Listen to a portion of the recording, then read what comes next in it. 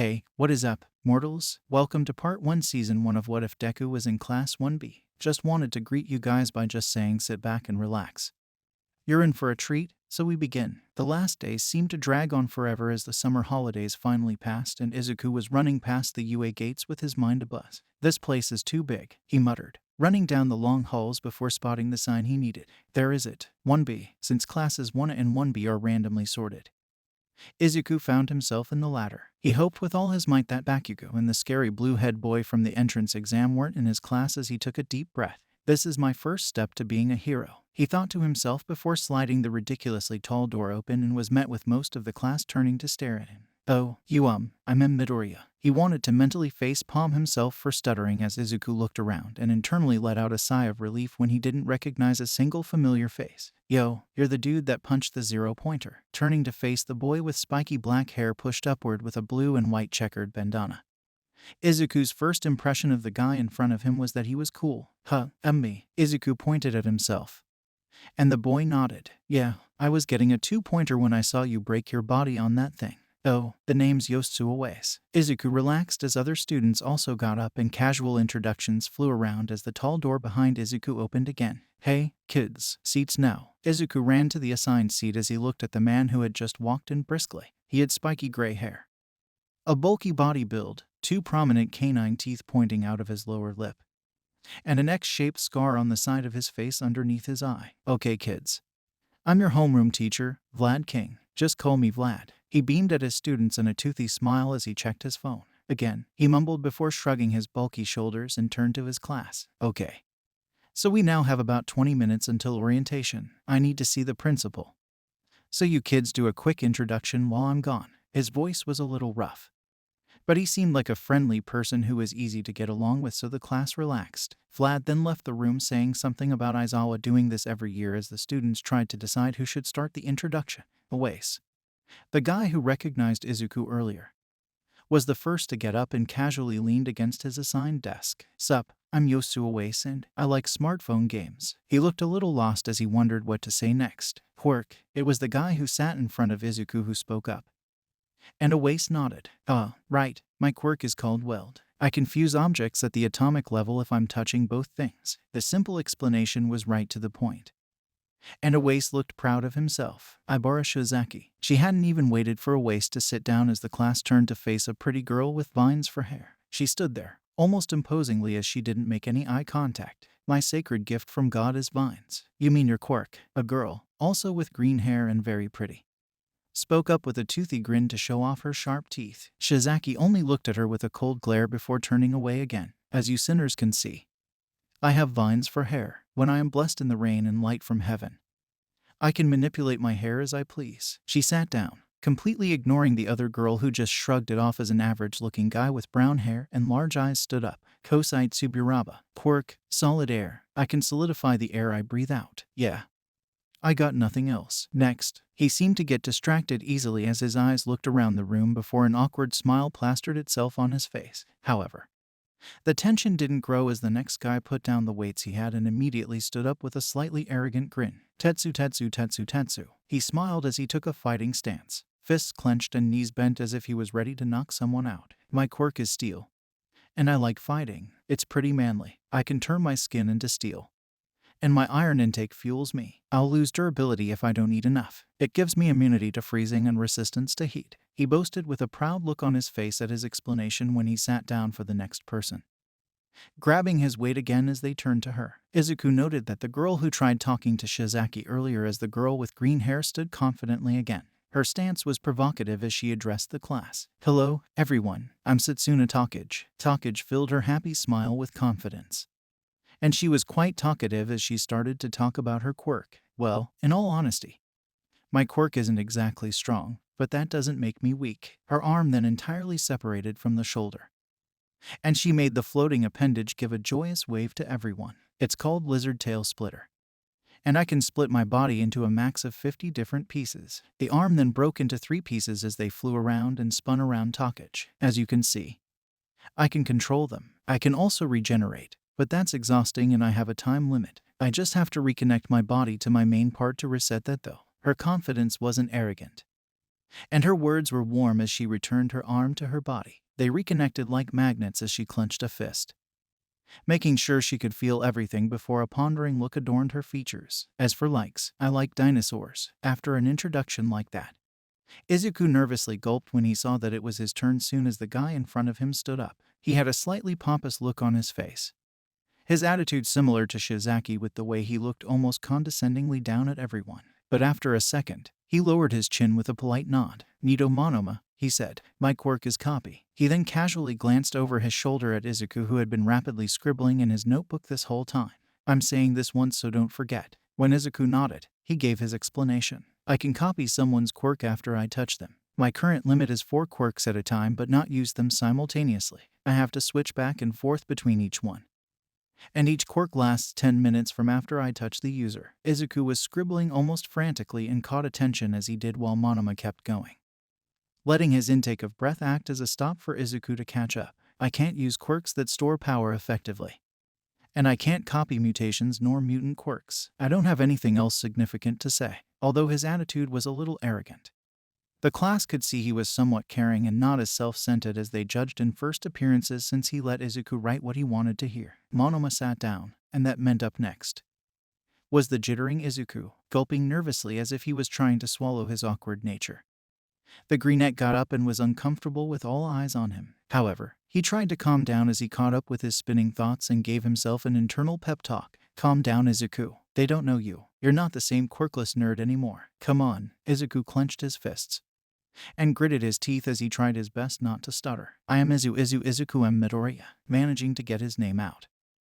Izuku was interrupted with the sound of the door slamming open. "Damn it, Deku, so you're in 1B. Izuku's large emerald eyes stared wide at Bakugo, who was huffing a little, and the greenette froze. "Do you think you're better than me just because you got in Deku?" He stood straight up, standing imposingly as he raised his chin towards the ceiling to stare down Izuku from across the classroom. "Huh, even with a quirk you still are a stupid, weak nerd. You better thank your damned luck that you're not in my class. One is better than you losers," he shouted menacingly. Bakugo had found out through his mother, Mitsuki, that Izuku must have been a late bloomer with his quirk suddenly developing. Still, Bakugo didn't care because he believed Izuku to be a stepping stone to his path as a hero.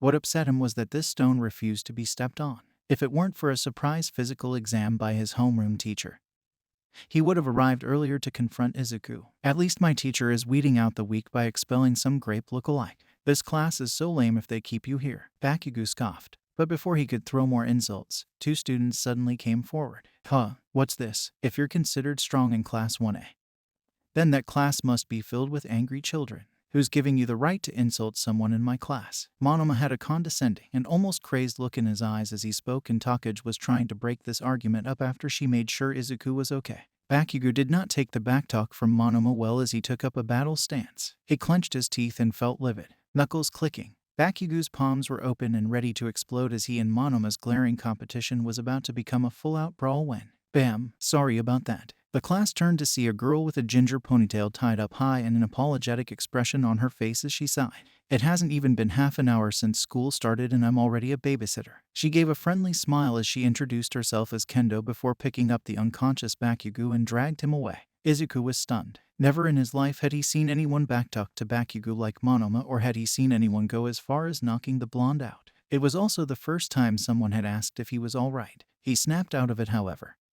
as he turned to Monoma and Takage and bowed repeatedly. "Thank you, thank you.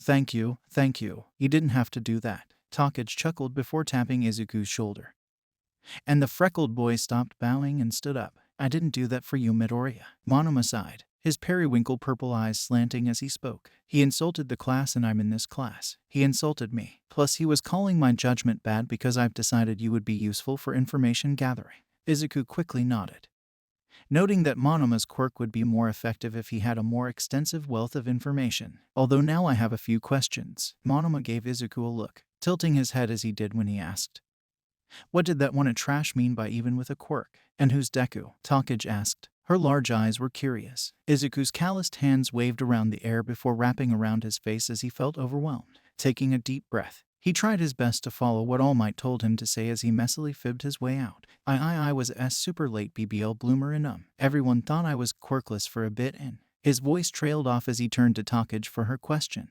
Deku, that's insult. You know, Kakano. I mean, his name is Katsuki. Bakugo calls me that as an insult. Izuku awkwardly scratched the back of his head as Takage gave him a smile filled with confidence. Well, as a hero, we learn from the pain, right? Izuku looked at her and she kept grinning. We have to make do with what we have. I mean, look at my quirk. Takage's hand popped off her wrist and it floated around the air for a bit, bobbing up and down before reconnecting to her body. Not exactly strong, but when it comes to stealth and information gathering, I'd call myself top-notch. I do what I can and I'm sure you can do it too. Though, a wide smile graced her lips as she had an idea. That sounds a little like Deku. You can do it. Her overconfidence made Izuku smile as he never saw the nickname associated with negative thoughts that way.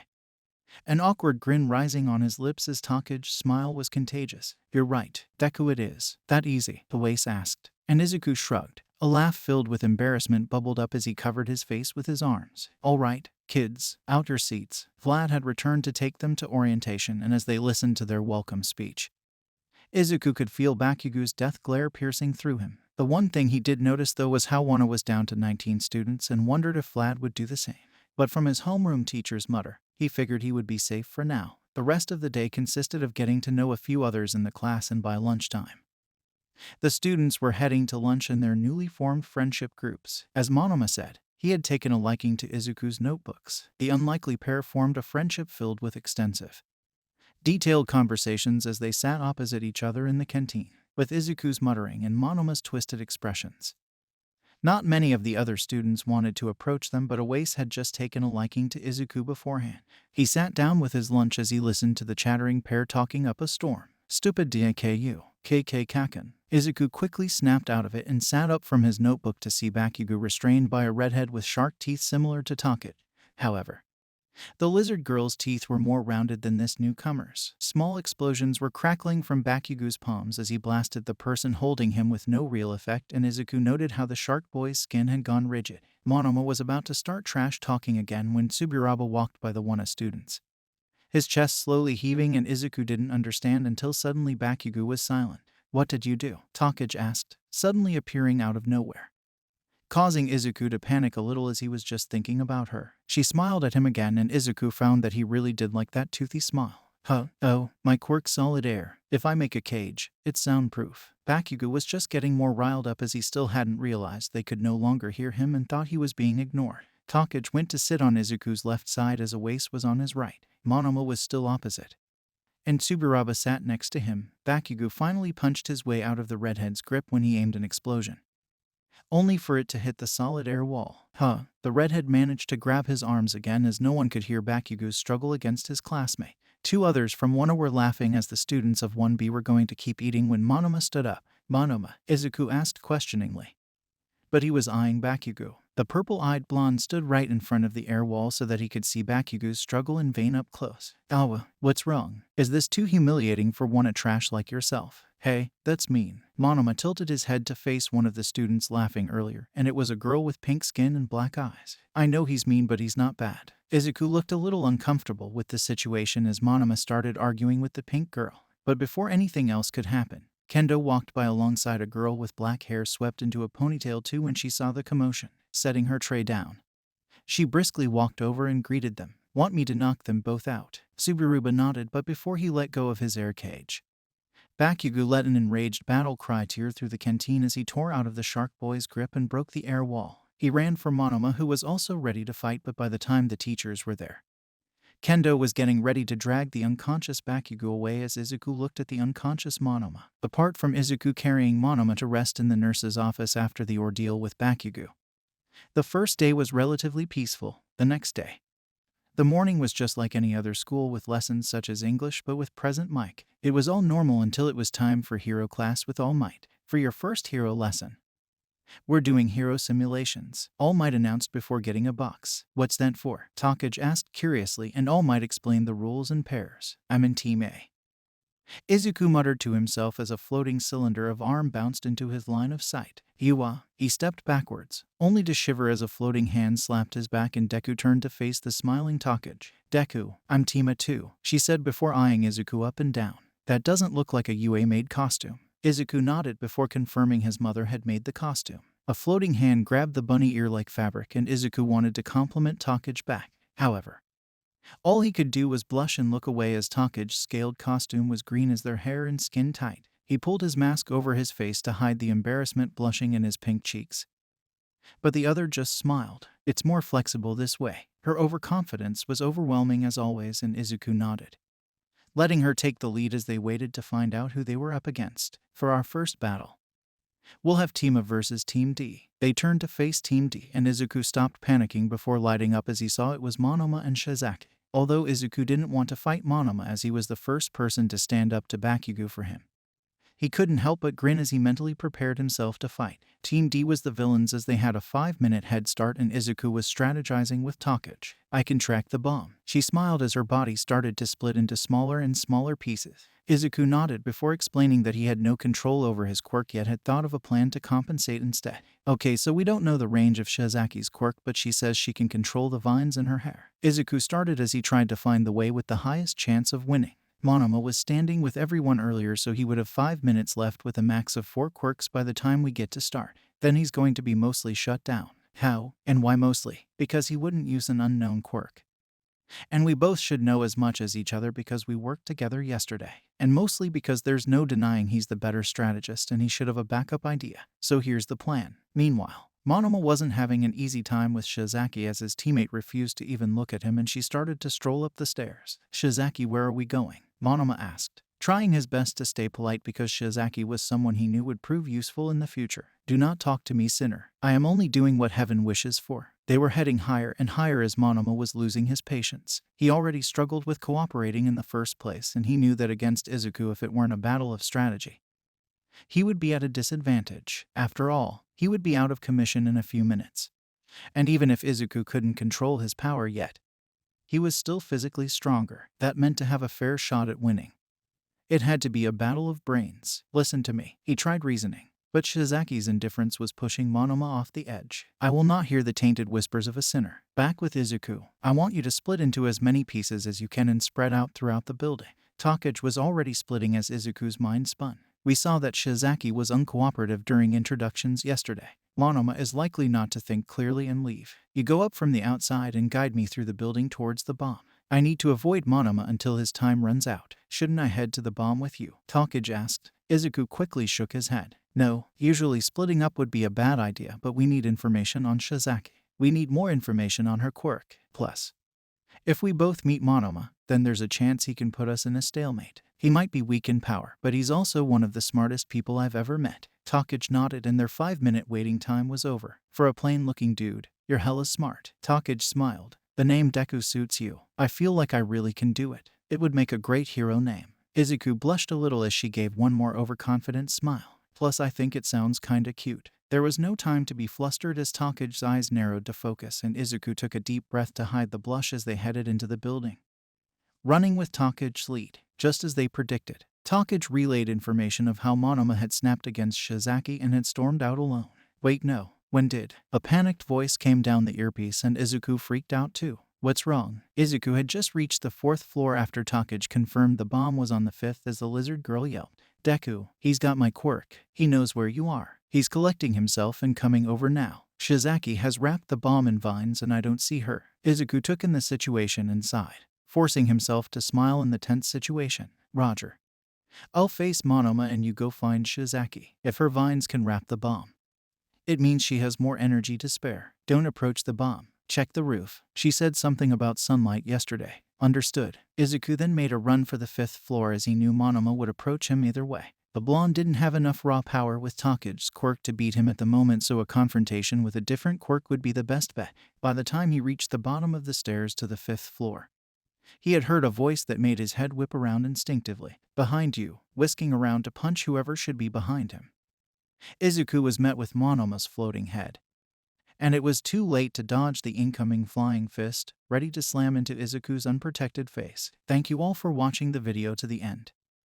Now there are a few more things that I'd like to go over before the video ends. On behalf of We The Celestials, I'd like to thank the writer for this video, as well as the editor for this video. Their details will be in the description. If you're a voice actor, editor, or writer, or you're interested in becoming one of those, go to the Discord in the description of this video.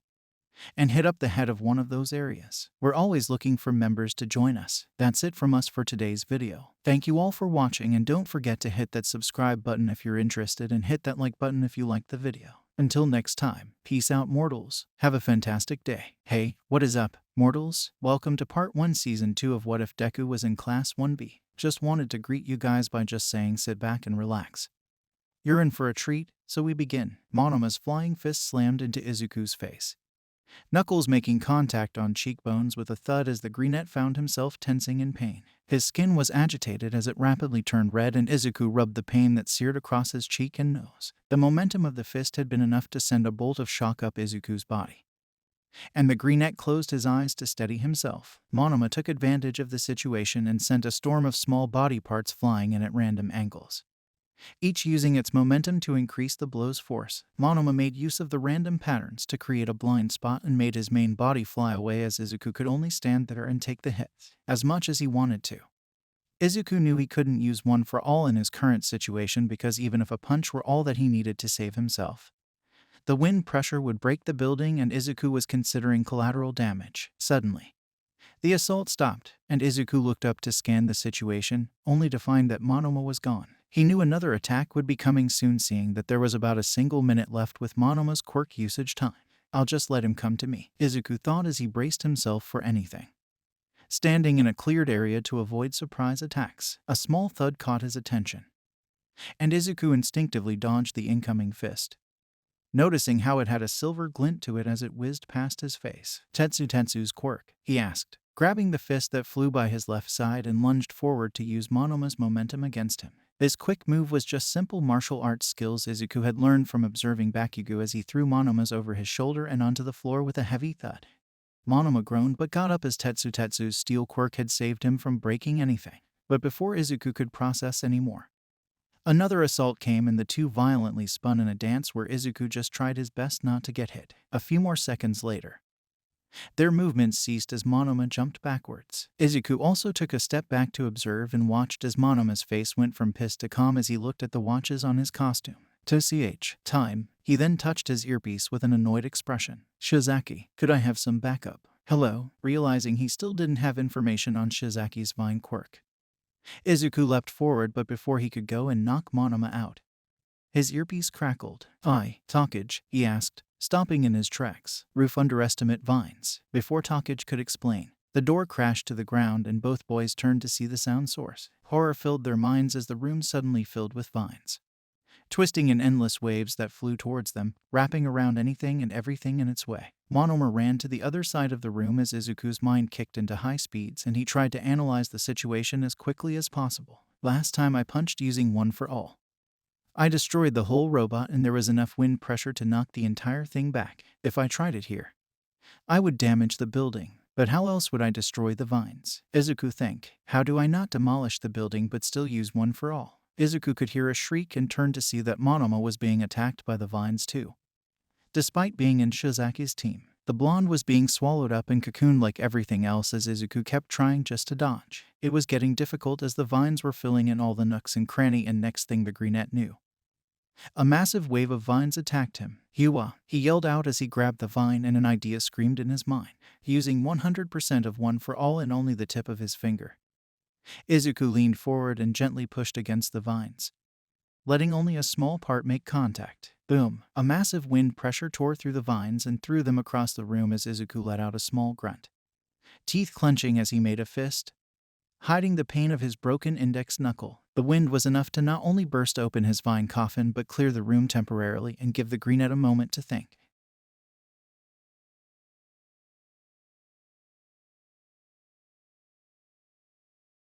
Crucifixion. The cry Izuku heard was almost saintly, echoing through the eerily silent halls as All Might announcing the villain team had won. It took a while, but after escaping the vines of hair that held him captive, Izuku met up again with Takage, who said she was in a similar situation. Wow, we really underestimated Shizaki's quirk. Takage sighed and she stretched her body. Oh, I thought you'd like to know that her hero costume doesn't just look like a white tunic. It literally is just a tunic. Izuku nodded, wearing an expression that showed he was expecting what he heard. I'm no longer surprised. She seems to be able to rely solely on her quirk and wouldn't need that much protection. Takage sighed before grinning. The two chatted a little more about before noticing a familiar blonde ahead of them, turning to face each other.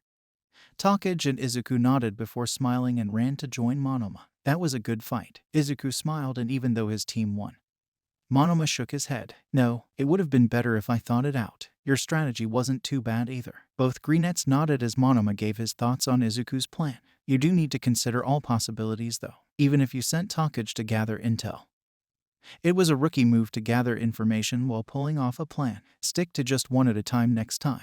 I didn't even notice you borrow my quirk, Takage exclaimed, and Monoma just shook his head. I'm not strong, but I can be sneaky. Tell me about it. Takage laughed as the topic of conversation changed to Izuku's quirk. But wow, Deku. For someone who says he's a late bloomer with no control, you sure are powerful. Monoma agreed with Takage before nodding towards Izuku. A strong quirk and a smart brain. Quite the powerful combination, but we need a rematch where we fight strategies. Absolutely. Izuku nodded and thanked Monoma again as the three of them reached the rest of the class to see Shizaki already there. What caught Izuku off guard in surprise was that Bakugo also sat there with a pissed-off look. His presence annoyed Monoma though. And the 1B blonde was about to go off the rails when Izuku gave a sharp nudge to his ribs. All Might is about to talk. Monoma unwillingly calmed down to face their teacher who was giving them their feedback, as we do with all matches. The MVP for this match is young Midoriya. Huh?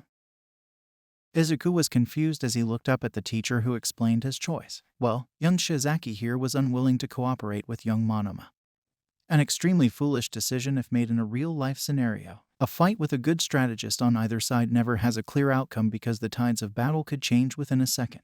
Team D was lucky to win through pure strength. He smiled at Shizaki who was looking over his words. You may be powerful, but relying on others is important too. A team of weaker heroes is fully capable of taking down a stronger villain. The critique finished and Shizaki nodded as All Might turned to Monoma. I'm sure you know already, young Monoma, that you let your annoyance at your teammate get in the way. Monoma nodded as he already knew his flaws from self-analysis as the hero turned to Team A. It was a tough decision between young Takage and young Midoriya for MVP.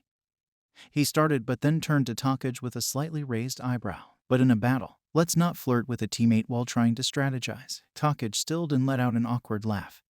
Her usually overconfident stance was a little shaken. Oops, sorry about that. But his name Deku really does sound like you can do it. A couple of others in class nodded and Izuku let out a meek smile before covering his face out of embarrassment, with Izuku announced as the MVP.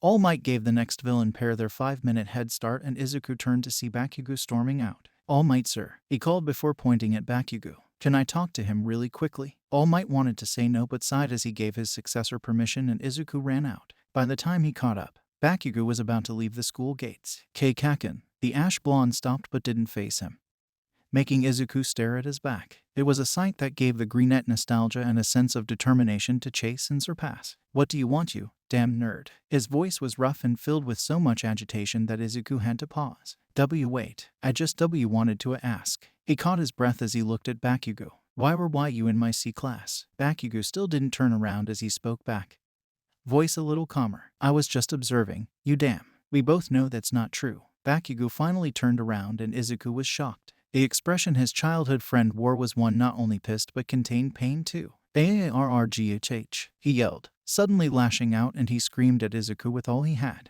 How did you out of everyone, and suddenly getting a quirk? Arg, he snarled at the Greenette who was frozen on the steps, unsure how to react to the situation. I was the one who won my goddamn match, but I didn't get the stupid MVP. Izuku just stared blankly at Bakugo as he listened. And that goddamn icy hot won his whole match alone, because we only have 19. Arrghhhy. He cursed and yelled as he turned back around, ready to stomp out of the school as Izuku looked at his bully's back again. Instinctively, he knew something wasn't right as he ran forward and with an outstretched hand towards Bakugo, he yelled, Kaken, what? Bakugo almost roared out as he glared into Izuku's eyes. What is it, Deku? What do you want to say? Spit it out. Kaken, stop looking down on me. How did you get your quirk? You didn't even use it and you got MVP. Kaken, listen. You are not better than me, damn it. Kicchan. Izuku had enough as he stormed forward and went right to Bakugo's face. Kaken, my quirk is borrowed. The yelling stopped as Bakugo looked at Izuku in confusion. Izuku knew All Might told him to keep it a secret, but Bakugo wasn't someone he could hide things from. I can't tell you the details, he started, trying not to stutter as he chose his words carefully. but it was someone else who said I had P potential. Izuku then took a deep breath before turning to look directly at Bakugo. But I will make this quirk my own and Adobe will become the #1 hero. He raised a small fist at the ash blonde. And I will rescue everybody with a smile. Bakugo was still in shock at the information Izuku had given him but snapped out of it when the brunette mentioned #1's position. His gaze returned to the mildly annoyed one that he always wore before turning around and left. Izuku could no longer do anything as the blonde suddenly stopped. Without turning around, Bakugo's rough voice was a lot less violent as he walked off. I will be #1, you stupid weakling. The matter was settled, and Izuku returned to class to make notes on everybody else. Everybody had given it their all and some stood out more than others. Naranjiki Shota stood out as being most leveled with his powerful quirk. Twin impact, in cooperation with his teammate. This led to a great fight as Shota quickly overwhelmed his opponents with a combination of strength and skill. The chubby boy was extremely humble too as he politely declined the admiration of how his teamwork was perfect, and the other team who stood out was Team E, composed of Kanoko Komori and Fukudashi Manga. Komori didn't stand out in the class with her gloomy expressions and unseen face. Still, she flipped her opinion as the whole class were greeted by a brand new person as her personality suddenly switched into the most social butterfly they've ever met. She was strong alone but with her partner being Manga. They were a power combo, with a few simple words of drip from Manga activating his quirk. Comic. He materialized the onomatopoeia and the building was quickly transformed into a humid incubator as they sat together with the bomb on the 5th floor. On their way up, Komori had been dancing as she struck poses like an idol. Spores emitted from her body, and by the time Kajiro Bondo and Tetsu, who was the hero team, arrived, a dark, damp, stuffy building met them. They really had no chances the second they stepped inside. Komori sang out, "Grow, grow, grow. Will charm the world with my mushrooms." Instantly, mushrooms sprouted from everywhere and the humidity caused them to spread even to places where Komori didn't have her spores. The heroes were immediately covered and immobilized as even if Tetsu could move with his steel. There were spores in his lungs and he fell to the floor gasping for air. With the last match finished and a few sent to Recovery Girl's office, the day was finally over. Listen up guys, we have an important decision to make. The class turned to watch their homeroom teacher walk through the 1B door with a grin, and they gave their morning greetings. As you know, we need to have a class representative, deputy, and a few others to help lead and structure the class. There was a buzz of excitement that started to fly around as Vlad let out a toothy smile and settled them down. Okay, so this is what we'll do. We'll go around and everyone will give reasons for why they should be class rep. You all saw each other's physical power yesterday, so now you have to show you other capabilities. Small uses of your quirk are permitted in the case yesterday wasn't enough. The class nodded as the teacher explained a system for them. Then we'll have a vote by raising your hand and the most votes will be rep. If you want to show support for someone else, put in your input after their speech. Senkaibara was the first to make an impactful speech after the first few students who showed off their quirks a little as they spoke. His whole demeanor was a little overwhelming as he spoke and his hands spun like drills. Good-looking dude. Izuku heard a few girls whisper to each other and he remembered how Kaibara had also won his match the day prior. The problem was that he ended up winning almost alone as he just went in and took his opponents out with Ryuko Yanagi, his partner, following quietly along. He was strong but also a buzzkill as he always stated things from a factual standpoint. The class respected him even though he wasn't the easiest to get along with. Shizaki was the next to have a memorable speech but for the wrong reasons as she called everyone in the class a sinner. Her words were just as condescending as before, stating to everyone that she should be class rep because she needed to guide them in the correct direction. Vlad sighed at this. Shizaki had glanced at her classmates at least, but her attitude hadn't changed. It seemed that even a speech from All Might wasn't enough. Someone who did get an overall positive reaction, however, was Jiro Shishida. He was a polite, well-built boy in glasses with similar teeth to Vlad as he resembled a humanoid beast. His quirk was called Beast and the class had seen him in battle as he ran forward with a roar. He had a way with words and had received small applause as he sat down for other students to give their talks. Shishida was definitely someone smart, but the downside was when he activated his quirk.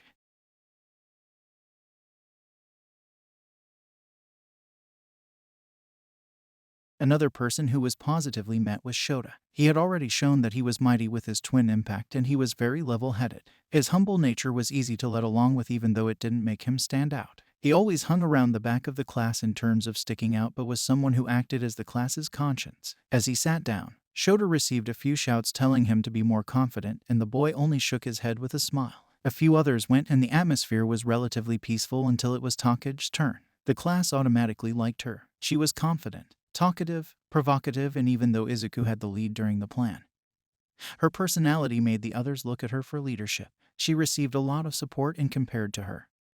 Although Juzo Honuki was next with a good speech about hating to lose, it wasn't as impactful as Take's. He ended up being overshadowed by her despite being a good candidate himself. One of the biggest surprises, however, was Monoma's speech.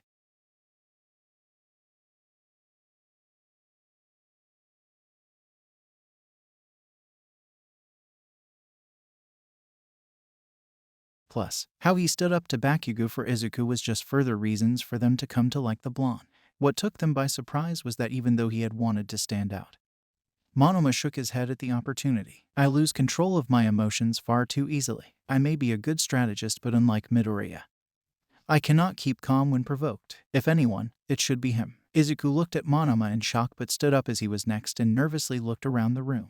I am not sure of what I did to deserve that praise, but I'll try my best. He looked forward at Monoma, giving him a bit of a glare, and he gulped before taking a deep breath. If Monoma has his faith in me, then I'll have faith in myself. Izuku thought to himself before letting out his best smile. I believe in everyone. If I'm the class rep, I want to create a class where everyone can rely on everyone so that we can save the day. We will be just like All Might and go forward. Even though he stuttered at first, Izuku's desire to win increased and started to outweigh his desire to save. He wore his smile in more confidence, and it became more of a determined grin by the time he finished. His hand had unconsciously made a fist and rose toward the ceiling as he finished his speech. Plus Ultra, Takage joined in at the end with a happy chant that everyone copied as her actions were contagious. You can do it, Deku. You can do it, Deku. Adrenaline rushed through Izuku as he let the cheers die down and sat in his seat. He was smiling brightly still when the last few students had their turn and it was finally time for voting. Unsurprisingly,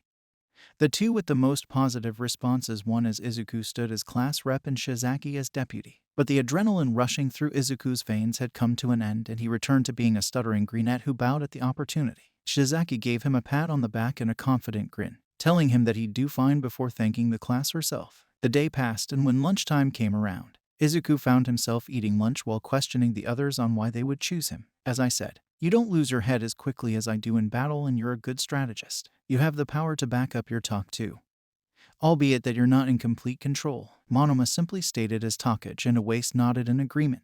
But I still think Takage would be a better head than me. Shouldn't we swap places because I stutter in every other situation? Takage just kept smiling and shook her head. Yeah, but I still think you're pretty cool. They smiled confidently at Izuku, who returned it with his own happy smile, but just as they did, an alarm tore through the school, catching everyone off guard as it sent shivers down spines. A panic immediately broke loose, and waves of students started running for the doors as Izuku asked a nearby older student what was going on. The older guy just yelled as he freaked out. It's a third-level security breach. What do you mean? Is it a fire? No, I don't know. This hasn't happened in years. What if it's a villain? Thank you all for watching the video to the end. Now there are a few more things that I'd like to go over before the video ends. On behalf of We The Celestials, I'd like to thank the writer for this video, as well as the editor for this video. Their details will be in the description. If you're a voice actor, editor, or writer, or you're interested in becoming one of those, go to the Discord in the description of this video and hit up the head of one of those areas. We're always looking for members to join us. That's it from us for today's video. Thank you all for watching, and don't forget to hit that subscribe button if you're interested, and hit that like button if you liked the video. Until next time, peace out, mortals. Have a fantastic day. Hey, what is up, mortals? Welcome to Season 1 Part 3 of What If Deku Was in 1B. Just wanted to greet you guys by just saying sit back and relax.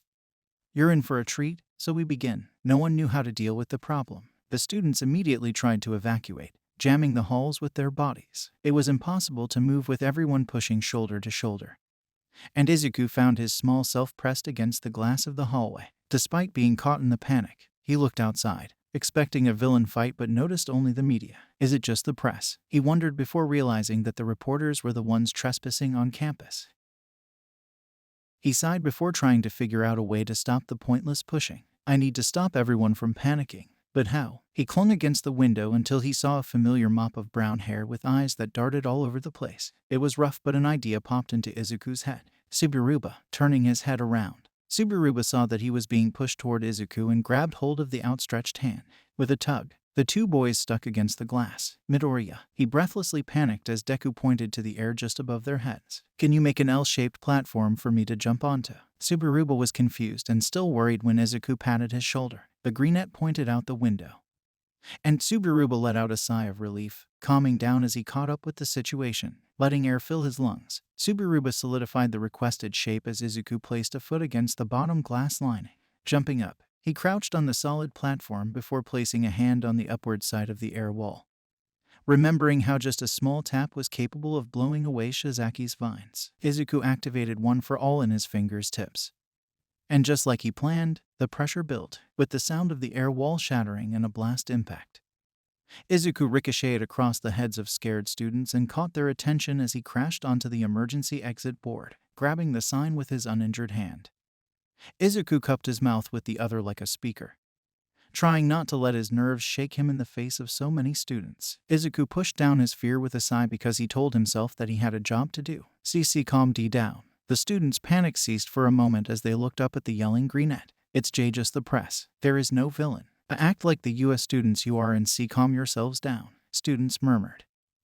And the ones near the window looked out to confirm what Izuku had said. A wave of relief washed over as the pushing stopped, and the crowd started to walk normally again. Izuku sighed in relief as he sat on the sign, watching the students file out of the halls when a flying horn suddenly flew at the greenette. Looking down, Izuku saw that it was one of the international students in his class, Pony Tsunotori. Her quirk was called Horn Cannon. Right, she's not very fluent in Japanese, if I remember right. Izuku grabbed onto the horn, and it lifted him off the sign with ease. Once on the ground, he thanked Pony for the help. That was good. You calmed everyone down, complimented a guy with exposed teeth as he stood next to Pony. Juzo Honuki was one of the recommendation students and just happened to also speak English.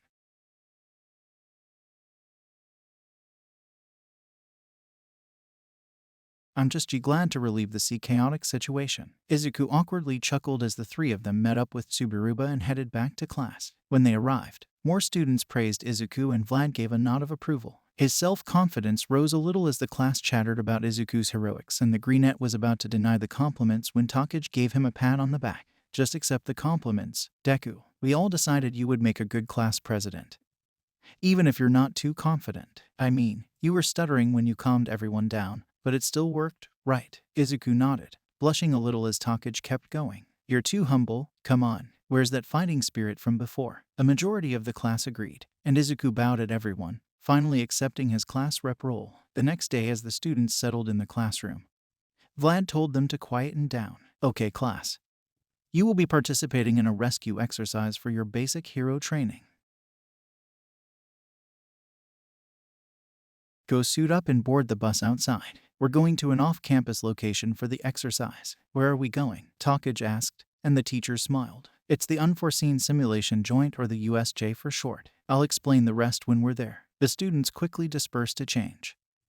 And because Shizaki's second wave of vines had ripped Izuku's homemade hero suit, he was the only one in the UA sports kit. As they stood outside on the bus, Izuku peeked inside to see an open seating arrangement, deciding to get everyone to line in a single file to avoid pushing. They were brought in quickly and sat wherever they wanted. While on the bus ride, the students' conversation topic turned to quirks as Awase asked the class, who's the most powerful? I got to say Komori, Shizaki, and Kaibara, since they are all powerhouses. Monoma answered, and Takage joined in. I'd say Deku too. You saw what he did with a single touch. Izuku admired the ceiling of the bus awkwardly as another student pointed something out. His quirk reminds me of All Might's, just more self-damaging, like usual.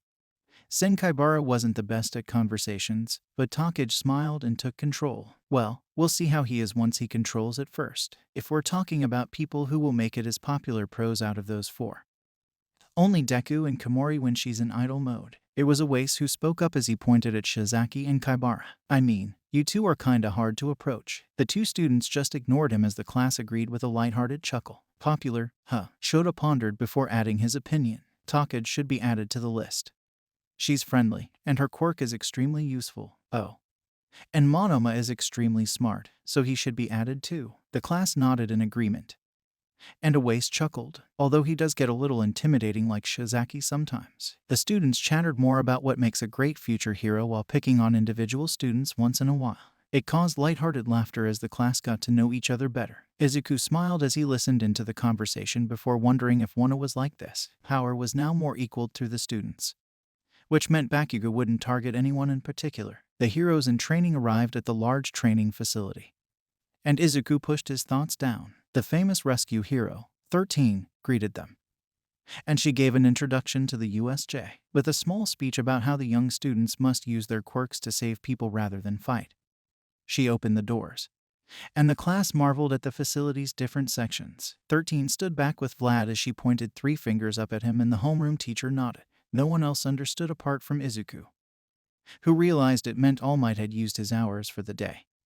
But the class didn't mind as they walked along the yellow and red brick path. The facility was just massive as the class headed toward the stairs. An excited Takage ran ahead to look around, and everyone stared in awe at the scene. A central plaza acted as the merging point for multiple paths leading to different rescue scenarios. They could see an area with damaged buildings, another with a landslide, one with a massive lake, and much more. Excitement raced through their veins as 13 explained that rescue was an essential part of being a hero. Except her words were interrupted as Takage pointed at the central plaza where a black mist started to materialize out of nowhere. The fountain water flickered as Takage spoke her concern. 13. Is that part of the simulation? Chills went up Vlad as he turned and immediately ran to the edge of the stairs to check what Takage had seen.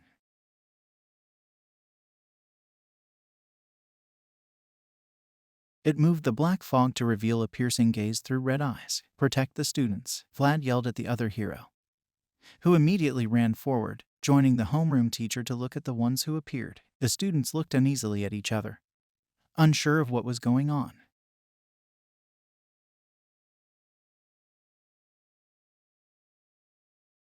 Children, get back. Those are real villains. I repeat, this is not a simulation. Half the class backed away as the others stood frozen, looking down at the villains who had appeared in the plaza, and noticed how 3 of them stayed by the mist. They're probably the leaders, Kaibara pointed out in monotone as one of them looked directly at the teachers. Where is he? We want All Might. The one with pale blue hair and hands completely covering his body looked around.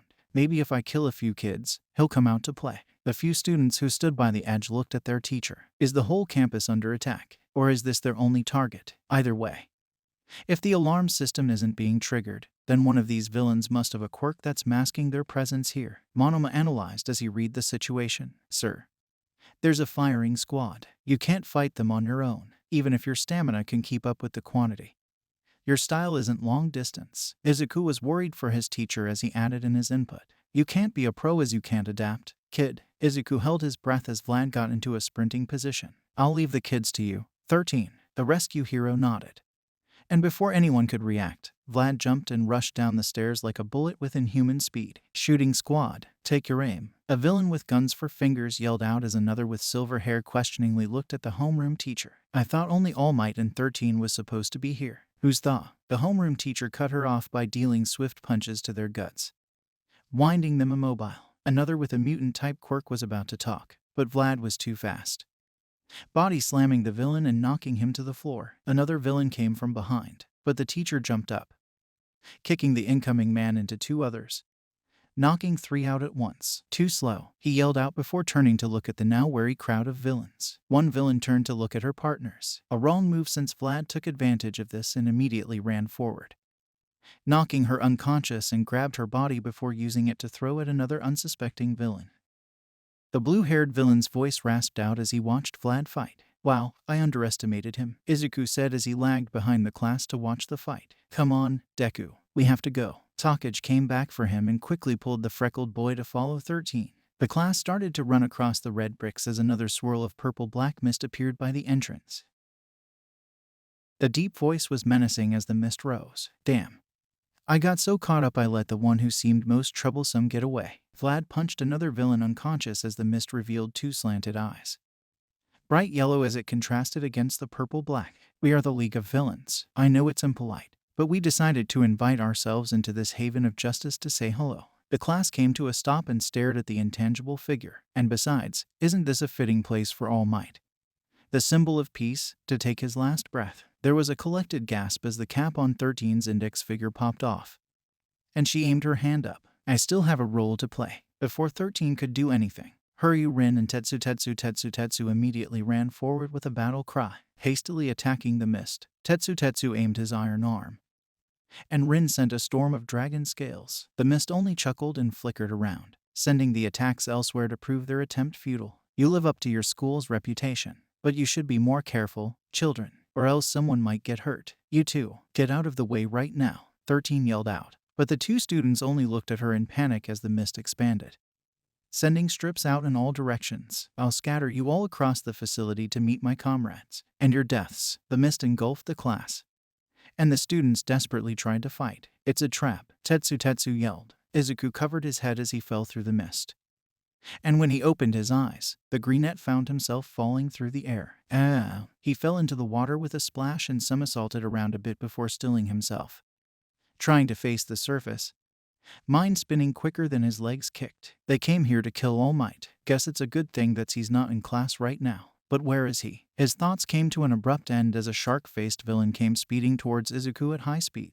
Nothing personal, kid, but you gotta die. But before he could get any closer, a wall of vines made a column with Izuku in the middle, and the greenette immediately grabbed on. The vines then pulled him upwards, and Izuku threw up water as Shizaki dropped him on deck. A second later, a waist was thrown on board too in a similar fashion. The two boys thanked Shizaki, who just stood there casually twisting handfuls of water out of her tunic. She sighed as her attempt was barely doing anything before facing Izuku. I would rather not converse with you, but I would like your input on the situation. The waist sighed, seeing his existence ignored, and Izuku looked over the side of the ship. This attack had clearly been thought out. It wouldn't be too much of a wild guess to say the villains really have found a way to kill All Might. He's not even here right now. But even if he does show up, there's no guarantee he will make it out in one piece. All three on board were realists, and they agreed with what Izuku said, but before he could say more, the sound of water rushing caught their attention. Izuku's eyes darkened as he looked at the villains. If they can beat him, then we have to stop whatever these bad guys are planning. We have to work together to keep All Might safe. No one at UA knows what's happening. Izuku looked at the other two. Let's be heroes. Meanwhile, Kaibara and Ryaiko Yanagi were thrown into the landslide zone.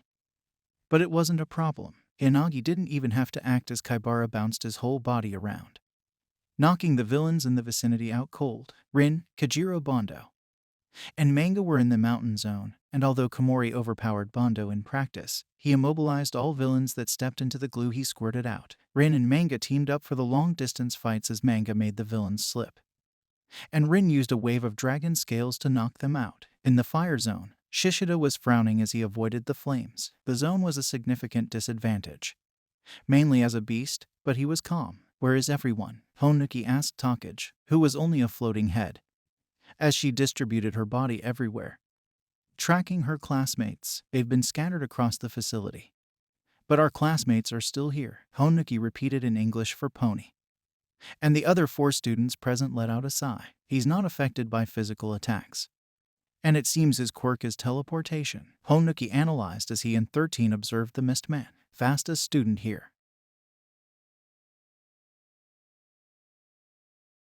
The recommendation student nodded, understanding it was a tactical retreat as Pony looked shocked. How can we leave you? She stammered, but 13 shook her head. The alarms aren't sounding, and our phones and radios are useless right now. One of these villains must be to blame. It will be faster for one of you to retreat and get help than find whoever is jamming everything. Honuki nodded. We need to make a strategic retreat and get help. We don't stand a chance right now. Shihai Kiwaro stepped forward and lay low to the floor as he added, they've blocked the exit. There must be alarms outside. That's why they're keeping all of us trapped inside here. If we can get someone out, they won't follow. I might be the fastest here, but only once if I'm in the shadows of the city. It's good enough, 13 yelled, and the mist villain sighed. Even if this is your only option, are you really foolish enough to strategize in front of your enemy? 13 aimed her uncapped fingers at him. It doesn't matter if you know what we're planning when I'm done with you. The mist villain's edge was being grabbed and dragged towards 13's finger as she yelled out. Black hole. A vortex of air and mist immediately made a drill shape, with the tip disappearing into nothing. Are you sure we can even help? Awase looked at Izuku, who gulped. We have to try. He then turned to look at Shizaki. They sent you here. That means the villains probably have no idea what our quirks are. Shizaki nodded before looking at the massive dome from across the lake. You would be correct. If they knew my quirk, I would be sent into that fire zone. With the lack of sunlight and water, I would have limited vines. Izuku continued analyzing as he spoke. They probably separated us because they didn't know what we could do, planning to overpower us in smaller groups, pick us off. One by one, he looked at Shizaki, who sighed. I would usually just completely overtake this area with my vines. But even I couldn't reach the bottom when I pulled you both up. She took a few steps around the boat, and this boat might sink before my vines reach all the sinners, before they could say anything more. A hand made of water, accompanied by the sound of a drawn blade, suddenly cut the boat in two. Izuku wobbled on his feet, but a waist ran forward towards the damage, immediately pulling out thin sheets of steel from his suit and activating his quirk. The boat creaked but stabilized as a waist quickly merged the ship in critical places to stay afloat. Fusing objects at the atomic level, Izuku started to mutter but was cut off by yelling from the villains. They didn't seem to like how the boat wasn't sinking, and a few readied to climb along the walls. With no time to think, Izuku stomped a leg on the rail before facing the sky, and a ferocious roar broke out from his lungs. The villains immediately retreated underneath the surface out of caution as Izuku got off, his mind racing. Come on, what would Kaken do? He looked over at the other two, who nodded, and Shizaki's vines extended over. Izuku held them to his shirt, and a waist immediately fused the separate vines. It formed a single string vine connecting Shizaki to Izuku. A waist fused Shizaki's vines stiff the second I say so. Hold on tight. We're vaulting over this lake. Pole vaulting style. With no hesitation, he leapt off the side of the boat, falling toward the water with a yell. Now die. A villain laughed at his attempt, and they readied to fight. Stupid move, kid. Izuku's mind spun as he held his hand forward. I need more power than a tap because all the villains are scattered around the boat. I need them together. One for all raced through the veins of his middle finger as Izuku grit his teeth, the surface of the water racing toward him. Delaware smash, with his finger broken. A powerful shockwave erupted forward, crashing toward the water. The second that contact was made, the water was pushed aside as a crater formed with sides so steep it was almost vertical. Waist. Izuku's body had ricocheted from his smash, and now he was high in the air with the vine between Shizaki and him completely straight. The waist nodded and immediately fused the vine's atoms, and the whole structure became a long flexible pole. Shizaki disconnected the vines from her hair as she and a waist held onto their end. Izuku opened his eyes despite the pain as the water he pushed away came crashing to the middle, dragging the villains to the center. With his teeth clenched, Izuku's body acted as a weight, driving the pole down, and it bent dangerously, elastic energy building up drastically as it threatened to snap. One for all ran through the veins of Izuku's ring finger, and the second he felt the vine could no longer hold, another small blast erupted from Izuku's hand. He aimed it at the villains who were now together in one spot as he yelled, "Smash!" with his body's ricochet from the secondary smash acting as the box. The vine was the pole as both Shizaki and a waist pole vaulted from the boat and high into the air. They stayed there for a second, and it was enough time for Shizaki to create more vines to crash land into on the shore.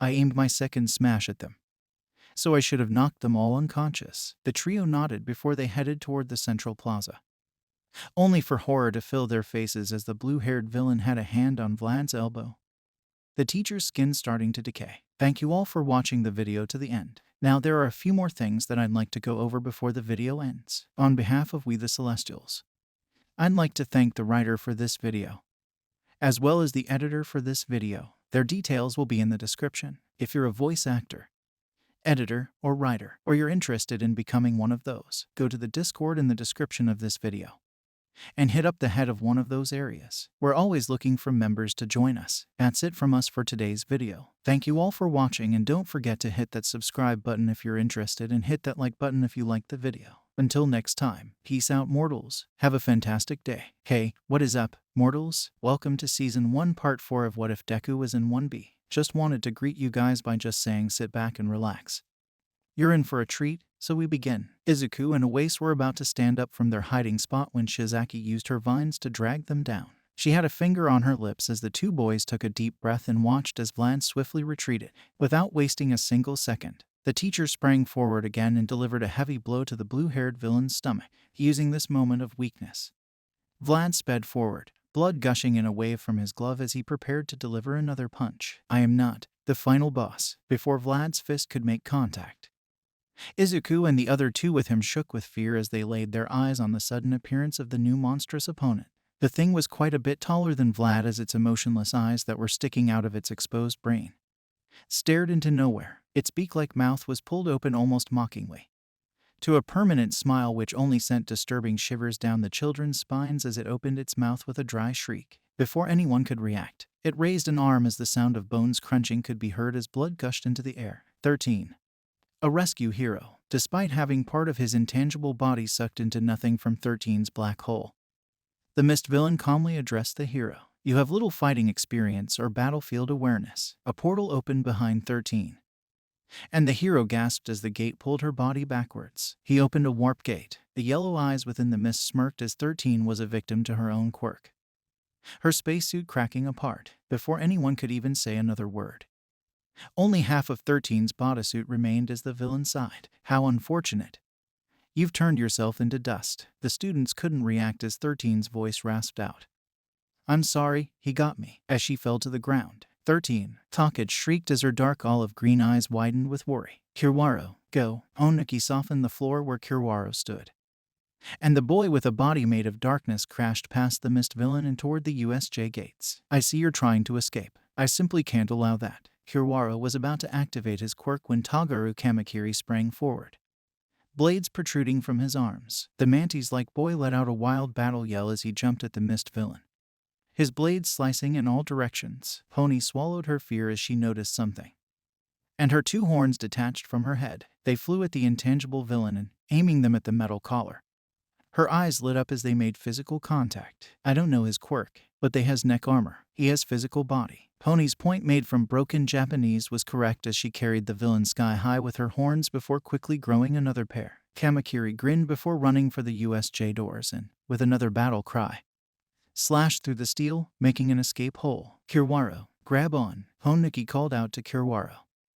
who reached out as Pony's second set of horns lifted him off the ground. Be gone. Kurogiri's body was expanding rapidly, but before he could do so, Pony let out her own battle cry, and the boy made of complete darkness was quickly carried through the door. Takage was by 13 and let out a sigh as she saw Kiwaro get thrown into the woods that were by the path. The student immediately merged with the shadows, and in a blink, he was gone. I know who you are. The blue-haired villain rasped out from the solidified cage of blood he was stuck in, even though the unknown monster was crushing the teacher. Vlad used his spilt blood to his advantage by encasing the villain. No matter.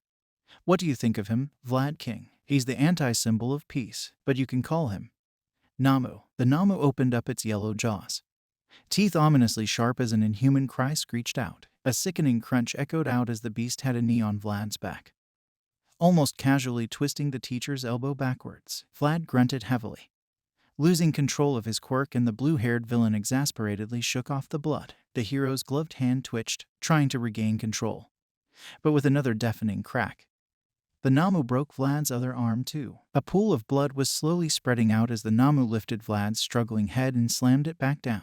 A small crater formed where the head was, and the blue-haired villain cackled. You may be strong, Vlad, but Namu is stronger than All Might. The Namu was casually playing with Vlad's body as the mist villain suddenly appeared next to the blue-haired one. There were students I was unable to disperse, and one of them got outside of the facility, he reported.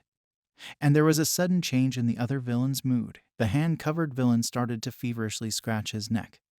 One hand at first, which quickly became two. The students could hear ragged breathing as the villain's shoulders shook, letting out annoyed grunts as his body convulsed from agitation. You fool. His head bobbed up and down as he stared down in frustration. If you weren't put warp gate, I'd tear apart every last atom in your body. A sharp intake of breath as dry as sandpaper scratched out as the blue-haired villain lifted his head. His fingers parted to reveal agitated skin scratched up so harshly that it was painful to notice. And I was looking forward to finishing this today. Damn it, let's go home. The villain's arms fell to his with a slump as he turned to the mist villain. The three peeking students turned to each other and nodded silently. But before we leave, let's make sure the symbol of peace is broken. Shivers went up the students' spines as the hand-covered villain turned towards them. They got up and jumped a step back instinctively. Let's wreck his pride. A wall of vines broke out from Shizaki as the villain took less than a second to be mere centimeters away from their faces. They had no time to react as they froze. The vines slowly became gray and started to disintegrate into nothing as Izuku snapped out of it. Wace, the black-haired boy blinked and nodded before swallowing his shock. He ran forward and quickly fused the soles of the villain's shoes to the ground before the three of them promptly retreated. They waded slightly more into the shallow water where the light was. So Shiozaki had the highest advantage, but the villain just sighed before getting up and turned to look at where Vlad was still struggling in vain. Vlad, your stamina lives up to its reputation, the villain rasped. That's so cool. Izuku's mind spun as he saw the villain slowly make his way to their teacher as a foreboding image entered his mind. Izuku could only see red with a silhouette of their teacher crumbling to pieces as the villain got closer. No. Hey, that was all Wace could get out as Izuku's body raced forward with a mind of its own. His arm raised and ready to throw a punch to the villain's turned back. You, let him go. Now, scarlet lightning streaks glowed down Izuku's arm as the fist he pulled back came crashing forward. Aided with a battle cry, smash, a violent wave of dense wind pressure blinded the area where Izuku's fist was as the shockwave his punch brought brutally dragged the small-time villains away. Their bodies were flung like ragdolls as waves crashed wildly. But all the destructive power left Izuku in shock. Wait, where did he come from? His fist trembled a little as Izuku pulled his unbroken arm back a bit from the Namu, who suddenly towered over him. It didn't hurt him. This smash of yours. Are you one of All Might's disciples? Doesn't matter. I'm done with you now. Izuku quivered slightly as the Namu's large hand grabbed the outstretched arm and pulled him forward, the other inhuman hand lifting high up, ready to kill. Time seemed to slow down as Shiozaki and Wace ran forward in an attempt to help, a vine reaching for Izuku as the hand-covered villain attempted to grab Wace. The doors burst open in a cloud of dust, and the 5 students surrounding 13's broken body turned their heads. The villains also turned to look as footsteps powerfully echoed louder. Takage and Pony let out a sigh of relief as the bulky figure strode forward. Have no fear. Everyone turned to look at the hero with an expression they had never seen before. The symbol of peace was not smiling as he glared at the villains. I am here. Wace pulled himself away from the blue-haired villain's outstretched hand as vines wrapped around Izuku's waist, picking him out of the Namu's grasp. He's here. All Might. The hand-covered villain sighed, interest turning toward the latest newcomer and away from the children. Looks like our game's getting a continue. All attention was on All Might as his voice rang out. I had a feeling that something was wrong when Vlad and 13 didn't answer my calls. Kiruwaro had suddenly appeared in front of All Might by jumping out of the shadows and explained the situation. It caused the number 1 to get frustrated because he didn't like the idea of scared students or injured colleagues. All Might stood at the edge of the stairs as he ripped the tie off from around his neck threateningly. If we strike now, we can act. Vlad had staggered onto his feet and kicked the blabbering villain to the ground as All Might suddenly appeared next to them, before Izuku and the other 2 could even comprehend the situation. The 3 of them were suddenly in All Might's arms and carried to where Vlad was. The wind pressure from the rapid rescue knocked the blue-haired villain forward, and the hand from his face fell to the floor. Everybody back to the entrance, All Might ordered as the villain muttered to himself. He's not as fast as I thought he would be. Not as fast as he used to be. I guess it's true after all. He picked up the hand and placed it against his face as he grinned savagely. All Might really is weaker. Izuku turned to All Might as Vlad returned most of his spilt blood into his body. The brain villain. I smashed it but didn't break my arm this time. He wasn't even phased at all. He's too strong. Young Midoriya. All Might turned to the worried Greenette with a smile and struck a pose. I got this. Without wasting a second, All Might flew towards the blue-haired villain with his arms crossed. Carolina SMASH. The wind pressure caused waves to rise from behind the villain viciously, but he was safe as the Namu stood there. Its arms were spread wide, positioned like All Might as it stared down at the number 1 hero. It let out a horrifying smile as gigantic arms wildly made a grab, but All Might nimbly ducked down. Guess he wasn't wrong when he said it had no effect on you. Another smash, aimed at the Namu's stomach, made contact with a heavy thud, but the creature didn't even seem fazed. It turned to All Might again, but the hero swiftly sent another dense punch to the Namu's face. Another punch to the other side of its face was briskly thrown with no effect as an uppercut straight to the chest thrown forward. Yet, the Namu still seemed undisturbed as forceful strikes rained down on its body. Namu here has shock absorption. All Might. The only way you can hurt him is to gorge out his flesh slowly. Of course, I don't think it's going to sit back and let you do that. The hand-covered villain raised both hands slightly as All Might accelerated to behind the Namu with a grin. Thanks for telling me how to beat him. Grabbing it by the waist, the hero lifted the Namu off its feet and threw him headfirst into the ground behind in a back hip throw. Wind broke out everywhere again as Vlad brought the students away. It's possible they have a way to kill him. Izuku was still bubbling with worry as he knew about All Might's limit, and the blood slightly trickling past All Might's lips negatively answered his concern. The Namu, which should have been crushed headfirst into the ground, was instead halfway through a portal. The other end was directly under All Might's back, and the monstrous creature had its hands digging into the one weak spot. Blood seeped out and stained the suit shirt as Izuku froze when he saw this. Nice.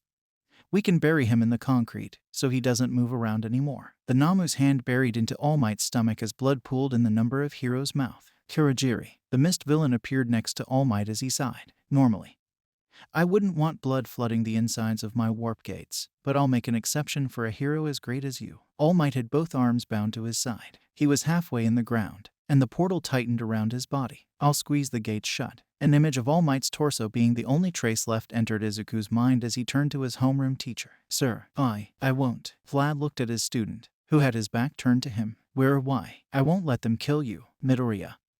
Get back here. Izuku sprinted back towards the fight as All Might struggled to pull Namu's grasp off his stomach. I'm coming, All Might. His body flew forward in an attempt to help but proved wrong as Kurogiri appeared. How foolish. Izuku's eyes widened from fear as he couldn't stop his airborne body when out of nowhere a giant bolt crashed into his stomach, and it threw the greenette to the side. Control your emotions, Midoriya. I wanted you to be representative for that exact reason. Izuku turned to see Monoma standing next to the class's quiet girl, Yui Kodai. With 2 jumps forward, Monoma was suddenly in front of Kurogiri and touched the metal neckpiece the villain wore. A strangled cry could be heard as the metal shrunk and Izuku retreated to where his friend stood. At that moment, a blur ran forward, and the Namu let out a cry as Kaibara's leg drilled into its eye. All Might took a moment to grab the Namu's arms and ripped his body free just as Tetsu came running for the blue-haired villain. His frontal assault failed, however, as the villain dodged to the side. Damn, that was going to be cool. Monoma just sighed as he updated Izuku, who calmed down. I was in the ruined zone. Kodai's quirk is size. It changes the size of non-living things. He's currently suffocating because I shrunk that metal brace Pony mentioned. I have another 237 on Shota's twin impact. He tapped Kodai, who nodded and ran toward their class as Kaibara also stepped back. Kurogiri stopped struggling as his oxygen supply was low, but the portal splitting the Namu shifted despite his unmoving mist body. Incoherent noises came from the Namu as it fully emerged on one side of the gates, and Kaibara frowned in disgust as the hole he made automatically healed. What is this? All Might yelled out, and the blue-haired villain smiled. I never said shock absorption was his only quirk. He also has super regeneration. All Might clutched at his wounded side as the villain continued. It has been modified to take you down even at 100% of your power. Go, Namu. There was no movement for a second as the Namu stood there dauntingly, and Izuku's eyes widened. Monoma, the brick wall nearby, crashed to the floor and created a huge dust cloud as Izuku looked at the empty spot where Monoma stood. Calm down. I'm behind you, Midoriya. The greenette sighed in relief as he saw Monoma was suddenly behind him. But that meant one thing. The boys turned to the settling dust to see All Might in a defensive position. He had saved Monoma and took the hit since the Namu aimed to retrieve Kurogiri. Izuku was a lot more calmer than he expected, and it was probably because Monoma made sure he thought before he acted. Gritting his teeth, he saw he was only in the number one's way. Retreat. Tetsu, being the only musclehead there, was complaining, but with Monoma, Kaibara and Izuku all retreating, he was convinced and ran after them as the hand-covered villain watched. They're kids, and you don't hold back, All Might bellowed angrily. But the villain only shrugged. That plain-looking one. He pointed at Izuku, who was getting further and further away. He tried to kill me with a maxed-out punch. What kind of hero does that? You heroes can be as violent as you want as long as you say it's to save others. Well, you know what, All Might. That pisses me off. He got more and more riled up as his hand-covered body twitched. Why do people get to decide that some violent acts are heroic and others are villainous? Who gets to judge what's good and what's evil? The monologue ended, and All Might clenched a fist. I barely have a minute left in this form, but I have to stop these villains. The tall blonde stood straight up. Because I am focusing on Namu, the world's symbol of peace and justice. The children watched from a safe distance as All Might and the Namu slammed their fists against each other. That single collision broke the sound barrier as the force erupted across the facility. Not only had the blue-haired villain been pushed back by the sheer wind pressure, and the whole area cleared in preparation for their fight. Weren't you listening? One of his quirks is shock absorption. The rasped voice was almost angry as All Might didn't seem to care. Yeah, what about it? All Might drew his arm back as another explosively hefty punch collided, quickly followed by another as the two powerhouses aggressively faced each other. A battle cry rang from All Might's lungs as their exchange of violent blows became a rampaging slugfest. Limbs became frenzied blurs as the symbols of peace and anti-peace increased their speed, savagely plowing forward in an out-of-control stalemate. Trees trembled, and waves briskly parted as All Might yelled out. He said your quirk was shock absorption, not nullification. Suddenly, All Might's fierce strikes accelerated, and the Namu's body was getting pushed back. A punch to All Might's stomach caused the hero to spit blood through clenched teeth.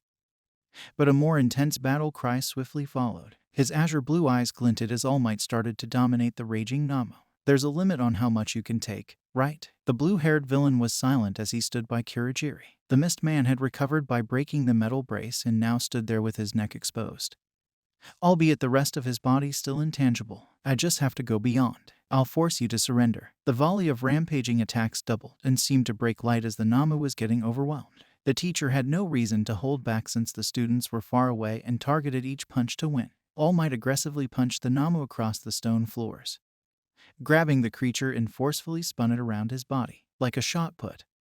The fight became airborne as All Might jumped high up, using the spinning momentum to throw the Namu back onto the ground viciously. A crater instantly split the area into pieces as All Might's body landed like a meteorite. You may have heard of these words before, but I'll teach you what they really mean. Pressure spiked as All Might rewound a fist. Go beyond, plus ultra, surpassing the speed of light.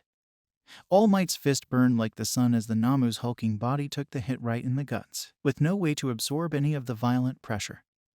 The Namu's body bent forward, and the sound of the USJ ceiling breaking made everyone face up. Glass fell like twinkling stars from the hole created, and the sun warmly shone its rays into the facility. Happy cheers erupted from the students as Izuku shakingly smiled. Komori was jumping up and down as Takage excitedly patted his shoulder. He did it. That was like the finishing move of a video game. He beat the shock absorption right out of him. Tetsu muttered in awe, and Monoma nodded. That's what a pro is. He really is the best. Kaibara sighed. Now, All Might turned to the two left. The unnamed hand villain stood defensively as Kurogiri's body expanded.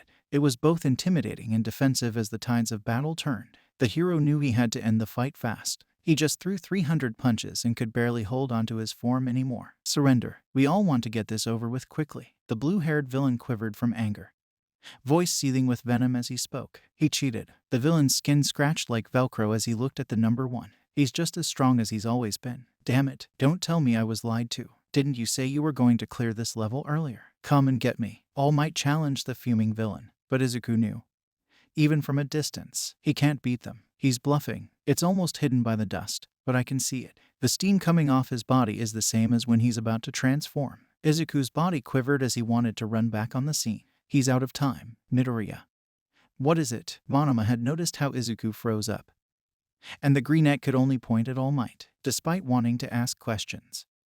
Monoma's intuition and intelligence told him to listen as Izuku calmed down. We needed to distract the villain. Any silent long range. Takage's quirk. Monoma and Takage both nodded as Kurogiri spoke to the other. We can defeat All Might if we work together. He has been weakened. The neck scratching stopped when this was mentioned as the hand villain slumped forward. The big end boss is right here. All Might clenched his teeth as he stood still. Any movement now could force him to reveal his proper form. This is it. The hand villain started to run forward as he rasped out. Consider this revenge for what you did to Namo. Kurogiri was right behind the other, portals opening as they lunged at All Might. Where is everyone? Takage, Monoma, hurry, I need backup. Thank you all for watching the video to the end. Now there are a few more things that I'd like to go over before the video ends. On behalf of We the Celestials, I'd like to thank the writer for this video, as well as the editor for this video. Their details will be in the description. If you're a voice actor, editor, or writer, or you're interested in becoming one of those, go to the Discord in the description of this video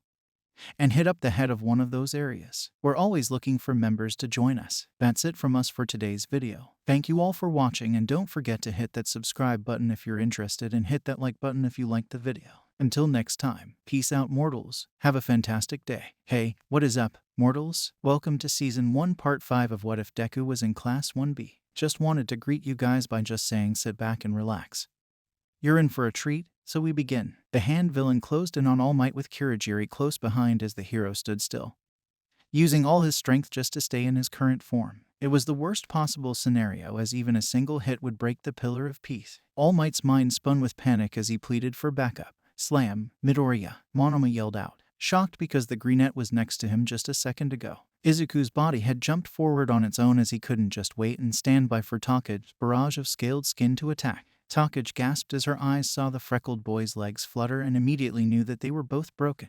Izuku's body was falling straight towards Kurogiri with his fist pulled back, an angry glint in his eye as he yelled, "Don't you dare touch All Might, you stupid villain." In a split second, the hand villain thrust his arm through a portal, and time seemed to stop as Izuku could only see red. The hand was mere inches from his face, and All Might could do nothing but stand there. Deku, an aggressive barrage of azure-scaled skin, used the momentum of its descent to bombard the approaching blue-haired villain from all sides. Takage wobbled a little as she regenerated her decayed parts, as it took more energy than expected. With the hand villain distracted, Monoma, who was using Takage's quirk, grabbed Izuku's injured body to move out the way just as the USJ doors slammed open. Pow! Blood splattered out, and Izuku looked to see that the blue-haired villain's hand had a gunshot wound in it. The students then turned to see Snipe standing there with a hand outstretched and a gun pointed forward. A few more shots rang out, helping anyone in the rescue facility who struggled with the number of small-time villains as a mop of white hair appeared in the teacher's shadow. The darkness has brought help. Kiwara pulled himself out, and behind him stood the UA teachers, ready to fight, with their presence already intimidating enough as President Mike was the first to attack. He stood by the edge of the stairs and inhaled deeply. YHHH. Powerful sound waves blasted forward, and all the nearby villains grabbed at their skulls. They desperately tried to save their eardrums as they could feel themselves become lightheaded and fainted on the spot. Ectoplasm opened his mouth as a white light escaped, quickly becoming clones and running forward. With swift kicks, the clones knocked out all the remaining villains. The pros are here. The unnamed villain backed toward Kurogiri as he observed the situation. It's game over for real. He clutched his bleeding hand as he turned around. Let's go home and try when. His raspy voice was cut short as bullets went through his knees, dragging the villain to the floor as a cape of mist came forward. Acting like a shield, the warp villain covered the other, deflecting the bullets and sending them elsewhere. Let's go. But before he could teleport them away, his body started to pull apart, and in a panic, Kurogiri turned to see Vlad supporting 13. Black Hole, the rescue hero, had all 5 caps on her fingers taken off, causing the mist to struggle as he was getting dragged piece by piece. However, it was too late as the villains disappeared with the hand villain's words hanging in the air. I wasn't able to kill you this time, but your days are numbered, All Might. They disappeared, and Izuku let out a sigh.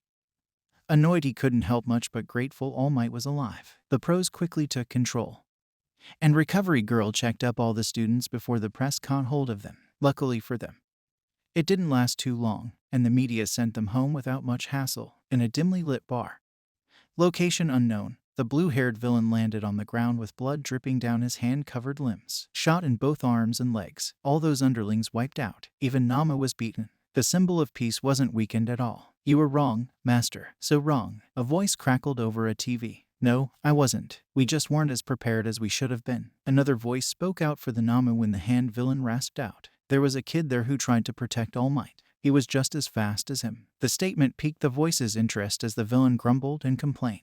Naturally, you're upset. The voice spoke before the air became heavy around the bar. The world will soon learn to be afraid of you, Tamura Shigaraki, with no way of knowing that the USJ attack was just the beginning. Trouble was already starting to bubble across the horizon.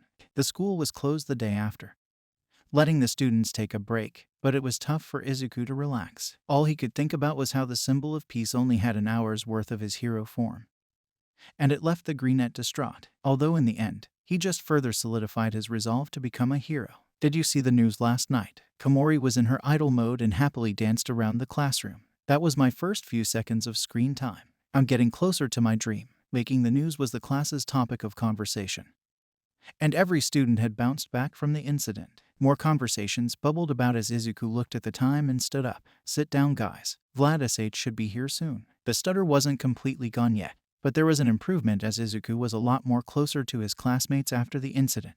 They sat down in their chairs as the door was kicked open. Morning, class. Vlad King was known for his strength and stamina, but the class still worried as their teacher's shoulders and neck were in braces. Vlad cut off their worry, however, as he gave them an announcement. You better get training. The UA Sports Festival is around the corner. Kids, it was an opportunity where students had the chance to be scouted. And it only happens once a year and 3 times in a lifetime. It was an event no hero in training could let slip by. Homeroom ended early. And the second Vlad left, 1B got ready to head to their next class but were promptly stopped. A sea of students blocked their way out. And before Izuku could question anyone, a yell made everyone quieten down. Deku. A blonde figure immediately jumped forward at the sight of Izuku. And the greenette was body slammed to the floor. Kaken, before anyone could say anything. An angry string of questions rained down. Do you think you're better than me because you've got some fame? Hava, stop looking down on me. Deku, I won't lose to a whiny nerd like you. Monoma stepped forward and lifted his chin high to look down on Bakugo. Well, if it isn't the yappy dog from Class 1A. Tension grew as Monoma picked a fight. And both blondes just glared at each other, deciding to ignore Monoma. Bakugo turned to glare at Izuku. I'm winning the UA Sports Festival. Deku, you better not hold back that stupid hidden power of yours. Izuku took the words as a challenge and nodded, only further agitating Bakugo, but before he could yell any more, Kendo appeared. With a swift chop to the neck, Bakugo slumped unconscious. And she gave a sweet smile. Allow me as a class rep to say sorry guys, I'll bring him back. It was the last time Izuku saw Bakugo for a while. And with the sports festival 2 weeks away, the class separated to train their quirks. The day came, and Izuku waved his mother goodbye as she wished him her best. He nodded back, determined as All Might's words rang in his mind.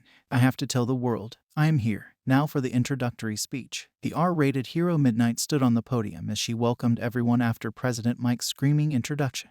Now for the student pledge. The top student of the entrance exam, Katsuki Bakugo. The blonde trudged up the stairs, hands in his pockets as every UA student stood silent. I just want to say, I'm going to win. Oh God, I knew he was going to say something like that. A wave of students immediately booed Bakugo and caused a small riot as a one student told the blonde off, waving his arms like a robot. It's not my fault the rest of you losers are just stepping stones to my victory. I'm going to crush this overconfident jerk, yelled Tetsu. And the blonde left the stage. Midnight quieted the crowd and spun the deciding wheel of the first round. Obstacle race, Mike yelled out as Midnight explained the students were free to do anything to win. I have to be smart about this. I'm still unable to control one for all yet, so I have to be careful when I use it. The starting lights changed. I hope you're watching All Might. Begin. An immediate rush of students ran forward, everyone shoving as hard as possible toward the narrow entrance. It didn't take long to figure out the doorway was the first obstacle as students were packed too tightly to move. Cold air blew past, and within a second, the whole area was frozen solid in ice. A student ran ahead, creating an icy path as he did as the most competent students started to pull forward. This meant 1B students, although they stumbled as the 0-pointer robots from the entrance exam appeared. A crooked smile was on Izuku's lips as Todoroki from one froze the robots and pulled further ahead. Come on, Izuku, you need to beat this. Tetsu came smashing out of a frozen robot, yelling a battle cry as others in 1B followed. Bondo and Awace both stuck the robots to the floor, making some creak as they slipped past. Kaibara quickly sped past with his feet spinning like drills and using his momentum to get ahead. Kamakiri was dodging around, cutting whole chunks off as he did. Kodai simply used her quirk to shrink the 0-pointers to half their size and run past before increasing them again. Honuki expertly softened the ground, and 4 robots immediately started to lose footing and came crashing down. No wonder he's a recommendation student, Izuku thought as the homeroom teacher of Class 1A. Aizawa added his own input. It's not that one or the other students are doing poorly. Some know how to proceed forward like Todoroki. He started, having a look at the students who pulled ahead. It's just that Class 1B have learned not to hesitate. It seems that they have grown. All of them, from the USJ attack because they know they have to move quickly if they want to survive. Izuku held onto a piece of scrap metal and was taking advantage of the robot's momentum. He took their joints out and ran ahead. Takage stared down into the depths of the next obstacle. If they take a spill, they're out. If you want to pass, you'll have to get creative. It's the fall. Mike's voice rang out as most of 1B stared at the ropes connecting the vertical cylinders of land.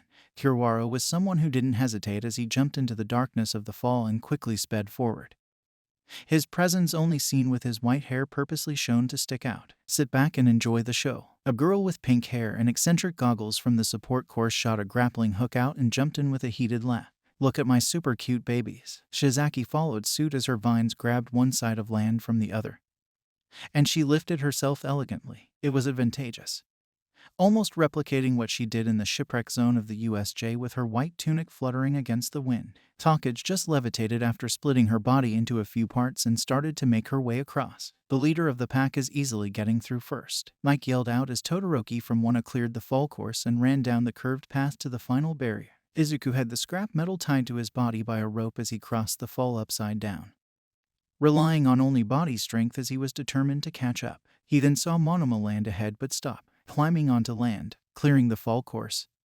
Izuku paused for a second. Why did you stop? Monoma, who was using Kaibara's gyrate quirk, wasn't pulling ahead like the others despite having a chance to come in the top 10. Because I don't want to be first. Getting first will put you at a disadvantage next round. I'm planning to win the war, not the battle. A couple of students caught up to them, and Monoma braced himself before springing away. Mike yelled over the intercom that the final obstacle was a minefield just as Izuku started to run. With the scrap metal slowing him down, Komori pulled ahead despite being just behind earlier, and a couple of Wana students followed suit. Some others were sent flying back with a flashy bang as they detonated the mines. And Todoroki slowed down. It was an obstacle that put those in the lead at a disadvantage. We got a new lead. Mike announced that Bakugo had just blasted himself into the lead before talking about the rest, who were also speeding up. Mines detonated as Ida from Wano ran forward, his speed fast enough so that the mines exploding didn't matter. Shizaki, Honuki, Takage, Kamakiri, Manga, and Yanagi were among those in the leading crowd as Izuku just reached the minefield. He looked ahead to see Bakugo and Todoroki furiously fighting against each other, explosions and ice shooting out as they struggled for first place. Monoma's words lingered in his mind for a second, but he shook them off. I need to show the world that Izuku Midoriya is here. Seeing how far the lead was to his own position, Izuku lifted the scrap and dug into the ground. It was chaos in the minefield as 1B mixed with Wana and a couple of other students from both the support course and general studies. Izuku took a step back, clenching his teeth as he held the scrap metal in his hands. I'm gonna borrow your idea. Kakin, an explosion, too large for it to be a typical mine, exploded, and the two tied in first paused to look back at the pink smoke expanding. There's a huge explosion at the back, Mike yelled out as a wave of blinding light and pressure caught many off guard. Yeah, was it on purpose or accident? Class B's Midoriya is in hot pursuit with that blast. Izuku had figured out that the game's landmines were the type with fuses that go off by being stepped on. Not powerful alone, but if many were gathered, he could blast over the course like Bakugo. He was at the very end of his class since he had hesitated briefly. But Izuku didn't care about thinking ahead. He wanted to make an impression, which was why he dived headfirst with the scrap in hand into the mines. Todoroki and Bakugo have stopped fighting, Mike yelled as the explosive blonde ignored the other and tried to gain ground. The ice user did the same, ignoring how he made a path for those behind him as he started to skate across the mines. I didn't think about landing. Izuku was neck and neck with Bakugo and Todoroki as he started to descend, eyes only focused on his next step. Deku, you won't get ahead of me. The blonde pulled ahead with another explosion, and Izuku frantically looked for an answer. I'm losing speed. They're pulling away. Teeth grit as the two sped ahead. Izuku grabbed onto the metal slab with determination in his eyes. I can't just land here, slamming the scrap to the floor. Izuku caused another explosion just as Bakugo and Todoroki cleared the minefield. They're neck and neck, Mike yelled out as the trio ran as hard as they could. They reached the corridor, and Bakugo let out a yell, another explosion escaping his sweaty palms as he pushed ahead. Ice filled the other side of the corridor as Todoroki also pushed his limits, and Izuku could only keep running as the two pulled ahead last second, the three tumbling into the light of the stadium. In first place is Shototodoroki. The crowd went wild as Mike announced the others too.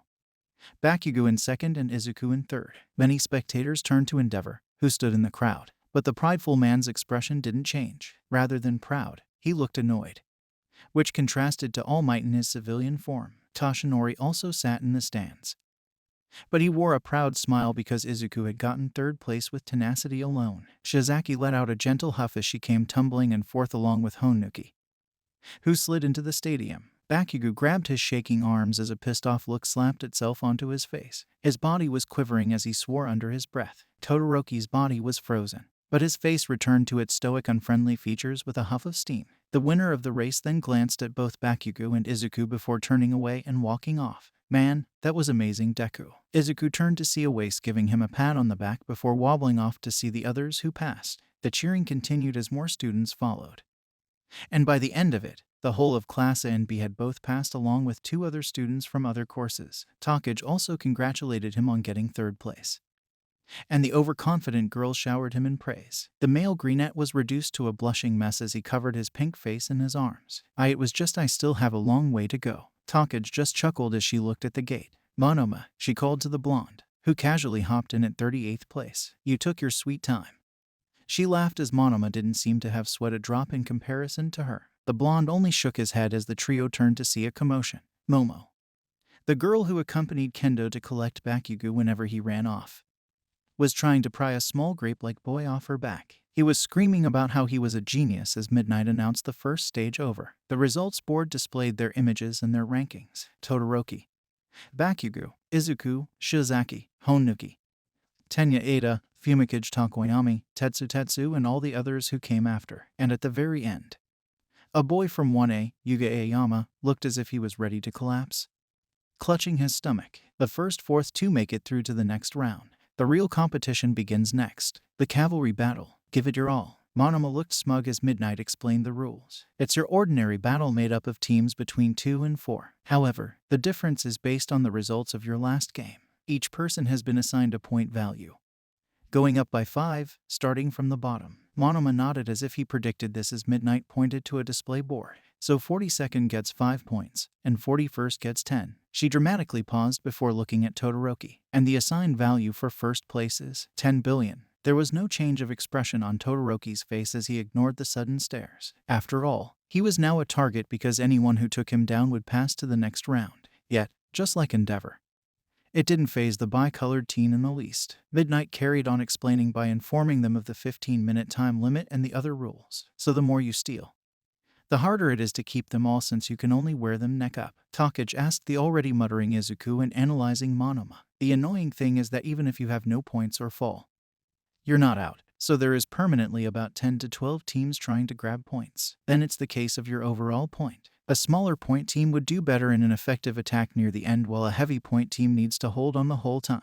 So that's why you took your time. Takage gasped, and Izuku nodded, seeing how it was smart. One part of him wished he did the same. But the Greenette didn't regret pushing as hard as he did. He needed to tell the world, I am here. With quirks permitted as long as they don't make people fall on purpose. They had 15 minutes to start building their teams.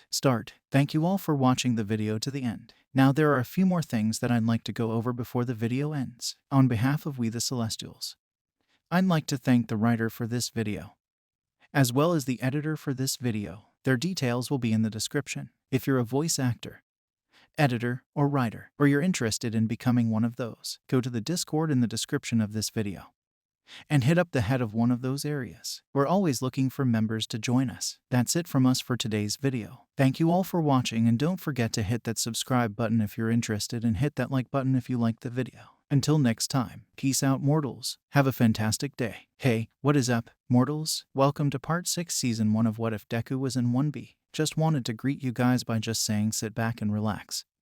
You're in for a treat, so we begin. Even though Todoroki was first with a 10 million bounty, his power display gave people the confidence that he could keep his points for the whole game. Izuku shook it out of his head as Takage, who was next to him, poked his arm. So, who else is going to be in our team?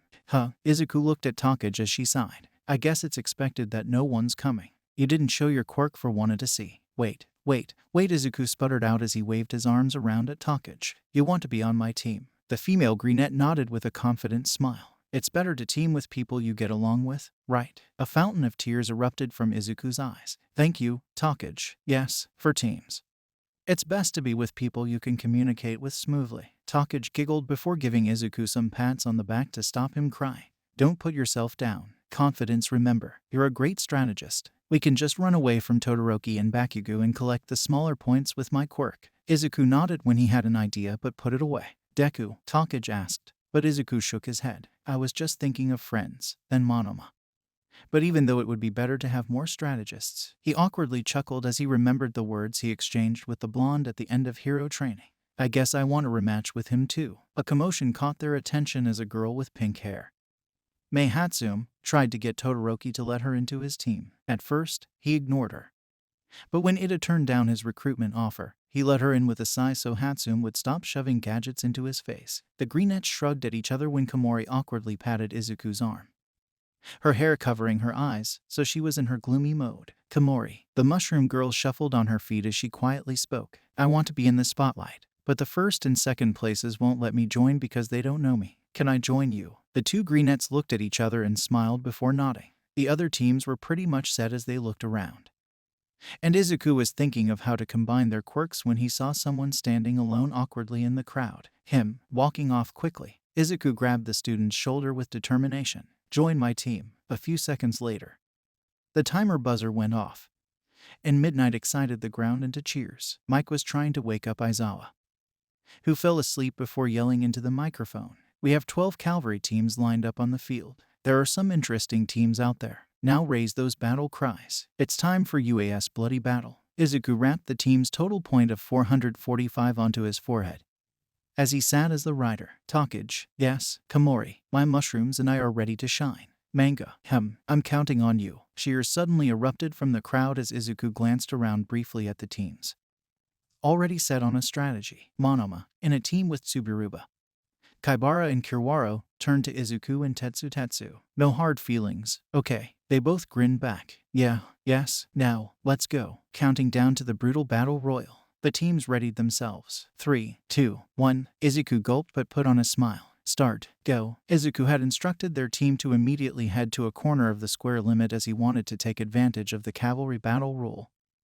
You can't purposely knock a team down. Splash. Manga's quirk made their immediate area suddenly soaked with water as Takage's body split into her maximum of 50 parts. Izuku stood guard with his hands raised as he looked at everyone from where he stood. Tetsu had immediately rushed for Todoroki along with multiple other teams. Monoma was following the ones blindly after the first place holder, and Izuku pointed at a group. Talkage, it was Kamakiri, riding on pony as she galloped around, with the mantis-like boy as their offense. Izuku wanted their 145-point band. Takage's body made a beeline to the boy when a blade shot out his head, but the hand expertly moved around and grabbed the headband before coming back. Mushrooms grow. Rain and Shishida had tried to run to them, but Komori was the team's defense. The second they stepped into Manga's wet circle, a wave of mushrooms grew onto their bodies and immobilized the team. Takage went to retrieve their 190-point headband as Izuku put it on, profiting while others fight. Monoma chuckled as he waved a 260-point headband, standing just out of Manga's range. It was from Team Hagakure. Looks like we have similar ideas. Midoriya, now then, it's barely past 2 minutes.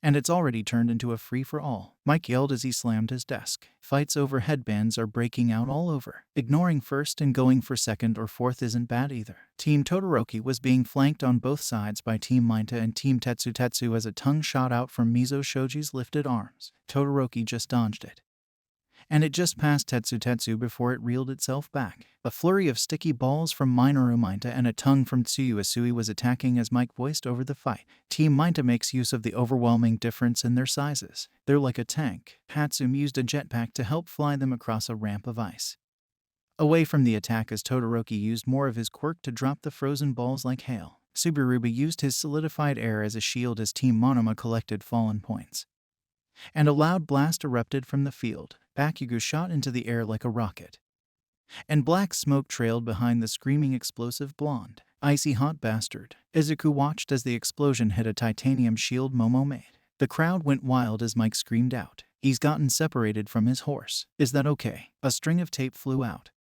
sticking to Bakugo and pulling him back into the arms of Siro and Mina, who awkwardly grinned. It's a technicality, so it's okay. Midnight confirmed. It wouldn't have been if he'd touched the ground, though. The crowd went wild, loving the drama between the two powerhouses from 1A as 1B was slipping by unnoticed. That all changed, however, as Mike announced that 7 minutes had passed, indicating the halfway point. Now, let's take a look at each team's points. The current rankings are up on the screen. The crowd quietened when they faced the board as they noticed something. What? Wait a minute. Even though the shouting was about 1A, Mike voiced what everyone saw. Other than Todoroki, class isn't doing so well. Bakugo, what? The crowd turned to see Monoma pulling the 585-point band off Bakugo's head, leaving them with 0 points. You're too simple-minded, Bakugo Katsuki. Monoma's voice was thick with venom as he spoke, and the horse of his team quickly made their escape. Oi, give that back. The two blondes just glared at each other, trying to be the superior one as Monoma just kept adding salt to the wound.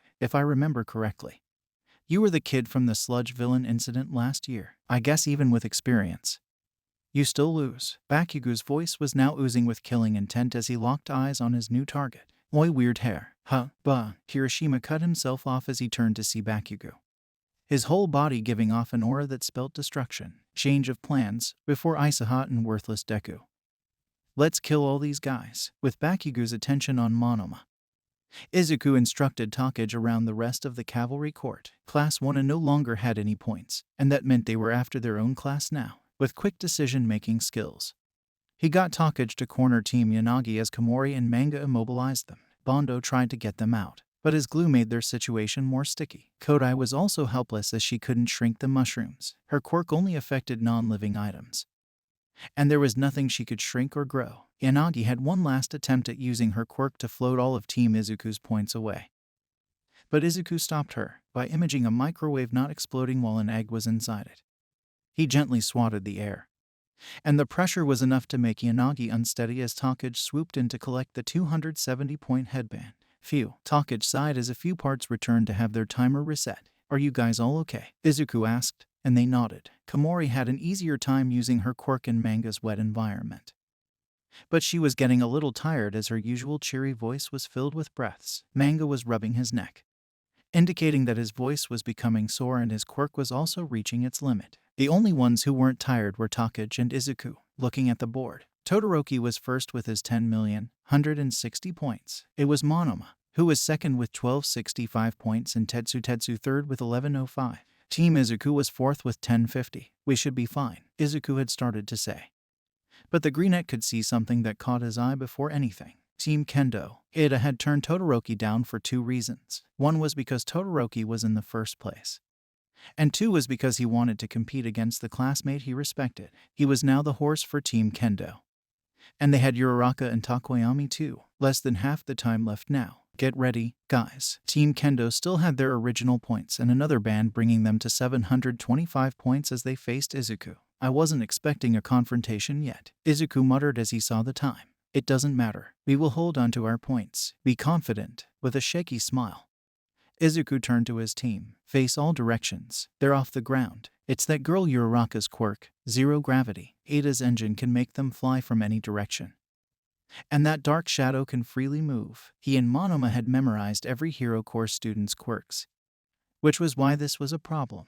The combination in front of them was not a group that Komori's mushrooms could stop quickly. With less than 6 minutes left, individual battles started to rage out. The ones with no points made desperate attempts at Todoroki, who got Kaminari to electrocute the area, saving only his team with Momo's insulation blanket. Temporarily paralyzed, the rider froze the ground and stuck them into place. As for Bakugo, he was growling as he and his team rushed forward at the taunting Monoma. Die. Monoma moved aside from the incoming explosion, much to Bakugo's surprise. To make it worse, the second he turned around, the blonde got a blast to his face. Unable to block, Bakugo took the blow as Monoma gasped. Wow, what a nice quirk. His fingers brushed against Kirishima's upstanding hair as Bakugo reeled back and aimed again. This time, an explosion that was fierce enough to blow anyone back was aimed at Monoma. But as the wind pressure cleared, the Class B blonde sighed. Really, such nice quirks. Mine's better, though. The smoke cleared to show Monoma using Kirishima's hardening, and Team Bakugo was left speechless. He's copying. What? Well, even an idiot can figure it out. Ha! Bakugo was beyond pissed. But before he could lash out again, Team Yanagi was there, and Bondo shot out a wave of glue. Bondo, picking a fight. Ha! Monoma's team quickly ran out of there before the glue could make physical contact as Kirishima's leg was caught. The glue dried, and their team was stuck as Bondo ran after Monoma. Zero was yelling at Mina to hurry with her acid to melt the hardened glue as Bakugo went deadly silent. 1 minute left. For the past 5 minutes, they had managed to keep Team Kendo at bay with Manga increasing the nearby humidity to the max. Komori had attached their feet to the floor multiple times, But with Uraraka floating the team, and Ida pulling them out as Kendo batted the spores away, they stood at a stalemate. Ada suddenly muttered something too far away for them to hear as Izuku whispered to Takage and Komori. Komori, can you still send one more wave of shrooms? The idol girl nodded with a weak smile as Manga's hoarse voice said, Splash, Takage, use the shrooms as camouflage and together. Aim for Kendo's body. She'll most likely swat them away. But Takage grabbed the points and we're getting out of here. At that moment, Team Kendo seemed ready to attack as Uraraka was on the verge of throwing up, having to carry their whole team for an extended time. Go, as the wave went out. A yell came from Ida. Torque over. Kendo batted the shrooms away as Izuku gasped, feeling their 445-point ban leave his head. RECIPROBURST. The team had used Uraraka's zero-gravity quirk to make them weightless as Dark Shadow carried the girl. With them practically floating, Ida had flown them past Izuku, with Kendo's hands acting as a direction controller. Uraraka cheered as Takoyami held the 445-point headband. But they stopped as Kendo gasped. What happened? So fast, so fast. Mike yelled as he caught up on what was going on. We thought the tables had turned, but Team Midoriya was prepared. They lost their starting band, so they should be at 605. But Takage handed 2 headbands over as Kendo's team looked at the board. They only had 445 points. Team Midoriya has 1330 points. They are now in second place. Team Kendo could no longer speed forward as Ida's engines let out black fumes of smoke, and Mike went back to the board. Todoroki is still in first place with his winner's headband. Then it's Midoriya, Monoma and Tetsu. Are these the top 4 teams to move on to the next round? Monoma was happy with his spot in the third place when Bakugo's shouting caught his attention. Geez, so persistent. As a hero, not to mention as a person.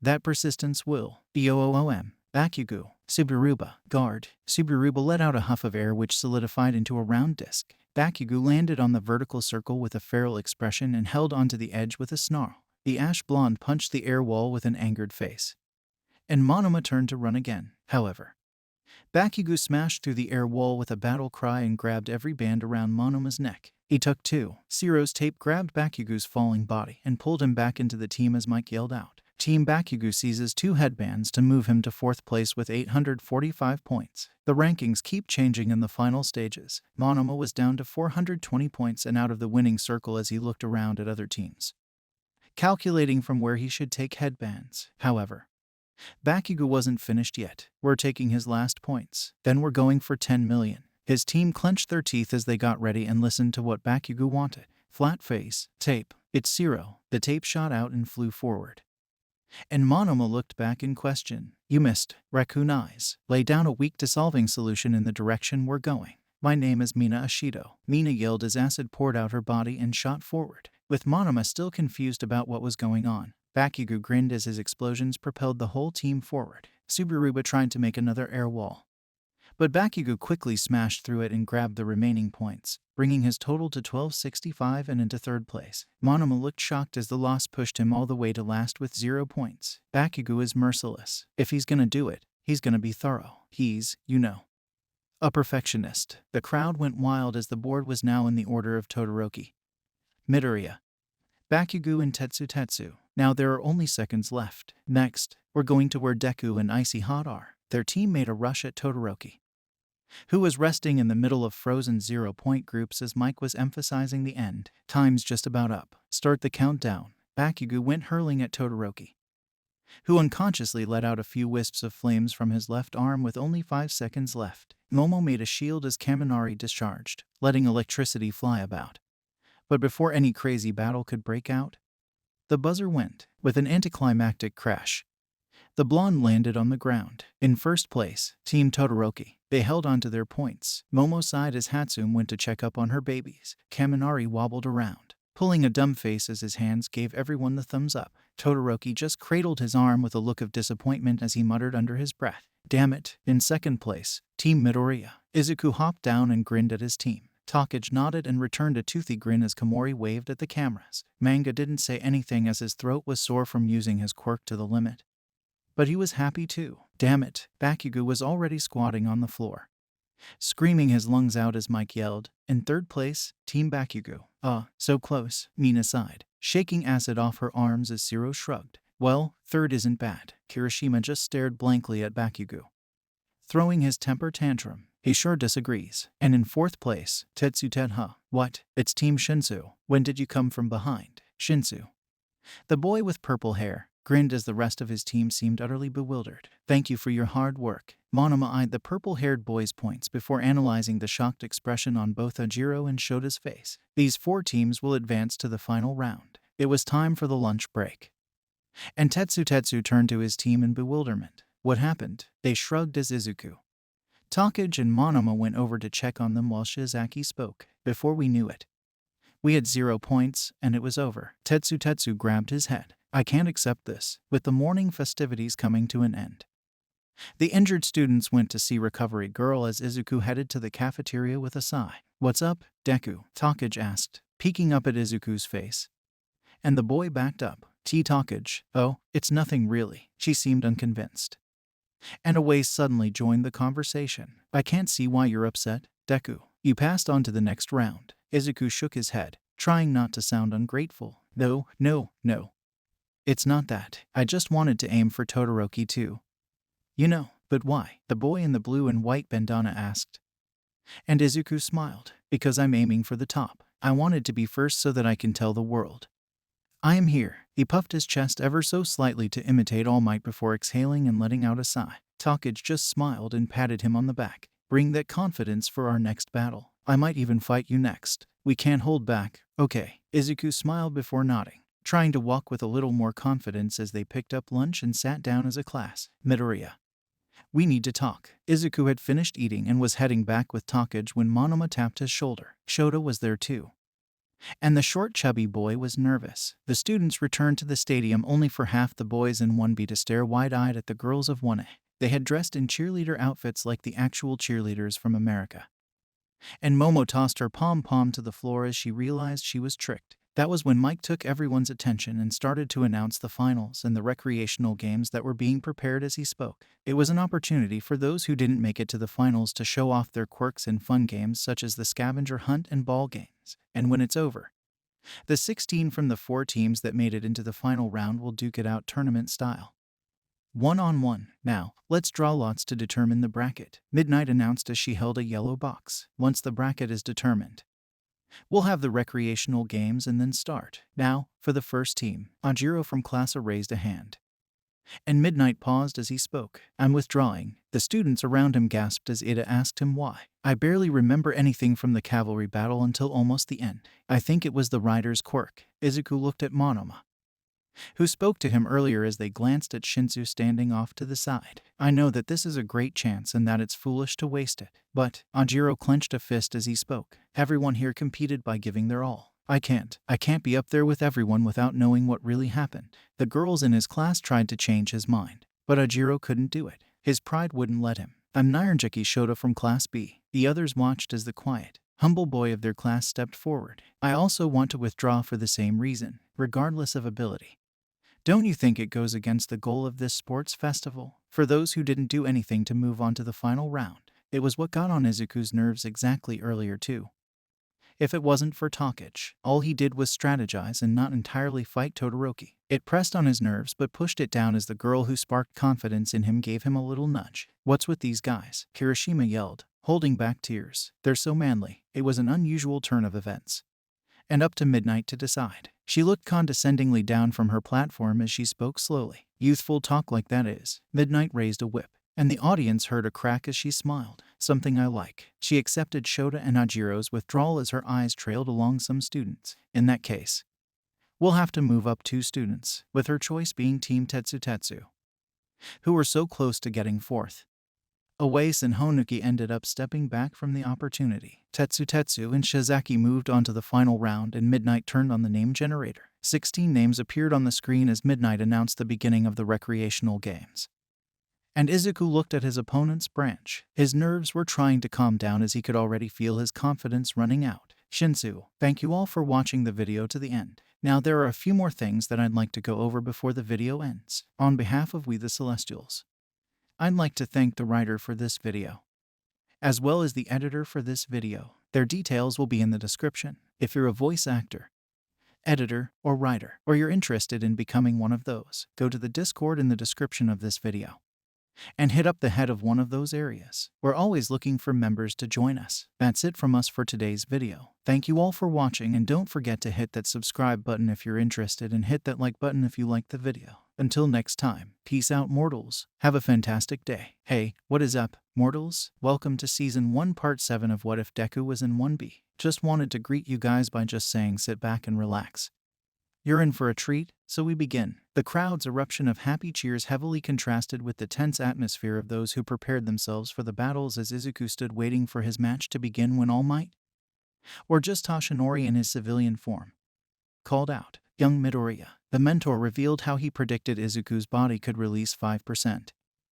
And the greenette slumped forward. The little confidence that he had been building started to crumble at the idea. So I really have been blessed with friends and luck. Nonsense. Toshinori patted Izuku's shoulder, and Izuku looked up at his mentor. Listen, it's the times when you're scared or worried that you should deal with it by smiling. Toshinori buffed up into his hero form to give his signature smile. Stand proud. Don't forget I've got high hopes for you. Izuku walked into the stadium with those words pushing him as the corners of his mouth trembled upwards. Audience, the finals that you've been waiting for is starting. Match number 1. The board displayed their pictures as the people went wild. From the hero course, Izuku Midoriya versus, from general studies, it's Satoshi Shinsu. Izuku was cracking his knuckles as Shinsu suddenly started speaking. This is a fight to test the strength of your spirit. If you know what you want for your future, then you can't worry about your appearances. Ready? That bouncy ball agreed to what the monkey said about pride. Start. But don't you think they were dumb for throwing away the chance? Izuku gritted his teeth. Moments ago, he, Monoma,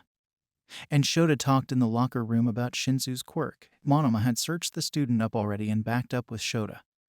Izuku knew that speaking was the trigger, but even so, Izuku hated to hear anyone badmouth his friends. What did you say? Izuku almost growled out, taking a few steps forward when his body froze. Unable to move, Izuku wanted to yell out in frustration and wanted nothing else than to run forward and give a piece of his mind. Hey, what's the matter? Mike yelled, seeing Izuku frozen, and Monoma wanted to facepalm himself in the stands. That's just how he is. Takage sighed. No matter how confident or sure of a plan Izuku was, if his friend was insulted, then there was no way he would stay quiet. Is this Shinsu's quirk? Mike asked, and Aizawa sighed. You're lucky that you've been blessed.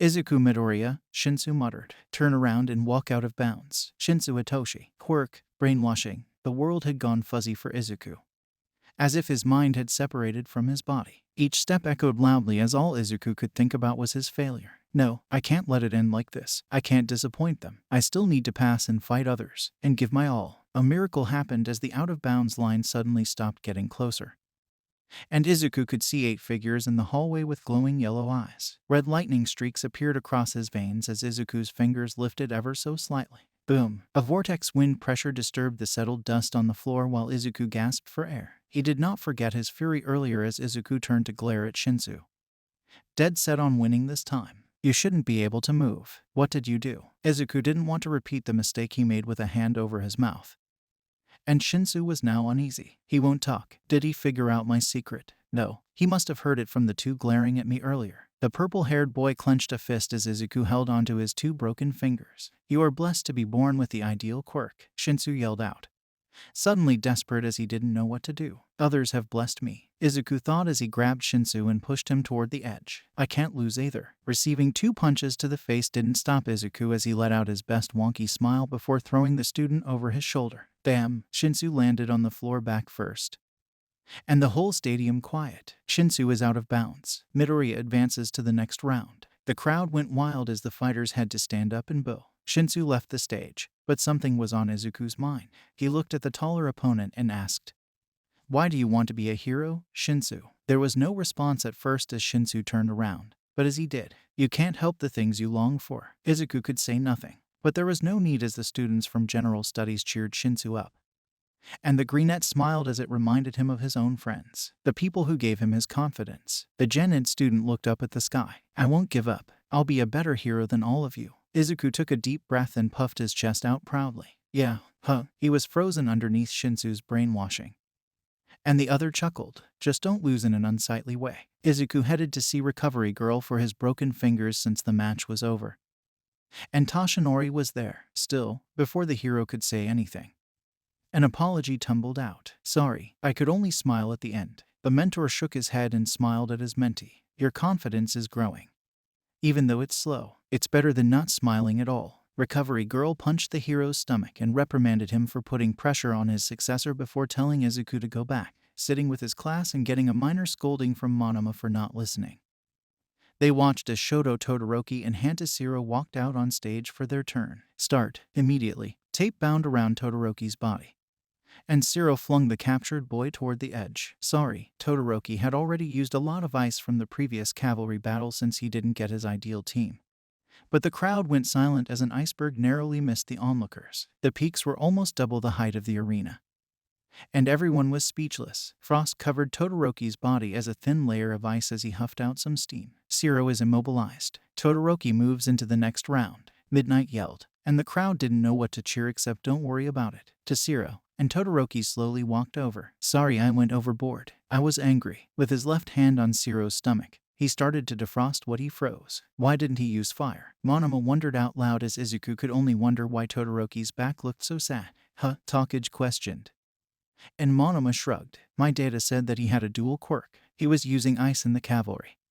So I assumed he would use fire for the one-on-ones. When the stage finally defrosted, Mike hyped up the crowd again as he introduced the next contestants. It was Shizaki against a student in class called Denki Kaminari who immediately tried flirting with her. When this is over, wanna grab a bite to eat? I'll comfort you when it's over. You know, Shizaki was just confused as Kaminari tried to win, yelling out, indiscriminate shock. 1.3 million volts. It was an instant win. Only it was Shizaki who won as a wave of vines extended from her hair. It tore off to create a shield, and Kaminari could do nothing as the floor cracked before him, caught in a cocoon of vines that held him up like a sacrifice. Midnight cracked her whip. Shizaki advances to the next round. All right, Tetsu yelled out as Honuki nodded. Izuku finally got his hands on one of his notebooks and immediately started to mutter about Class 1A's quirks. He added Todoroki and Shiro while going on a rampage about how Kaminari would be ridiculously strong against a different opponent. He kept going until Takage managed to grab his attention again. And Izuku quietened down. Monoma smiled as Izuku went back to writing, this time quietly, so the rest of the class could keep their ears. Now we got Hero Course Student Kanoko Komori versus fully equipped with support items, Support Course Mei Hatsum. But before the game could even start, Midnight pointed to Komori, who was also wearing support items. The Shroom Girl, however, refused to apologize and instead took a bow. I couldn't turn down the opportunity. Hatsum said that the point of her match is to show off her work. And how could I, someone who also wants the spotlight, ignore this? She twirled around in the support items Hatsum had made before both girls looked at Midnight. The pro couldn't help but squeal at the passion as she bent the rules and allowed it. Okay then, Mike said uncertainly but struggled it off. And after that, it was just a display show. Hatsum had a microphone as built-in speakers played her voice out loud. Komori was dancing around the stage, showing off both her quirk and the gadgets. What is this? Mike asked disappointedly.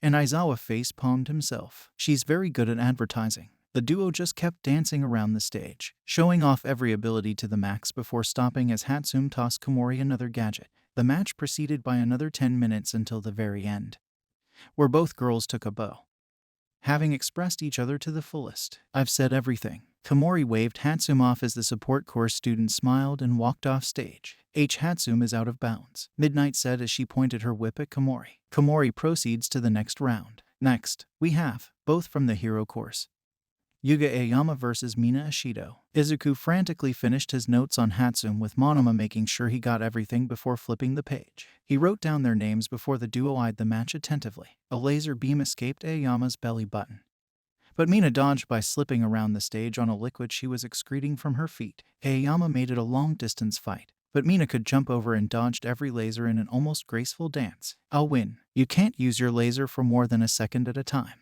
or else your belly hurts, Mina yelled. That's what you said during the surprise fitness test from Mr. Aizawa. It was all valuable information for Izuku and Monoma as the greenette kept writing. Just as she said, Mina quickly wrapped up her match as Aoyama wanted to buckle over. A throw of the liquid at the support item Aoyama wore immediately broke the belt and melted Aoyama's pants until they fell to his knees. Acid secretion, Izuku asked, seeing the blackened metal.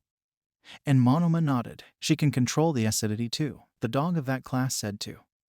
Lay down a weak dissolving solution during his chase against me. He rolled his eyes at the memory as Mina punched Aoyama's face, knocking him unconscious and letting her advance to the next round. Next was Momo Yaoyorozu and Manga Fukadashi. Izuku went on a complete rampage this time, voice almost going sore as the match started. Yaoyorozu's creation quirk was highly versatile, and the outcome of the match was unknown. What do you think, Deku? Takage asked, and Izuku took a deep breath. She seems to have a tag lag between each creation. Manga doesn't. As he said, Manga was saying bang, and explosions were erupting from around Yaoyorozu. She created a shield just in time, and Izuku watched as Manga attacked again. Whoosh! A gust of wind blew forward, blinding Yaoyorozu as Manga set off another explosion with a bang. Yaoyorozu was getting cornered by these attacks when Monoma sighed. Momo Yaoyorozu won. How? Takage asked, and Izuku nodded with Monoma. Manga's about to lose his voice. He can't keep fighting. It was just as he said. Manga held onto his throat,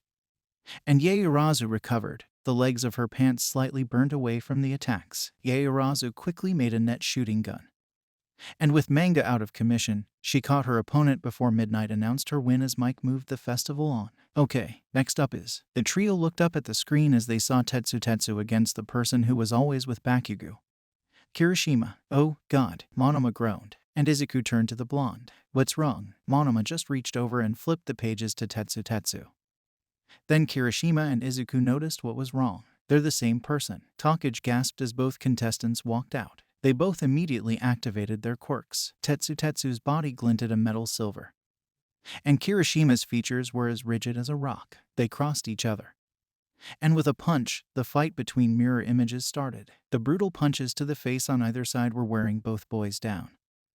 And finally, they both simultaneously knocked each other out unconscious. Both contestants down. It's a draw, Midnight announced before explaining a winner would be chosen from an arm wrestling competition. Do you want some strategies? Izuku asked Takage as she got up. There wasn't a reply as Takage stretched her body before turning around and flashing her overconfident smile. No thanks, I'm going to give it my all. I'll see you in the finals. Without waiting for a response, she ran off, and Izuku smiled after her. Monoma just shook his head and sat Izuku down. You two are similar like that, winning by your own means. The cheers of the crowds went wild as Takage and Bakugo walked onto the stage. Bakugo looked pissed as ever while Takage was smiling and waving. I still hate his very existence, Monoma muttered, and Izuku laughed awkwardly as the match began. Bakugo glared at Takage and was going to tell her to drop out but stopped. Takage was already in a fighting stance and not planning to back down, which made Bakugo do the same. If you're gonna withdraw, do it now, iguana eyes. I'm not holding back. Mike announced the match start,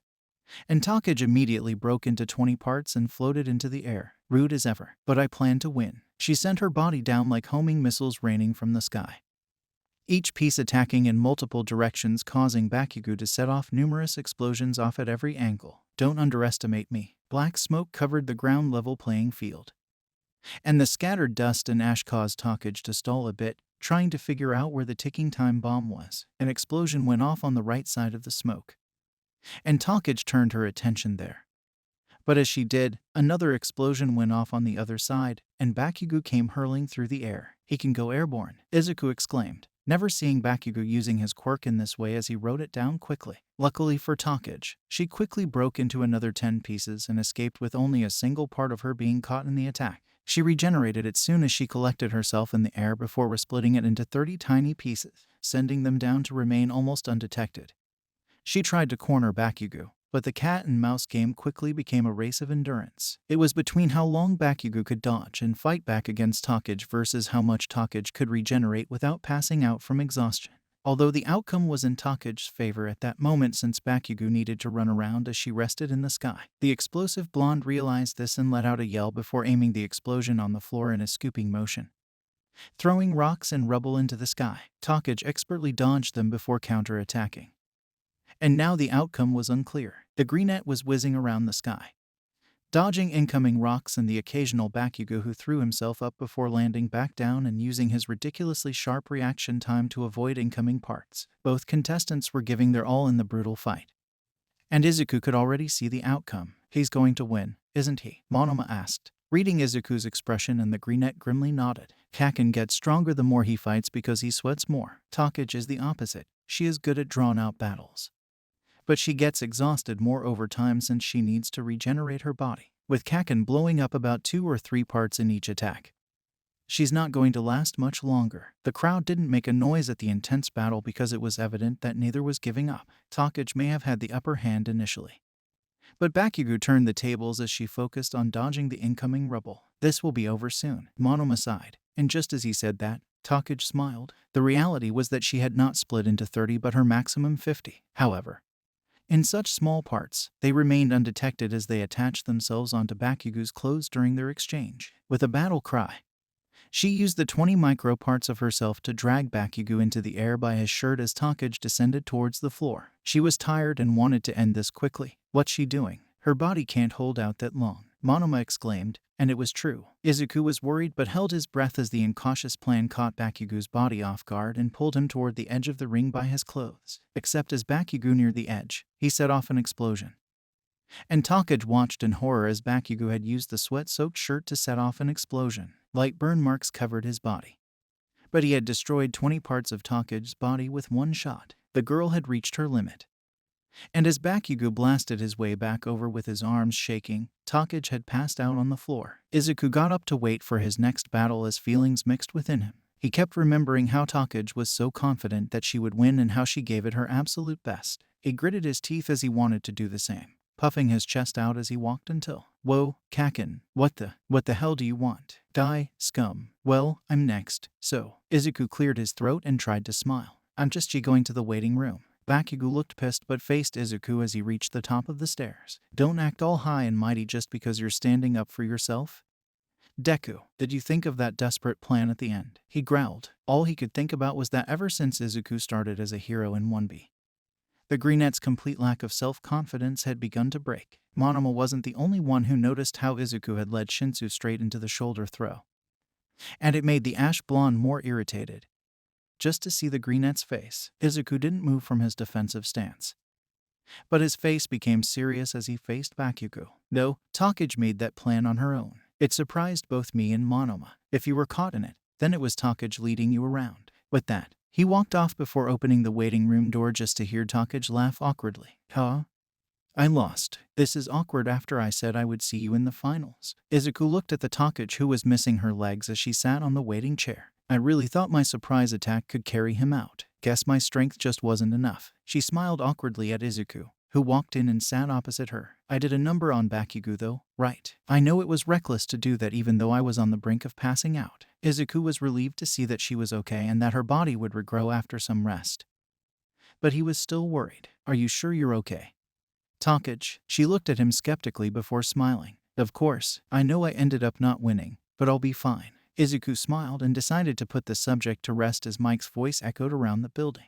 From the draw battle of Kirishima versus Tetsu, the winner of their arm wrestling match to decide who advances to the next round, both brunettes could hear a crash, followed by cheers as Midnight announced the winner to be Kirishima. With the first rounds officially over, Izuku got up from his stretches and headed for the door. "Deku." He turned around briefly to see Takage's toothy smile. "Do your best." He returned it with his own smile and nodded before leaving the room. He knew he was leaving Takage to be upset alone and frustration grew inside him. "I couldn't do anything to comfort her. Instead, she gave me the confidence to carry on." "Damn it, Izuku." His thoughts were cut short as Endeavor, the number 2 hero, suddenly stepped out in front of him. "Endeavor. Oh, it's you. You have a wonderful quirk." He pointed at Izuku, putting the brunette on the spot.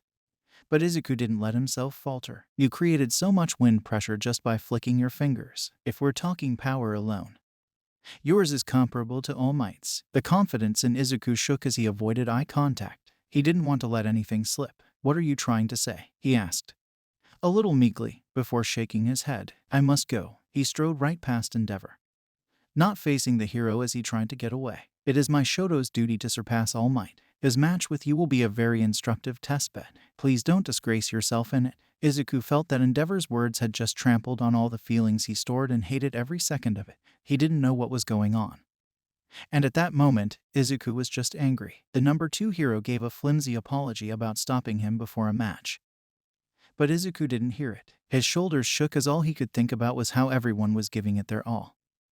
And Endeavor was pushing his problems into him. I will be giving this my all. If he's too focused on surpassing people, then there's no way I'm going to lose. With that, Izuku walked off toward the stadium with Endeavor staring at his back. We're starting the first match of the quarter-finals. Shoto Todoroki vs. Izuku Midoriya. Todoroki was looking impatient as he didn't even look at Izuku. His focus was on someone standing in the crowd. And it made the already annoyed Izuku even more agitated. His eyes burned with determination as he refused to lose this match, not against someone who wasn't giving it their all. Take's legs had grown back, and although she was exhausted from doing so, she sat down with a sigh next to Monoma. What do you think about this match, Monoma? She asked, and the blonde sighed. They're both equally destructive from what we've seen, but Midoriya has barely used his quirk since the beginning. Is that an advantage? Take asked, and Monoma shook his head. No, because his power is self-destructive until he learns otherwise. I should have given him some pointers since I've tried power-storing quirks before. He grumbled but shook it off. Plus, we still haven't seen Todoroki's full use of power, so the outcome is highly unpredictable at this point. The air became tense as Todoroki finally looked at Izuku, who was glaring at him. Ready, start. Thank you all for watching the video to the end. Now there are a few more things that I'd like to go over before the video ends. On behalf of We The Celestials, I'd like to thank the writer for this video, as well as the editor for this video. Their details will be in the description. If you're a voice actor, editor, or writer, or you're interested in becoming one of those, go to the Discord in the description of this video and hit up the head of one of those areas. We're always looking for members to join us. That's it from us for today's video. Thank you all for watching, and don't forget to hit that subscribe button if you're interested, and hit that like button if you liked the video. Until next time, peace out mortals. Have a fantastic day. Hey, what is up, mortals? Welcome to part 1 season 2 of What If Deku Was in 1B. Just wanted to greet you guys by just saying sit back and relax. You're in for a treat. So we begin. A giant wave of ice came crashing forward as Todoroki expected this match to be over as quickly as his one against Zero because he knew nothing about Izuku. Too focused on his personal problems to care was the big mistake. However, as the sound of a sonic blast echoed out of the stadium, what was that? Todoroki thought, seeing his eyes shatter, clueless of Izuku's power as he was in the waiting room for his match against Zero when the greenette was against Shinsu. Instinct raised Todoroki's arms to protect his body as ice formed to stop himself from being thrown out of bounds from the vortex of wind billowing in all directions. Glaring ahead and seeing Izuku's broken middle finger, his heterochromatic eyes were annoyed despite his face showing no emotion, and this time, with more caution, Todoroki sent another ice wave toward Izuku. The greenette had to abandon control again, sending another bone-breaking blast and letting the built-up wind pressure ricochet back. Damn it, from Izuku's point of view, Todoroki acted just like Endeavor, focused on their own goal rather than giving it his all for the festival, and he didn't like it. He's only using ice for both offense and defense. To win Todoroki caught on immediately as he knew Izuku saw through his problem. The bi-colored boy was already shivering from overusing his quirk in the cavalry battle and outburst against Zero. If this became an endurance match, he was going to lose, sending the third wave of ice out. Izuku once again broke a finger to blast the incoming iceberg into pieces and sent the ricochet of icy winds back. It was very effective because every ice attack was becoming a double-edged sword for the powerhouse of one as he would strain his quirk and also have the ice winds attack back, skating forward on his ice. Todoroki was insinuating a close-range fight as he sent a wave out, this time weaker to see how Izuku would react. The greenette noticed this and instead sent a 5% smash with his whole arm forward, gritting his teeth. Izuku could feel his arm creak as Todoroki was thrown only halfway across the field, but One for All had not broken his arm. But that wasn't the problem. It's not just his quirk, his judgment, application of skill, mobility. The greenette knew that Todoroki saw his panic from a close-range fight and braced himself. All his abilities are strong. But Todoroki glanced at Endeavor in amusement as the hero was becoming annoyed because the crowd praised Todoroki for his ice display. Let's get this over with. Todoroki readied to blast another wave of ice when suddenly a hurricane's worth of wind was blown forward and put the whole stadium into shock as Todoroki continuously crashed through many layers of ice to break his fall as Izuku yelled out, "Focus on the match." Izuku could see Todoroki trembling from the cold and was becoming more agitated than when the match first started. His frustration had resulted in power flowing to his now broken, hand out of anger as Izuku glared down Todoroki. You're trembling, Todoroki. Do you even know my name? Everyone could hear his annoyance as Izuku lifted the broken hand to point at himself. I am Izuku Midoriya, and I am your opponent. Everyone's fighting with everything they've got to win and get closer to their dream, to become number one. The greenette looked up from his 3 broken fingers and hand to look at Todoroki. You want to win like this? You haven't put a single scratch on me. Stop screwing around. Todoroki ran forward, ready to end the match. As Izuku glared ahead, he hated that his opponent wasn't even acknowledging him. His movements are slower, Monoma pointed out. And it was apparent that the heterochromatic boy's judgment was doing the same. It was as if the scales were tipping as Izuku only became more overbearing in terms of available power left and confidence. Takagi nodded in agreement as they watched the match, not even questioning why Izuku was pushing Todoroki to his mental limit as they were both already used to the greenette's reckless attitude of saving people. Izuku watched as Todoroki got into close range and suddenly ducked down as his opponent stepped off his right foot. It won't explode. Control it. Bam! Todoroki received a solid hit to the guts from the greenette and was flung backwards but picked himself up and ran forward again. Bam! They danced a violent exchange, and Izuku flung Todoroki back again as the crowd cheered on the brutal engagement. Bam! Cementos was ready to stop the fight and ask Midnight for her judgment as the two boys began to not think about their physical bodies. Bam! You're right, Takagi. Midoriya not using his quirk is becoming an advantage now, Monoma analyzed because the match was coming to an end. His overuse in the cavalry battle made him a lot weaker. Damn, everyone is giving it their all. I want to smile and save others. Todoroki crashed into another wall of ice with his body shaking from the cold, his stubbornness becoming his reason for losing as Izuku pushed him toward his physical limit. He blamed his failure on his father as the boy glared at the number 2 hero.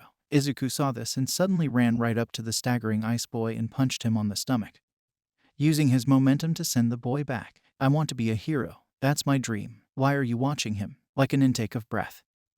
A moment of silence forced an uneasy wave of emotions through the stadium as Todoroki listened to Izuku's words for once, his body airborne. Where are you looking, Todoroki? Todoroki didn't know what to think. He had despised Endeavor his whole life and wanted nothing else than to reject him. But as a result, he ended up watching and becoming more aware of his father because of his hatred, without him even realizing it. He had stayed in his father's shadow with no clear goals. He had no set future that he was running toward and instead had been going in circles. His body hit the floor with a heavy thud, and Todoroki looked up at the sky, his consciousness wavering. Despite the air being heavy with ice, he could clearly see the warm sky above, and a feeling of nostalgia washed over him. Todoroki could feel that Izuku shook his resentment, and although he couldn't just let go of his emotions, he knew his mindset had changed, even just a little, as his shivering body lay on the cold floor, unable to move no longer.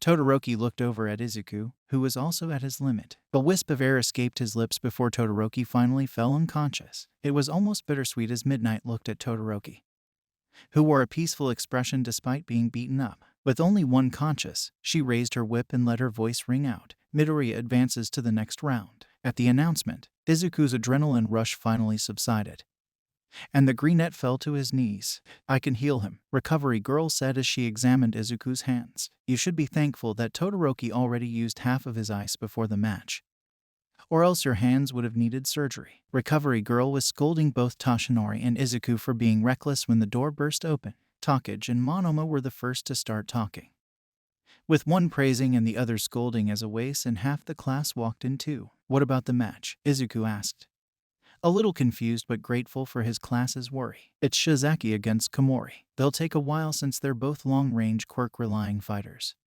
but Shizaki will probably win with the sunny weather today, Monoma informed as Recovery Girl told them to keep their voices down. She showed them out of the room, and the greenette turned to look at the screen, just like Monoma predicted. Despite both being equal with the humidity in the air from Izuku's battle, Shizaki turned the tides of the match. Both quirks relied on moisture, but Shizaki was more potent with the sun too, without a breeze to carry her spores.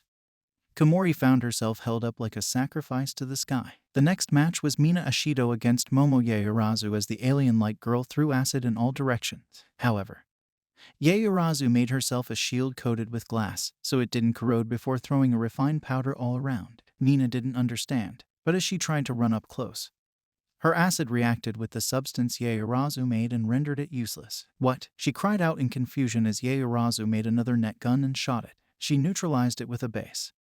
Monoma explained to the equally confused Awase, who nodded. It was just introductory chemistry but effective against Mina as Midnight announced Yaoyorozu's win. Izuku's hands were as good as new.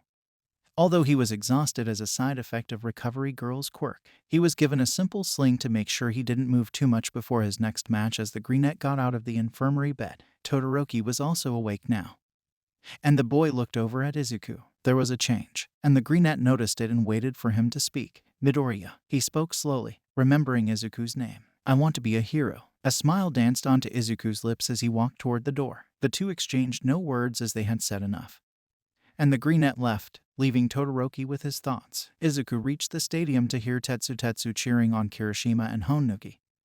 Looking at the steel boy questioningly. I missed 2 rounds. Izuku wanted to write more in his notebook but sighed before turning to see Kirishima push Bakugo into a hand-to-hand combat fight. Kaken's on defense. A string of muttering escaped his lips as he analyzed Kirishima's hardening quirk. I got notes if you want them. Monoma. Izuku stopped and turned to see Monoma again, who had a piece of paper. I wrote down notes on their quirks. I'll add the next few rounds too. Izuku gratefully nodded as they stayed by the top of the stairs and watched as Bakugo's explosion started to work against the redhead. He was using his quirk in full defense to go offense and now reached his limit. Izuku mumbled as Bakugo saw the tides change in his favor and sent a relentless volley of explosions forward. Each one added more injuries to Kirishima, who could only stand still and take the damage. Die. With one last upward blast, Bakugo aimed for Kirishima's chin and sent the redhead flying backwards. Kirishima's body fell to the floor, and Midnight announced Bakugo's advancement. You idiot, Tetsu yelled out, having a mini rampage as Awase avoided the fists. Honuki was still unsure how to react to the raging boy next to him, and Shizaki pretended none of this was happening. Light gave the crowd a brief break as Izuku nodded to Monoma, and the blonde returned to the stands as Izuku went to the waiting room. It was his fight next, and he had one good arm, even if Recovery Girl had healed the other. He couldn't use it yet without receiving sustained damage, but it was enough as the Greenette spun ideas on how to combat Shizaki. Izuku knew how her quirk worked since he had seen it up close twice. Even if she did have a physical limit, he was at a disadvantage with the sun shining, knowing she could use her vines underground as observed from her side against Kaminari.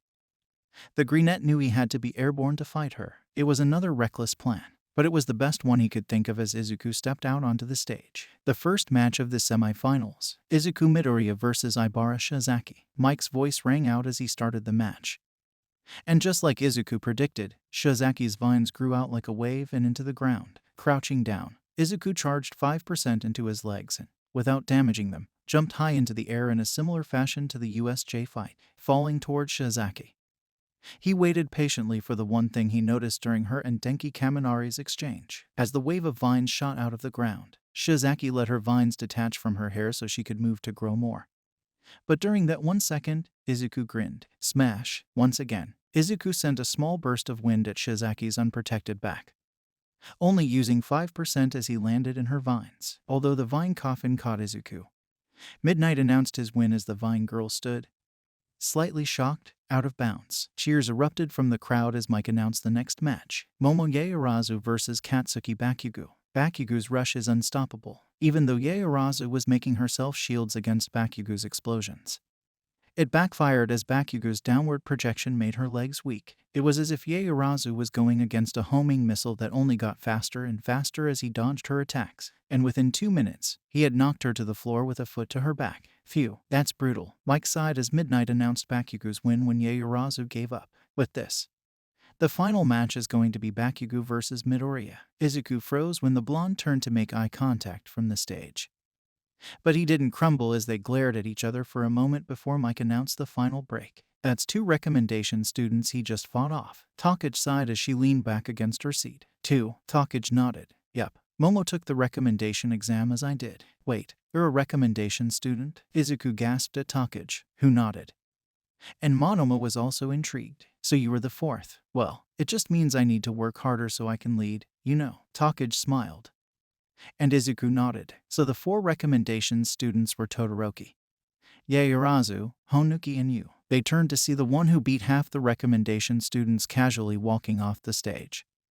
And Takage gave a positive tap to Izuku's arm. You beat a recommendation student too. And the top recommendation student at that. So don't doubt yourself and do your best, Deku. Izuku nodded, and with cheers of support from his whole class, the Greenette smiled and left for the waiting room. Bakugo had been on a roll.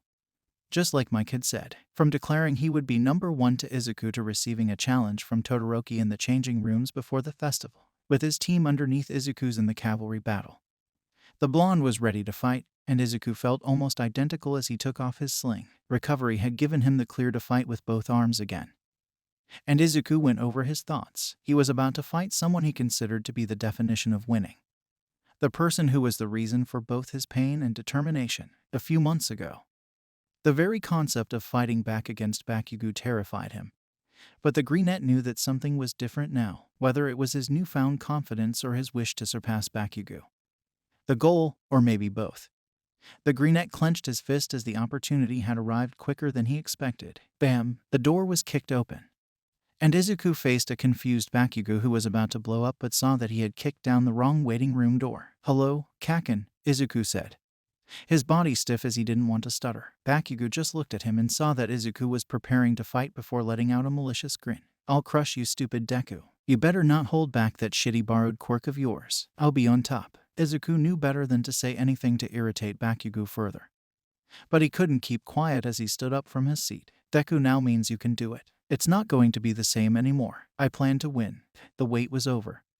And the crowds were excited. Cheers erupted from all around the stadium as Mike announced the last battle of the UA Sports Festival. "We'll determine who's at the top. It's time for the final." From 1B, Izuku Midoriya, and 1A, Katsuki Bakugo. The two boys observed each other as Mike took a deep breath. Start. Bakugo let out a brutal explosion to propel his body toward Izuku. The Greenette ducked down at the last second, however, and grabbed the blonde's right arm, with a toss more accurate than his one on Shinsu.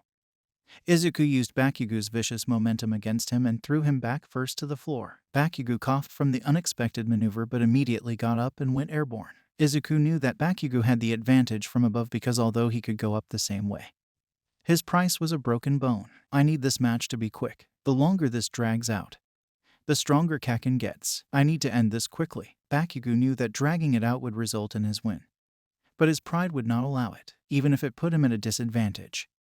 The blonde was going to pick up the slugfest offer Izuku put down. Training his whole life had slowly developed the explosive boy's body, so his muscles and quirk were at their physical peak. And for Izuku, he had been buffing up his body at breakneck speeds as he lifted inhuman weights by cleaning that beach for 10 months. It was a battle between a priceless refined jewel against a diamond in the rough. Bakugo came aggressively shooting down from the sky as Izuku dodged out the way. But Bakugo had anticipated this and used an offensive explosion to direct himself, roughly body slamming into Izuku. He grabbed the Greenette by the hand and flipped him over his back, stomach first toward the ground, but Izuku landed on his feet and jumped backwards from his grasp. With no hesitation, Izuku ran forward again and used his momentum to slam into Bakugo's chest, trying to catch him off balance. But the blonde grabbed his wrist and spun around him, aiming with threatening explosions. Izuku grit his teeth as he felt his UA uniform's sleeve burn away. And there was some distance between the two as they momentarily glared at each other fiercely. "Stop holding back on me, Deku," Bakugo roared out in a terrorizing tone before firing an explosion suddenly, wildly rushing his hot-headed body forward from the ricochet as he aimed his other hand. Izuku saw this, and although he wanted to keep it at 5%, the fact that Bakugo had not used the hand he was aiming with hadn't gone unnoticed. Izuku knew the next blast was something his 5% punch couldn't block and grit his teeth, trying to see how to not kill with his quirk but still use its power. Bakugo came in with a hot-tempered left hook, and Izuku jumped diagonally before landing on his hands and feet. The Greenette sprung back and tensed as he aimed the fatal finger, not at Bakugo, but at the floor where he stood instead, and with the sound of a sonic blast echoing out, the stadium floor broke into pieces and hurtled toward the bloodthirsty Bakugo. A flurry of accurately aimed, inhumanly fast, ferocious explosions came from Bakugo, and he smirked at Izuku's broken finger barbarically. "That's it. Come at me, Deku,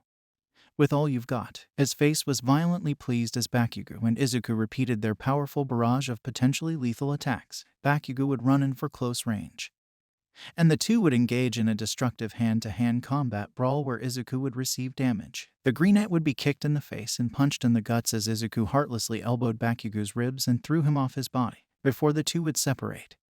Izuku would receive another blast to his body before aiming another stadium-shattering blow. The immediate defense showed off Bakugo's expertise as the blonde bombarded all the rubble and rocks away in frenzied precision and ran forward again for the slugfest, even though Izuku was heavily injured and down to his last 3 fingers. Bakugo was also panting heavily. His body was not unscathed as small pieces of low-flying rubble had tattered his uniform. And the sweat on his body crackled as they remained in their fighting stances, and without paying any attention to the cheers, screams, and yells from the people watching. The two boys grinned. They have never spoken about anything in their lives nor ever agreed. Yet here on the battlefield, everything was laid out. It was a battle for not only the winning spot but for their pride, their ideals, and their unwavering emotions. The desire to win and the desire to save. Bakugo could feel his expanded pores screaming in pain from continuously using his quirk and, out of reflex, grabbed into it. Here's my chance. Izuku savagely barreled forward as close as he could before aiming his third to last finger at the floor where Bakugo stood. A destructive wind pressure broke out, and the violent gusts of wind slammed into Bakugo, sending his body backwards, but with controlled explosions, the blonde spun in the air and stayed in bounds. But Izuku didn't let him take the chance to regain his balance. With a yell, the greenette aimed at Bakugo's airborne body and knew that he was too far away to be in the kill range. A ruthless discharge of wind was blasted forward and tore toward Bakugo, who saw the incoming deadly blast. His face scrunched up into a malevolent smile as his body started to rotate into the air. The wind pressure hit the blonde, and he was thrown high into the air. And a brief moment of silence held the stadium captive, using his already spinning body's momentum to rotate faster. Bakugo used multiple minor explosions like a cannon before coming down like a murderous black vortex. Izuku had a second to realize that Bakugo was accelerating with the Monroe effect as the blonde's thunderous voice yelled out, "Howitzer!" Izuku was on his last finger as he aimed it directly at the incoming Bakugo. Detroit. The two could face each other clearly in that single moment as they both yelled out their final moves. Impact. Divided by smash. They screamed in sync as they aimed a fatal blast at each other. And the whole stadium erupted in smoke and rubble as Cementos and Midnight were too late to intervene. Mike finally got his voice back as he was silent to watch the intense fight. And he waited for the smoke to clear. The winner is. Midnight walked into the chaos and looked around for the two students. She saw someone blown out of bounds and raised her arm toward the sky. Midoriya is out of bounds. Bakugo wins. Thank you all for watching the video to the end. Now there are a few more things that I'd like to go over before the video ends. On behalf of We the Celestials, I'd like to thank the writer for this video, as well as the editor for this video. Their details will be in the description. If you're a voice actor, editor, or writer, or you're interested in becoming one of those, go to the Discord in the description of this video and hit up the head of one of those areas. We're always looking for members to join us. That's it from us for today's video. Thank you all for watching, and don't forget to hit that subscribe button if you're interested, and hit that like button if you liked the video. Until next time, peace out, mortals. Have a fantastic day. Hey, what is up, mortals? Welcome to Season 2 Part 2 of What If Deku Was in 1B. Just wanted to greet you guys by just saying sit back and relax.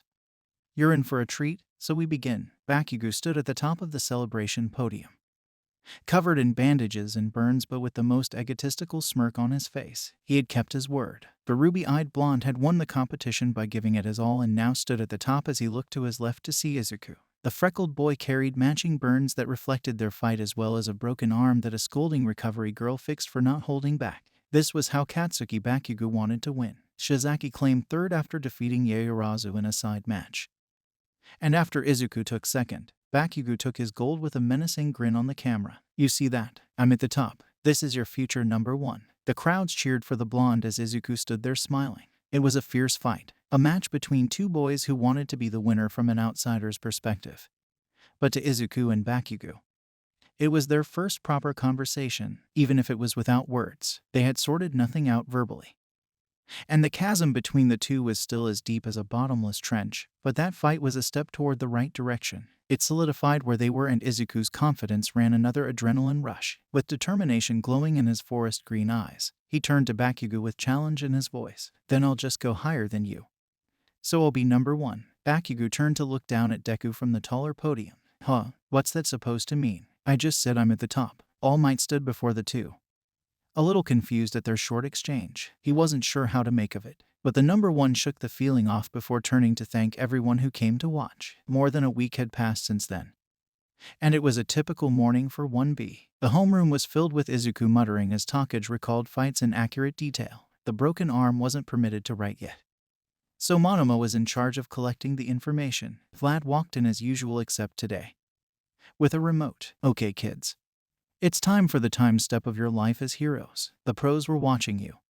And many gave in their recruitments. Names appeared on the backboard accompanied by a number. We have internships for everyone even if you don't have an offer because Shizaki had over 3,000. An impressive number like Takage who received just over 2,000 offers. However, the gap between the class and the two was evident as Komori, the third highest, had 360 offers. The homeroom teacher quickly dispelled the slight tension, however, as he announced the next part. And before you intern, you will be choosing your code names. In other words, hero names. A collective cheer signaled the beginning of a hectic day as the class chose their hero names. With Midnight's help, names were bounced around, bringing everyone closer as a class. Although most code names were unsurprising, the class were a little nervous to say the least. Over a certain short freckled boy, the Greenette had chosen Deku to be his hero name, although Monoma still held his grudge. The class ended up supporting his choice. That was because when Izuku first saw his name Deku differently, it had been the day he took his first step as a hero. The forest hair bounced as his decision was made in Deku. The hero in training was sure he made the correct choice. Talking about correct choices, Izuku stared at 120 offers and wondered who to intern with. Some, like Awase, were surprised when they saw the Greenette receive so few despite being in second place. But Izuku knew why. After all, he was a student with a power that physically broke his body each time unless it was a 5% smash. Even then, he could only use controlled percentages under complete focus. Monoma had tried to help. The periwinkle blonde copied the quirk, but One for All was a power-storing quirk with something he never experienced, with only advice on how to reduce pain. Monoma left for lunch with Takage because All Might had suddenly appeared, spread the pressure rather than letting it build up. I should try that out during my internship. Izuku sat down with his mentor and found out that he had received a particular offer. His confusion on why a single offer would be important became fear as the number one hero started to shake at the knees. And after a discussion on the mysterious offer, the freckled boy wanted to take the opportunity. By the time he ran to join the others, Izuku Midoriya's internship would be with All Might's older mentor, Gran Torino. Have you guys decided? Awase asked as he ate together with the others. Monoma nodded and explained how he would be with someone to increase his physical abilities and patience to be rational under circumstances that annoyed him. Awase and Shizaki both hadn't decided yet. And Takage waved Izuku over to their table. Where are you going, Deku? She asked as he sat down. And Izuku explained about Gran Torino. It seemed that even Monoma hadn't heard of the hero. And Izuku estimated he was from 2 hero generations ago. So he's an old man? Takage asked and smiled, letting her toothy grin shine playfully. Izuku laughed, his tense shoulders relaxing. Toshinori had unconsciously placed anxiety onto his successor when he displayed visual fear. It caused the Greenette to be unintentionally uptight, but with a single cheeky grin, the lizard girl dispelled his nerves and Izuku smiled. Are you going to the agency who recommended you? Actually, I'll be in Hasu, where the crime rate is highest. It took the group by surprise as Monoma wanted to question her. What? Where are you going to? I was originally planning on interning with the one who recommended me, but Takage interrupted Monoma as she stopped and glanced at Izuku. After that fight with Bakugo, well, I really underestimated him. She leaned back on her chair with a sigh. With my basically invulnerable quirk, because I can regenerate and fly, I ended up assuming Bakugo didn't have the strength to carry on fighting full throttle. I ended up being a little big-headed. You know, recommendation student. Good quirk. Media attention because of the USJ. The large eyes blinked as she let out an awkward chuckle. Looking over her past actions, Takage had to come to terms that she was developing a flaw and listed the main reasons for her confidence. And because of that, I've underestimated others. I decided that I was stronger and lost as a result. Twice actually, because I made the same mistake against Shizaki. Izuku nodded, remembering how they had underestimated the Vine Girl and paid the price by losing the match. Even if I didn't underestimate him though, I realized that stamina wasn't on my side. I wanted to end the match quickly. But why did you do something so reckless so late in the game? Monoma still didn't understand how someone rational could act so out of character. And the large eyes blinked slowly again. She then lowered her head slightly as she spoke. Well, I had planned to pull back and think of a way to chip at his strength until he falls, but Bakugo put me into a bigger disadvantage than I thought when he started throwing the rocks at me. with no chance of taking a step back to recollect her thoughts. Takage had gone for an impromptu plan and tried to pull Bakugo out of bounds. That's why I wanted to work in Hasu instead of the mountains where I originally planned. I can have practice assessing people and learn not to underestimate them. Plus, the agency I signed up for will increase my physical strength. I'm still struggling with this whole agency thing. The waist shrugged, and the students let out warm chuckles. Yes. While you do that, I'm going to get stronger. She pumped an arm proudly which caught Tetsu's eye from across the table. The silver boy smiled before copying Takage and they flexed on each other a little more, causing gentle laughter all around as the dinosaur lover sat back down. She grinned at her friends. It was times like this that made her confidence soar. These moments were the ones that motivated her to improve even her weakest points, so her perspective wouldn't narrow. The points in time where everything was peaceful, Izuku could feel that he was calm, no anxiety building up within him. And he exhaled slowly, letting a childlike grin adorn his freckled face. It was slow, but the progress was evident as the boy's confidence was becoming unshakable. He heartwarmingly laughed with his friends before secretly thanking Takage as the one who helped boost his morale the most. The week flew by, before anyone knew it. Students were already heading to the station with their hero outfits in hand. Takage insisted they called each other by their hero names to get used to the sound so as they reached the source of trains and busy people. Deku and Lizardy waved off Phantom Thief, who was heading in the opposite direction, and after reaching the point where they parted, Lizardy smiled. Good luck, Deku. With a wave, Izuku grinned, showing his teeth slightly as he saw Takage off. You too, Lizardy. Emerald eyes shone as they darted around the street, honing in on the target as they drew closer to the given location, hands slightly nervous but mostly excited.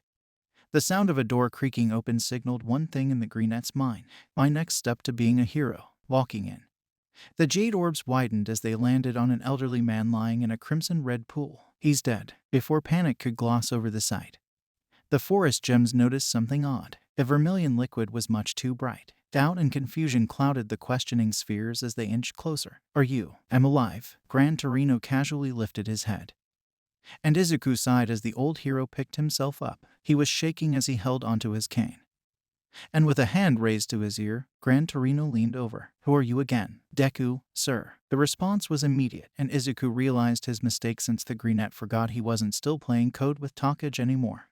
Wait. No, my actual name is Izuku. Izuku Midoriya. The petite man in front of him only seemed half pleased as he smiled and turned around. His shaky legs headed toward the kitchen and Izuku didn't know how to react.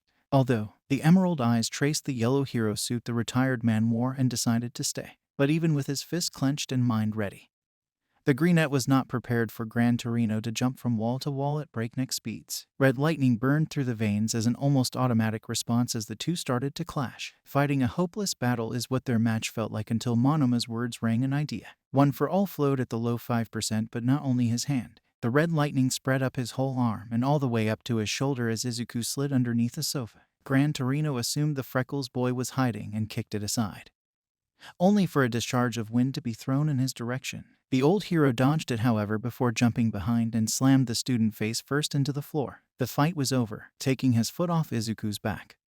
The hero sighed at an observation. You know what you're doing, but you're also ignoring the whole picture. Your admiration of All Might is a shackle. Izuku got up, mind racing because there was barely any strain in his fingers at all. Monoma was right in telling him to spread the power over a larger surface area as the freckled boy's legs scrambled after the elderly hero. What do you mean? Emerald Orbs wanted an answer, but instead, the old man just smiled at him. Who are you again? Wanting to facepalm mentally. A strained smile plastered onto his face as Gran Torino disappeared outside. My admiration. A shackle. The jade orbs flickered around the footprints that were left as a mark of their battle, and Izuku became acutely aware of how inflexible he was during the match. Flexible. My movements are stiff. The quirk. Images of his fight with Bakugo flashed through Izuku's mind, and he wondered how Bakugo could move with such ease, even through the air. It was definitely more manageable when I followed what Monoma said and spread the power to my whole arm instead of just my finger, but his eyes widened at the sudden realization of a possibility he hadn't thought of. Gran Torino, who was outside the door, smiled to himself as he saw Izuku finally make headway on how to use one for all across Japan.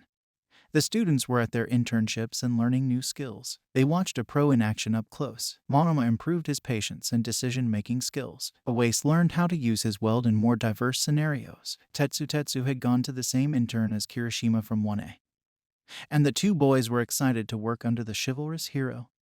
Fourth kind, Takage walked down the street with the hero she decided to intern with. And she listened attentively to the lecture about how to observe people. Everyone was learning and not letting a single second go to waste. And Izuku was rushing ahead as quickly as he could. In the end, he just tested me. It was the first night of the internship. And Izuku had not gone to sleep. Instead, the Greenette stood in Gran Torino's kitchen as the old hero fell asleep. The flexible mind was spinning an idea and he planned to try it now. If I can use my power at 5%. Like breathing, I should be able to move as Kaken did, clenching his fists and closing his eyes. Izuku knew what he had to do. Instead of just spreading all for one in just my legs, red lightning streaks ran up Izuku's legs, traveling up his thighs and arms before the flow of power reached his face. Power circulated every cell of Izuku's body at the low 5%. But the Greenette was already struggling even to move, gritting his teeth.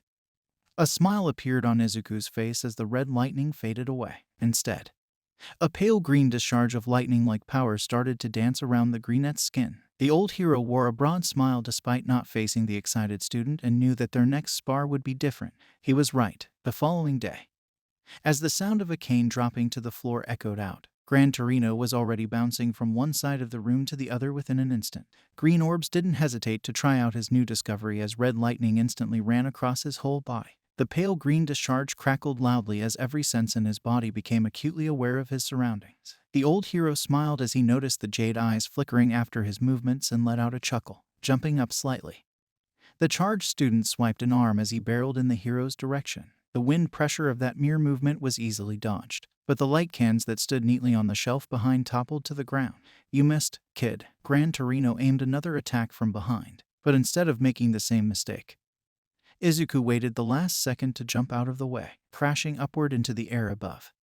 The Greenette used his elbows to launch himself from the ceiling. A smash was ready to make contact when the jade spheres widened. An unforeseen kick had dug into his unprotected stomach and Izuku landed with a thud to the floor. Gran Torino grinned as the hero was highly impressed at the speed Izuku absorbed and used information. It was very promising for a hero in training, and the old mentor secretly praised his first student.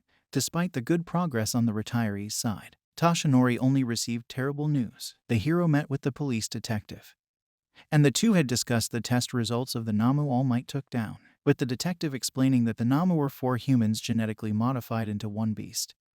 The truth of the matter shook the blonde. Has that man started to move again? The barrel of bad news only kept rolling as, within Hasu, a vigilante had also started to make his move. However, he wasn't alone, although he rejected the offer to join the League of Villains. Their meeting had not gone unnoticed as they stood together for a moment before parting ways. Shigaraki was annoyed and called Stain a hero breeder before ordering Kurogiri, "Bring the Nomus." Izuku crash-landed back first into the wall again with a heavy thud as Gran Torino let out a huff. The freckled boy was making him move more than he expected. The reasoning was because Emerald Eyes would analyze every fight before quickly adapting and changing the student's attack pattern. One for All was now like a switch and the power would flow to every cell of the entire body. This breakthrough, full cowling, allowed the Greenette to fight and move more easily. Combined with both strength and mind, Izuku's tactics against Gran Torino were becoming more and more effective. But before too much time passed, the hero knew the successor would develop habits. Let's move to Phase 2. They arrived in Hasu City in the late afternoon. Gran Torino had initially planned to arrive at night, but Izuku's progress had been more than expected. They started to patrol, and apart from a shoplift, the hero in training's first patrol was relatively peaceful. "Help!" a woman cried out as someone robbed her purse, and Gran Torino patted his intern's back before sprinting off in a split second. Forest spheres followed the mentor, who took down the thief immediately and returned the bag before signaling the Greenette over. The speed was truly amazing, and the jade orbs shined before the two turned the criminal in. "Deku." Izuku turned to see Takage waving at him. Her hero suit's sapphire scales shone against the setting sun as the lizard girl ran up to him. T-Lizardy. Lips smiled as the freckled boy quickly corrected himself. Her hero name rolled off his tongue, and the hero in training herself returned the gesture with her own toothy grin. They chuckled as the hero Takage in turn with greeted Gran Torino. "I've been given permission to use my quirk for scouting," Takage announced proudly. She wanted to show off her progress, and the old hero had an idea. The two were both given permission to use their quirks and told to partner up. "The next disturbance is yours." They still had to be under an adult's supervision, but the two students were excited as the cobalt scales started to fly around. Don't you have a harder time controlling the smaller pieces? Izuku asked, and Takage grinned. I can now. I've been practicing all over Hasu for the past 3 days. Impressed at the control. The inner fanboy started to chatter excitedly, and they started to gossip when the flying torso quietened and gave instructions, with a confirmation nod to Gran Torino, who looked over at the scene. The two greenettes sprang to action. 120 meters to your right. Drunk man harassing someone. Pale green lightning flashed across the emerald suit, surprising Takage as the boy ran off. In an instant, Izuku arrived and saw the drunk man yelling at an advertising lady. With haste, the freckled boy grabbed the flailing arms and held them tight behind the man's back, thanking the two students as she ran off. The lady went to write her statement as Gran Torino took the man to the police for public assault. Boom, immediately on high alert. The heroes saw a building explode over in the distance. Even from where they stood, Izuku could see the smoke and flames. Kids, stand down, help the civilians, Gran Torino ordered. But his mentee panicked when green orbs recognized a feature. Namu, acknowledging the situation. Gran Torino grit his teeth before he and the other hero ran full force toward the problem. I'll search for anyone who needs immediate help, Takage informed. Her voice tense as she split into her maximum and sent her body down every nook and cranny of the streets. The other followed her direct instruction and imitating Gran Torino's movements. Izuku sprang into action. 3 o'clock. There's a girl, nodding and sprinting over. Lighting discharging from the freckled boy's body as he handed the girl to a police officer. Next, the navigator was about to pinpoint the next target when a wild screech rang out. The two greenettes turned to see a thin, sickly green Namu aim its monstrous arm at some civilians. One for all, full cowling. Running forward, Izuku ran to the inhuman creature and clenched a fist. Smash! It took the hit. And unlike the Namu from the USJ, it went flying across the street. Takage used her navy scales to guide the civilians to a safe spot as the Namu got up, but before the student could jump forward for another attack, a jet of flames engulfed the creature and Izuku clenched a fist. It was painful to hear the creature howl to its death. It's you, turning to see Endeavor. They both confirmed their temporary permit to use their quirks in the emergency situation. The flame hero nodded before telling them to follow police instructions to evacuate the panicking people. Behind the garbage truck, 8 o'clock, jumping into the air. Izuku ran into the back street and carried the hiding boy and brought him to safety. The freckled cheeks were tense, but he followed Takage's lead. They were going to quickly take care of everyone in their immediate vicinity. Smile, Takage yelled at the other greenette, and he hadn't even realized he wasn't. With a nod, a smile plastered onto the determined boy's face as he listened for the next move. There's a woman stuck. 2 o'clock. Jade orbs turned slightly to the right and locked on a woman trapped under rubble, running over and quickly lifting the scrap.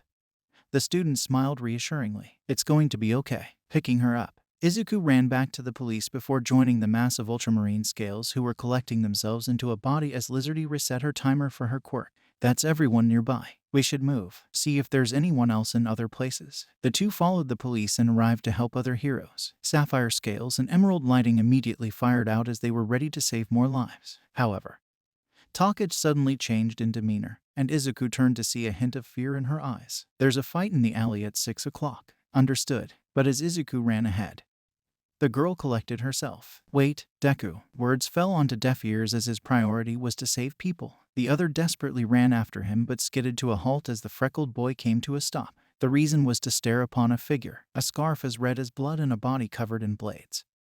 Both greenettes recognized the infamous figure as he had been in the news. Oh no, Takage whimpered out slightly as they lay eyes on the hero killer, standing above the dead body of Tenya Ida from 1A. Thank you all for watching the video to the end. Now there are a few more things that I'd like to go over before the video ends. On behalf of We the Celestials, I'd like to thank the writer for this video, as well as the editor for this video. Their details will be in the description. If you're a voice actor, editor, or writer, or you're interested in becoming one of those, go to the Discord in the description of this video and hit up the head of one of those areas. We're always looking for members to join us. That's it from us for today's video. Thank you all for watching. And don't forget to hit that subscribe button if you're interested and hit that like button if you liked the video. Until next time, peace out mortals. Have a fantastic day. Hey, what is up, mortals? What if Deku was in Class 1B Season 2 Part 3? Just wanted to greet you guys by just saying sit back and relax.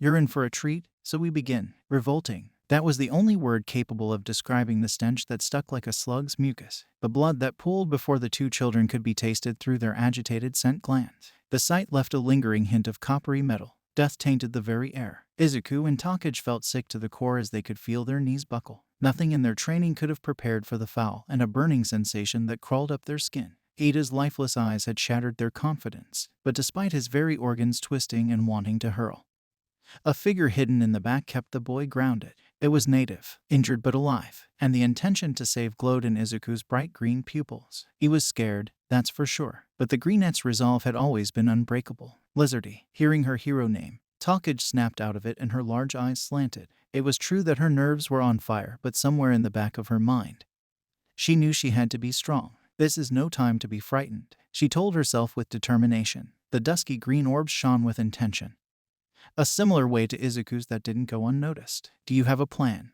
or not? We have to save him, all of us, out safely, coming to a quick mutual agreement.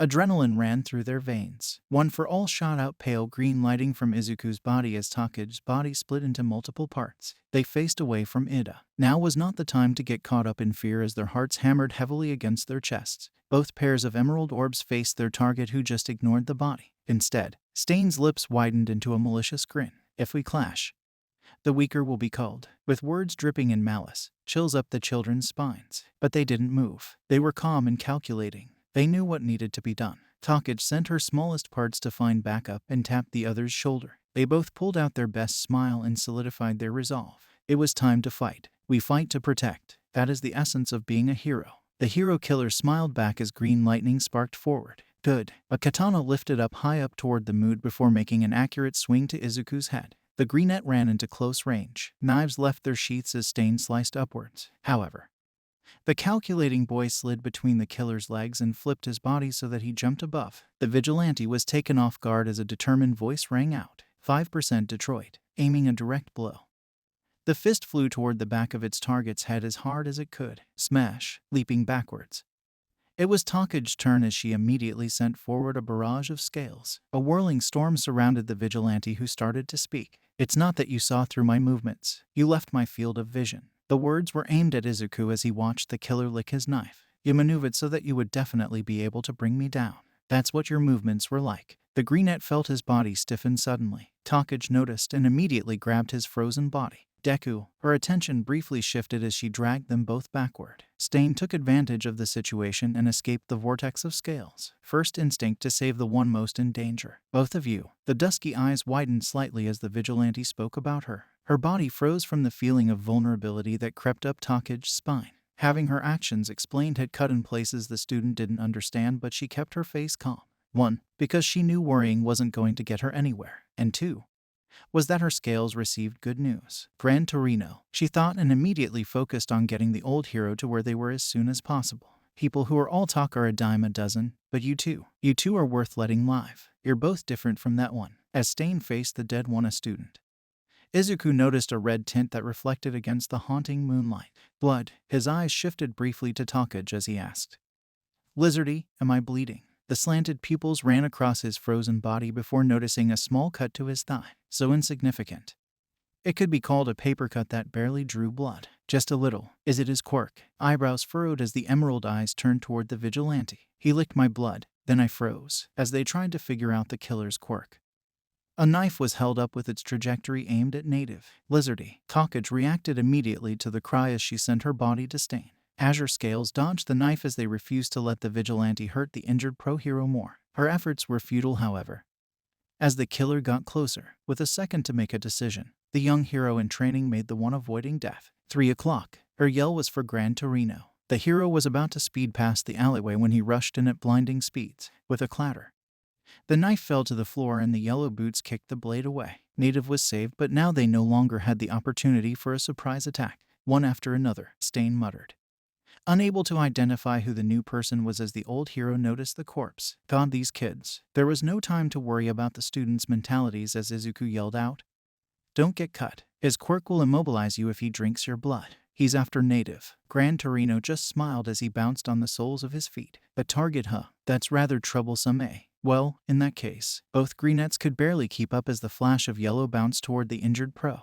But luck was not on their side as Stain's sharp sight caught the rescue attempt last second. A knife slashed through the air toward native and rotating in the air. Gran Torino kicked the weapon away. Just as he did, The vigilante sent another, once again aimed at Native. "We need to get Native out of there." Izuku grunted through the immobilization. He was unable to do anything as Takage tried to help. Sending sapphire scales forward as a distraction only backfired as the hero killer noticed and threw a dagger in their direction. Emerald eyes traced the incoming blade and under the restriction. Izuku felt his arms move, with no time to wonder why. One for all crackled out and the greenette ran forward. The blade fell to the floor, but now blood seeped through the torn green suit and onto the cold concrete floor. "I'm fine," Izuku yelled, not wanting to cause more worry as he ignored the pain. "You can move?" Takage asked, and the other looked at his own body. His mind rapidly analyzed the situation. "I can think of 3 possible reasons. It could be less effective with more people. The amount digested could affect how long it works." It was true since Native was still caught. Blood oozed through his tribal clothes from his shoulder. Or there could be a difference based on blood type. The vigilante turned to look at the student. His exceptional hearing had picked up their conversation, and despite the knife fight against Gran Torino, he grinned as his target said, "I'm blood type B." Blood type. At the speed of a bullet, the old hero ran forward. The hero killer was speaking to Izuku. It took less than a second, but during the brief moment of distraction, Gran Torino saved Native. "That's correct. I'm blood type O. It must have a shorter time limit than B," the freckled boy said, but Gran Torino was now smiling. He placed Native next to the kids, now that there's no one in the way, before they could even blink. The alleyway floor shattered to pieces and there was rubble in the air. The 3 on standby sat shocked. Gran Torino had cranked his quirk into top speeds and pencil-dived the vigilante. The impact was so severe that as the old hero stood with a food on Stain's back, they stood surrounded in broken slabs of concrete. "I cracked the path. It's been a while. My control must be off." Stain was unconscious with his mask slipping off his face slightly. "Completely out cold. I'll get his weapons off him for now. One of you, call someone to restrain him." 2 pairs of green eyes shined in awe at the level of power displayed. Their adrenaline was finally started to slow down. Takage had the idea to look in the bins, as almost anything could be found inside trash collection sites, and she was right. They found some rope and Gran Torino called for more heroes to collect the killer. The event was over as a small-time hero arrived before leaving to call a cleanup team. Gran Torino stayed put as he held the rope that captured Stain, and the 2 students finally exhaled. What now? The glaring problem that both students ignored was becoming more and more noticeable. They had drowned it out during the heat of that battle, but they could no longer just ignore it. Ada's dead body. The sick feeling Izuku had suppressed came back in heavy waves. All he could feel was the heavy pit welling up from the depths of his stomach. Takage wasn't doing any better as she was still in denial. To the 2 of them, Ada was no more than a blue-haired boy who they crossed briefly during the cavalry battle. Just a person who came for their headband and lost. And yet, that same person was now dead in front of them. If only my range was larger in the first place, I would have noticed the fight before he got killed. The sapphire-scaled hands trembled as Takage blamed herself internally. She wobbled up after tying up the unconscious vigilante. "If I was stronger, then." Izuku noticed the shaking hands, and although he felt like throwing up, he brought his numb self over to hers. The clouded mind couldn't think of anything to say as the lips that forced a smile moments ago now tremble. However, scarred hands lifted slowly to gently rest upon the hunched back. It was a gesture Takage did for him all the time that gave him confidence. Izuku could only hope his gesture could give her comfort, feeling her shudder slightly under the contact.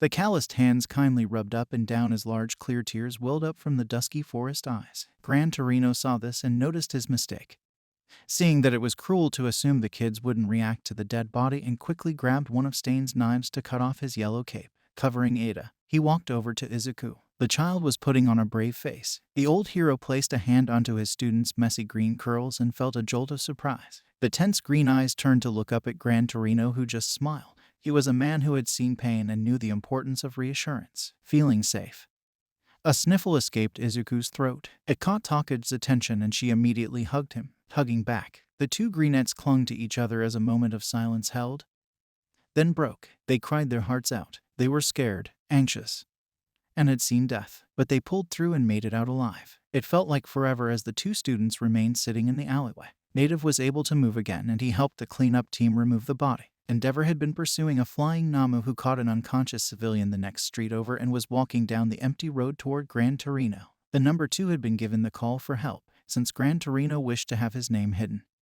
The flame hero was going to take the credit, and Izuku lifted his tired head. He was exhausted, both physically and mentally. Both he and Takage were covered in his blood, and Izuku couldn't even feel the gash in his leg. He just didn't want to think for a while. All he knew now was that they were cold, and he could feel Takage shivering too. let's go. He got up. His body felt sluggish, and the greenette didn't know whether it was blood loss or just fatigue. The lizard girl lifted her head to look up. The slightly puffy red eyes and quiet demeanor wasn't something the boy was used to seeing, but he pulled on a weary smile. Come on, it's cold. With a slow nod, she got up. Their blue and green suits shined a dull red as they headed to the ambulance, sitting in the warmth.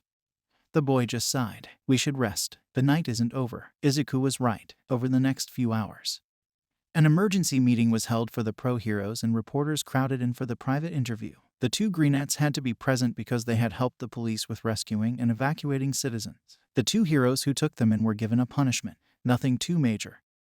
They had their teaching licenses taken for a month. It wasn't severe because they had given the students permission, and it was done to mostly shut up the press, since Manuel was the one held accountable for Ada.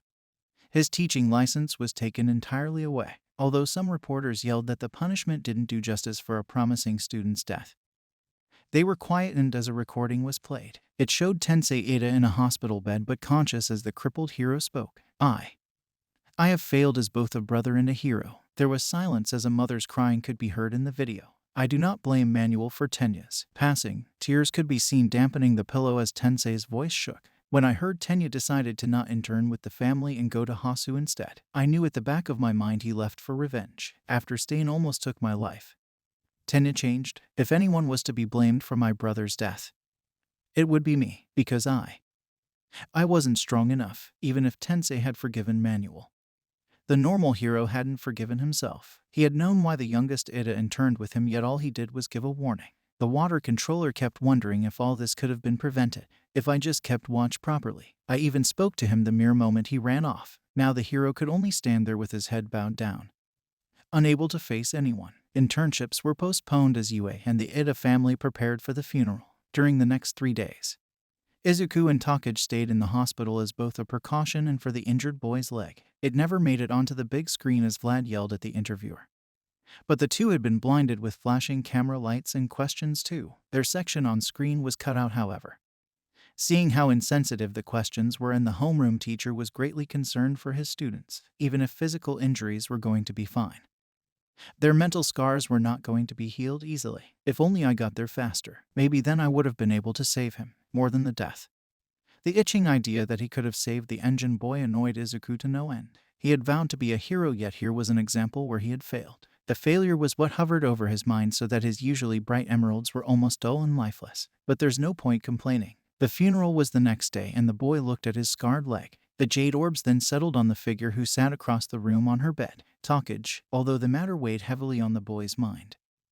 When their eyes met, all thoughts were pushed into the back burner. He couldn't save Ida, but that didn't mean he could save others. He was done getting worked up over something he can't change. Getting up, Izuku went to sit next to the silent one. His scarred hand landed on the girl's back, and the dusky moss-colored eyes blinked before turning to meet worried Deku. Izuku couldn't smile. Not yet, at least. Right now he just wanted to be honest. Honest with the pain, and honest with his thoughts. A feeling of déjà vu flickered across his mind, and he finally spoke. As heroes, we learn from the pain. Trailing off a little, Takage recognized the words. Izuku was repeating a line from their first conversation. It was the moment when she helped Izuku up from after Bakugo knocked down his non-existent confidence. The day where they had not only first met, but the day everything in their lives had started to change and move. She had helped him, and now he wanted to help her. Right. Teeth made themselves known as a smile finally graced the deputy rep's face. The other relaxed, loving the grin that would fill him with the feeling of warmth. The slump in the dinosaur lover's back straightened out as energy started to recirculate around her system,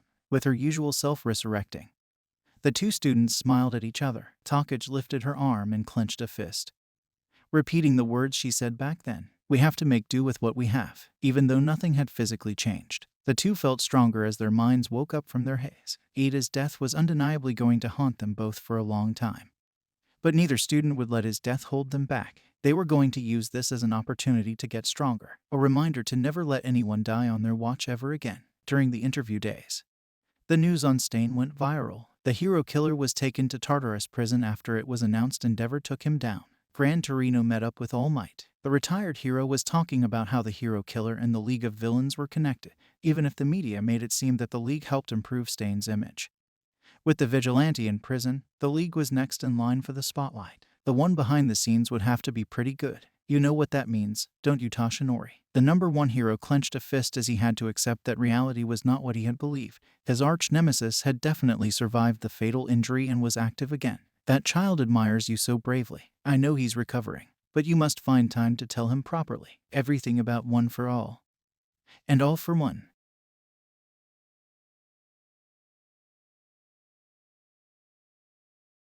The ride was in silence as they joined the procession behind the hearse carrying the youngest of the Ida family. Even though there were so many, the streets were silent from human sound. Everyone was there. The students, UA staff, and the pro-heroes who took in interns all stood in attendance. Just as the coffin was laid on the planks above the grave, the funeral began. The mourners gathered around the sapphire and white flowers. Even though they were beautiful, they made the atmosphere more melancholy with their somber tones. Monoma gave the two a nod of greeting as he stood silently next to them. They had no words to exchange as they listened to the words spoken out before watching the coffin gently lowered. It only took a few minutes, but when they were ready, Tenya's father stepped forward. He spoke proudly of his son, which caused their mother to burst into tears. She had stayed behind to stay with Tensei, and the two joined through a video call. After the family all said their words of love and memories, Mr. Aizawa was next. He thanked his student for keeping the class in order when Momo or Kendo was out. The two girls bowed when they heard their homeroom teacher and held back their tears. Uraraka and Asui spoke as they were his best friends, and the two teary-eyed girls barely held it together. When asked if anyone had any more to say,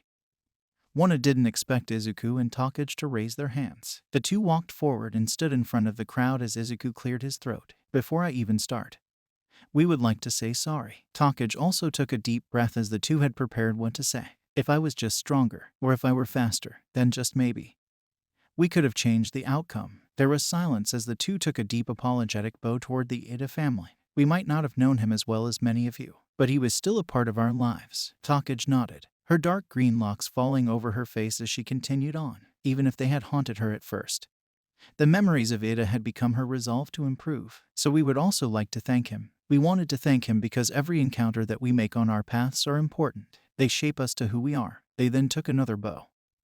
This time is thanks to the family. Thank you, divided by thank you. Tenya's family all bowed back.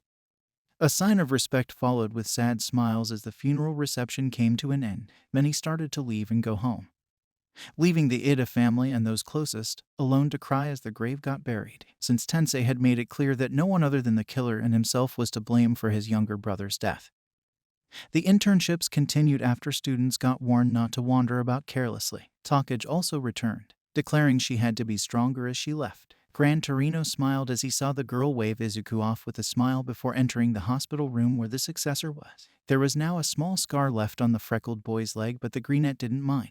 It was the physical proof of his resolve, and he wanted to use those legs to stand tall. With a smile, he turned to his mentor and clenched a fist. I want to get stronger, faster, so that I can save everyone. The retired hero let out an amused chuckle as he turned around.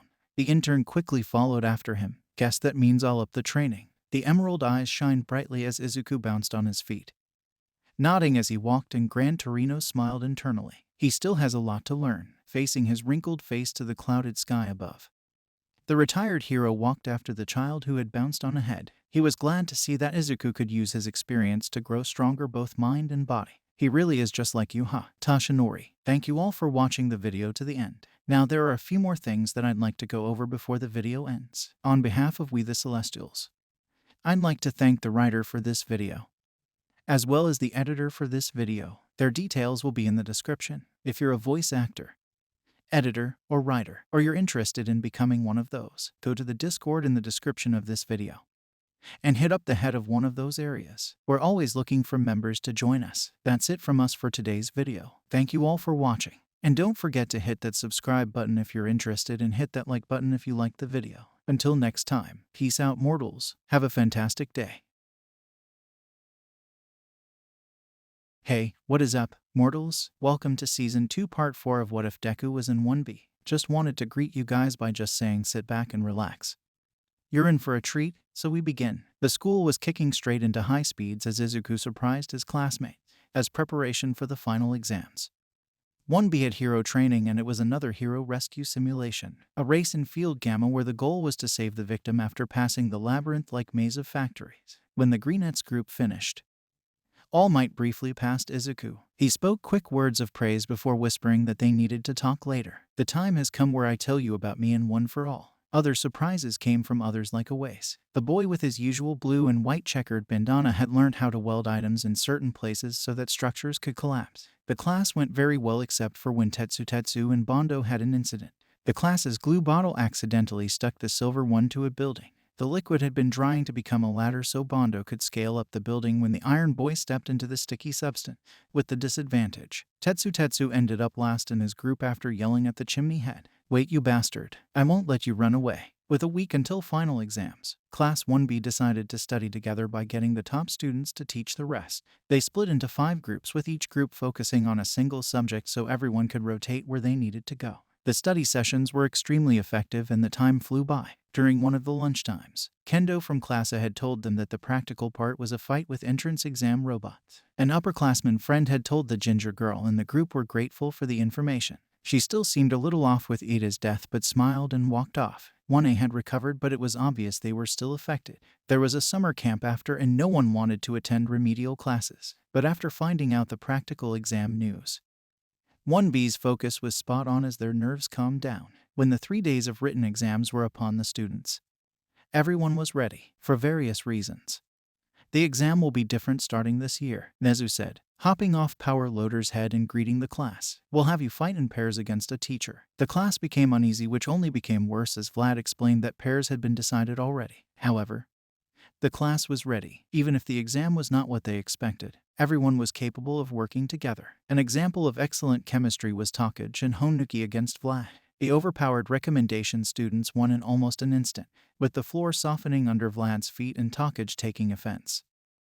They cuffed the blood user. The exam also showed improved relationships between students, with an example being Monoma and Shizaki against Ectoplasm. The teachers had decided the pair to see how far they'd come since the first time they teamed together. Monoma was not hostile to anyone in the class, but it was evident he had a little bit of tension between himself and the Vine Girl. Shizaki was more open to listening this time around, and everyone was relieved to see both students getting along as they won against Ectoplasm by cornering every clone with vines. Some matches were extremely close calls, like Kamakiri and Kiwaro against Nezu. The fight was interesting for sure as the class watched their head teacher laugh from his seat. The mouse-dog-bear-like creature sat in a crane seat and knocked buildings down. I thought we had to keep damages to a minimum, grumbled Monoma with a sigh. They couldn't complain since Nezu was pretending to be a villain though, so the class just watched the destruction. Nezu had cleared the area around Kiwaro, with nothing dark to merge with. The boy stood rather helpless in the middle of shiny silver surfaces, but luckily Kaminari was there to help. The mantis-like boy cut into the edge of a building, sending the thing toppling. "It's going to hit Kiwaro," Awais shouted in concern, but they had nothing to fear, as the building fell close. A big enough shadow was made for the boy to merge into, and Vantablack got out of the situation. Staying within the shadows, he ran toward the exit and popped out near the gate. Nezu was about to send a falling building their way when Kamakiri got there first, destroying the structure and sending the rubble to the floor. The darkness prevails, Kiwaro had huffed, the team winning with less than a minute to spare. The last match was Izuku and Kaibara. Vlad's reasoning for the pair was that although Kaibara was one of the class's strongest, the teen was too distant from people both emotionally and physically. The quiet boy would still choose to work alone rather than depend on anyone, and so the boy was paired with someone who was also strong in a match against All Might. Wait, what? They had about 2 hours to strategize, and the Greenette tried to contain his shock. So, any ideas? Izuku wanted to communicate with Kaibara, who just sat there with his head in his hands. The boy was clearly thinking of an idea, but wasn't saying a word. "Kaibara, we run." He sat up straight and looked over at his pair. Even with those weights, he's still number one, as calm as ever. Kaibara was stating his words like facts. The boy was blunt but honest. "You've gotten stronger since the internship, but even with my gyrate, it would be illogical to have a head-on fight." Izuku agreed, but he also had a question. "How do you plan to stall All Might? He's going to try and stop us from winning too." The constant frown that sat permanently on Kaibara's face straightened out a little as he nodded. The boy had expected Izuku to not even be able to fathom the idea of facing All Might, but this was an improvement, although he was a little skeptical. "Can you really face against your idol?" Kaibara asked the class's renowned fanboy. He wanted to make sure his partner knew what he was getting into. "Well, knowing you, even though we don't talk, you wouldn't say a plan that doesn't have at least a good chance of winning." The quiet boy wasn't convinced. "And what I'm saying is that we don't have a good chance at winning. I don't have a problem with it, but Midoriya, You're facing All Might. Fighting. The greenette gulped as he nodded. But you wouldn't have suggested it if you didn't think I was capable, although it sounded like a question at the end. Izuku was definitely showing confidence, and in a way, the question was a sign of trust as he knew that Kaibara's intelligence was overlooked heavily. The boy had helped with the analysis during the USJ attack and no one gave him any credit. His skills were well-rounded and quite high just overall. The class's quiet genius wouldn't have said anything if he hadn't thought it to be possible. But can you really fight All Might? It's obvious that your admiration influences your actions. I mean, even your fighting style imitates him. The usually nonchalant eyes were now dead-set gazing into emerald ones. Can you fight? Izuku knew Kaibara was saying that his admiration for All Might was a shackle. Gran Torino had said the same thing, although what his partner said got him thinking. My fighting style. He honestly wasn't sure if he could fight All Might. The freckled boy saw the #1 hero as almost a god, but in the back of his mind, he knew better. All Might was just another human who had weaknesses too. This was something he had to overcome. I know fighting All Might be impossible for me. I don't even want to think about it, but he glared back into Kaibara's eyes, making his intention clear. I want to win. We both have strength and ideas. Surely we can compromise and find a way. Unable to argue with that logic, Kaibara lowered his head slightly. The two finally talked in easier terms, after giving each other tips and hints on how to move ahead. When the match started, they were more than prepared. The second the buzzer went off, Kaibara's feet spun and the boy darted onto the roof of a building to the far left. Izuku darted to the right and within a moment, both boys were out of sight. Carolina smash. The attack blew a path down the road and gave the #1 a clear path to see. However, since both kids were out of sight, he didn't know where to look. Instead, he stood there, alert and ready to fight. Suddenly, Kaibara was in the air. The teen was on one side of town and All Might rushed over in an instant. He was about to knock the student from the air with a false evil grin when, over here, turning around, he saw Izuku on the other side of town, and by the time he looked for Kaibara, the human drill had disappeared, with no choice but to pursue the greenette who was heading for the finish line.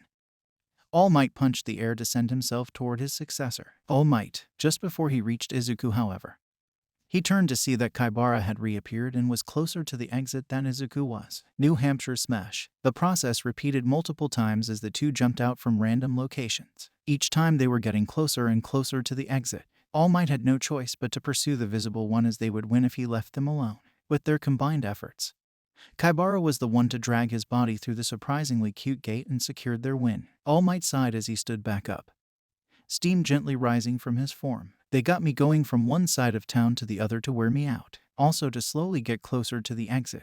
Very smart. It was a close call, but with the two passing their practical, Vlad announced that everyone in 1B had passed the final exam. No extra lessons for any of us. Takage smiled as everyone chattered in their classroom. Now they had to make sure they had everything for their week's training camp, as Vlad had given them a list previously. Izuku and only a few others needed to buy some items, so the group of 5 who were still missing items planned to meet at Kiyashi Ward Shopping Mall. The lizard girl smiled as Shizaki nodded. Tetsu cheered along as Ryuko Yanagi sighed. The 5 of them went round and around the shopping mall, and Takage got what she wanted immediately. She started to thrift around and Tetsu joined her loud runaround.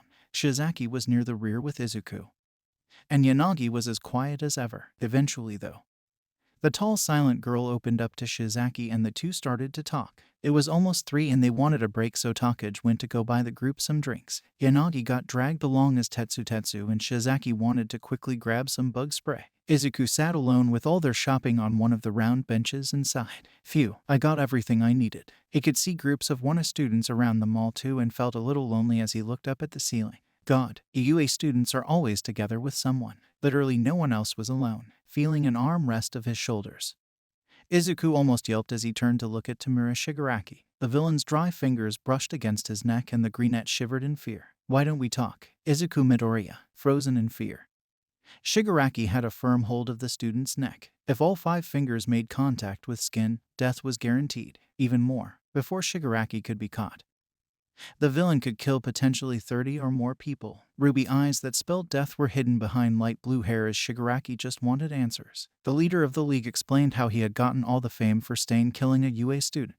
His fame was spread even more when an audio of Stain explaining his motive went flying around the internet. There was no evidence that the audio was real, but it dragged some interesting people in. I still don't get it. Shigaraki let out an annoyed huff. He hated how his best recruits had joined him for the vigilante. Those idiots won't shut up about Stain. gapping about All Might in front of me. I don't understand. Izuku could barely squeak as the man-child gripped his neck tighter. All Might. The fingers loosened and air flowed again. He was going on and on about keeping the real heroes alive and killing the fake ones. If he gets to kill who he doesn't like, why can't I? The childish adult continued to have his tantrum as the freckled boy's mind spun, although he definitely could never understand the methods.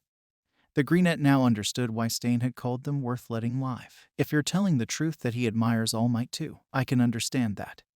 Even if I'll never understand him for killing. There was silence and Izuku panicked as the air became heavy with tension. I see. All Might. A strangled laugh escaped the villain's mouth. All Might is the problem. The man got up and let go of the Greenette's throat. It's great. I don't have to do anything differently. He looked over his shoulder with a menacing grin. If you follow me, I'll get angry. Just like that, Shigaraki disappeared. His whole appearance was incomprehensible, with the villain's brain functioning like a child having a tantrum. The Greenette didn't even want to try and think like him. He wanted answers about All for One, but a voice cut him off. Yes, sir. He's just walking out of the West Wing. Turning his head, he saw Takage on the phone as she and Yanagi eyed Shigaraki. The class deputy was relaying coordinates and Izuku realized she was floating a little. Is she tracking him? He waited in silence and they were reaching Takage's time limit as she gave more directions. When her time limit passed, she landed on the floor with a sigh. Takage. Izuku hopped over as Yanagi put down the drinks by their backs. The three were then approached by police. I'm fine, Deku. I just need to regenerate since I just lost 30. The mall was temporarily shut down as Izuku and Takage were taken to the police station. They gave all the information they could to Mr. Tsukachi, the League's investigator, including a new location coordinate. The lizard girl had felt her parts being teleported and now knew a random location.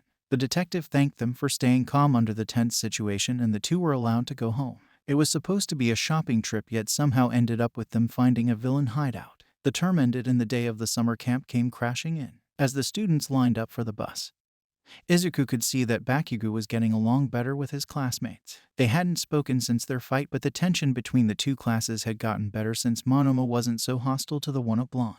The two classes exchanged a few greetings as Mineta started to perv about the girls when Kendo knocked him out and Denki dragged his friend into the bus. When they arrived at the resort, the first thing Vlad made everyone do was to spar. The wild pussycats and Aizawa were already there and Izuku wondered where Wano was. However, the thoughts were pushed aside as 1B trained until they could no longer move and were glad to see food ready for them. They ate happily after the tiring day and Izuku looked questioningly at a young boy called Kota. The child, nephew of one of the pussycats, had given him a rough greeting and was now just ignoring his class. Class B got the attention last semester, so I thought I'd push them into a different training. The Greenette's ears listened to Aizawa talking to Vlad as the one homeroom teacher explained how he pushed his students off a cliff and into the beast forest. I still don't understand your methods. You could have just let them spar against my kids. Aizawa just shrugged. They need to know how to react to danger like yours do. Only 3 in my class seem to be able to do that.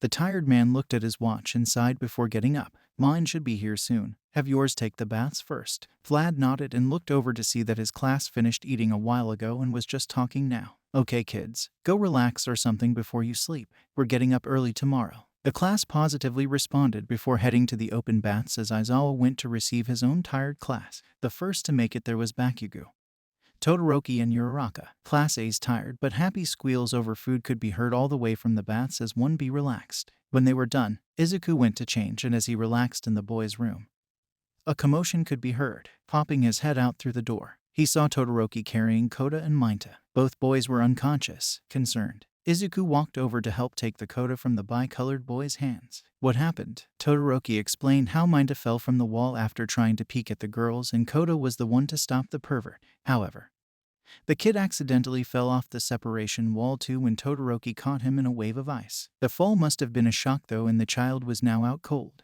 I'll take him to Mandalay if you want, the Greenette offered and Todoroki nodded gratefully before taking Mineta to the Wanna boy's room. Mandalay ended up explaining Kota's rough behavior to the freckled boy and finding out the truth was hard. Losing parents at a young age was something that could haunt someone forever and Izuku could only imagine the grief. Mandalay thanked him and the Greenette returned to his room to get a scolding from Monoma for disappearing at night without a warning. The next morning, Kaibara started the chain of contagious yawns as the morning rays peeked over the trees. Develop our quirks. Izuku and his class wobbled after their teacher who headed into the forest. Yup, I'm pretty sure Aizawa made Wanna wake up earlier.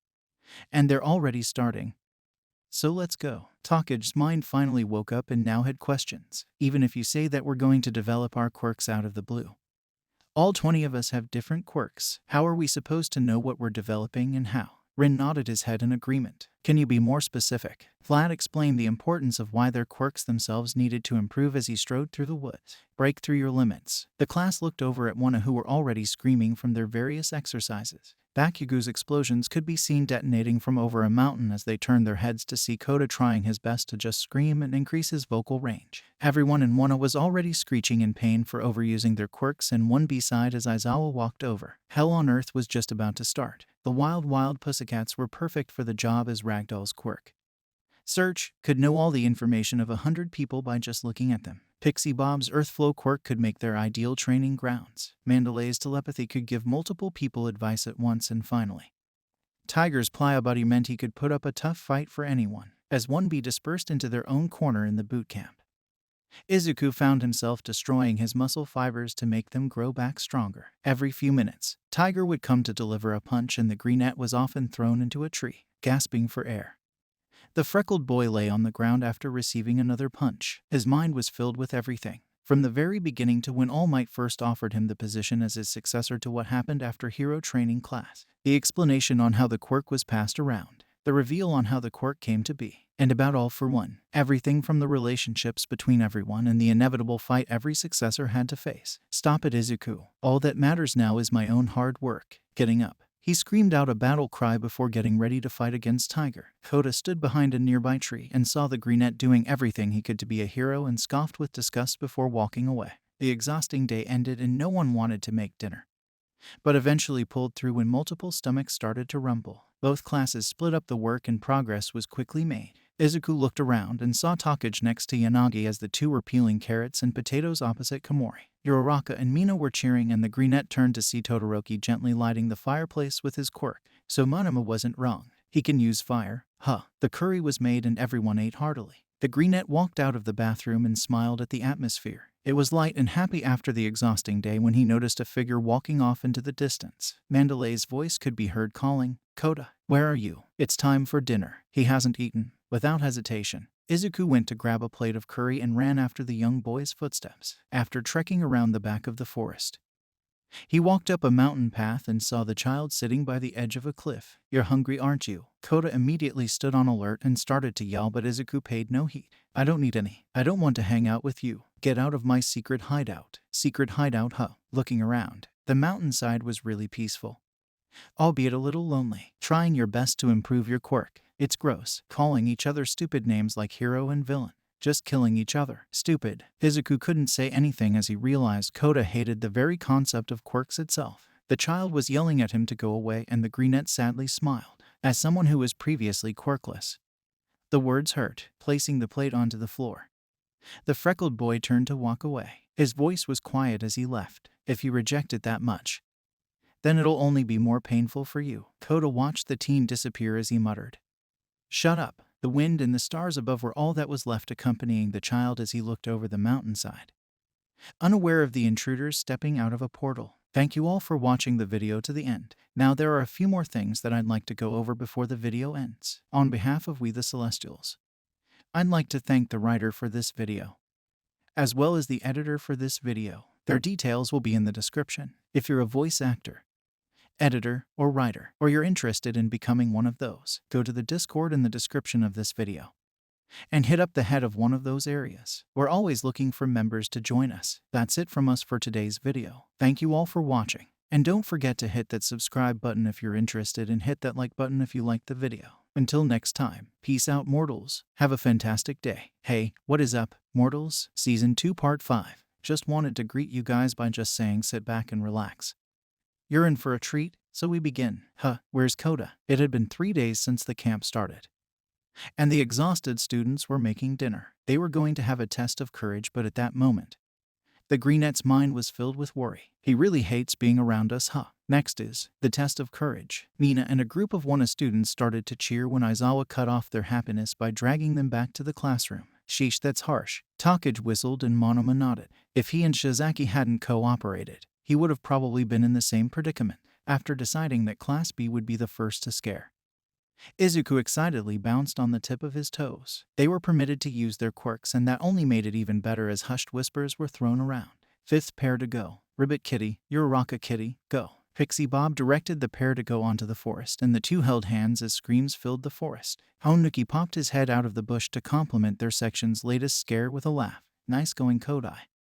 You managed to scare everybody so far, you big creeper. Izuku gave her a thumbs up from the tree he stood in, and the girl smiled. I can't get over how funny Bakugo and Todoroki were. The recommendation student cackled as he remembered the scene. After walking through a completely dark section of the forest with Izuku jumping back and forth between the trees to catch their attention, they walked into the clearing. The area was completely silent. The two walked forward, then froze. Kodai's head had popped out from the ground. I thought they were tough. What was that? Oh. Honuki continued to cackle to himself about the hilarious shocked expressions. Both boys had their eyes widened simultaneously, and it was the funniest thing. He couldn't stop laughing, and Izuku looked around before feeling uneasy. There was something wrong, and since he was in the trees, it was a lot easier to detect. Something's burning. Smoke. Hey guys, look out. There's purple smoke heading toward us. Anxiety crawled up his spine as Izuku's danger sense was screaming for him to act. Something wasn't right. He was sure of it now. What? It's probably just Bakugo or Todoroki letting off their quirks from the scare, right? Kodai saw Izuku's expression and knew it was serious. She didn't hesitate to climb up into the tree he was in as the recommendation student sighed and joined them. It was then they noticed it too. The thin smell of smoke. Standing up, Honuki immediately scanned the area and to his horror saw black smoke with blue sparks rising in the distance. We have to get out of here. The greenette immediately scooped up Kodai and jumped from tree to tree as Honuki returned to the ground and swam under the surface. Now, it begins. The three of them were making their way directly back to camp and grouped with Asui and Uraraka on the way back, telling them it was an emergency situation to get back.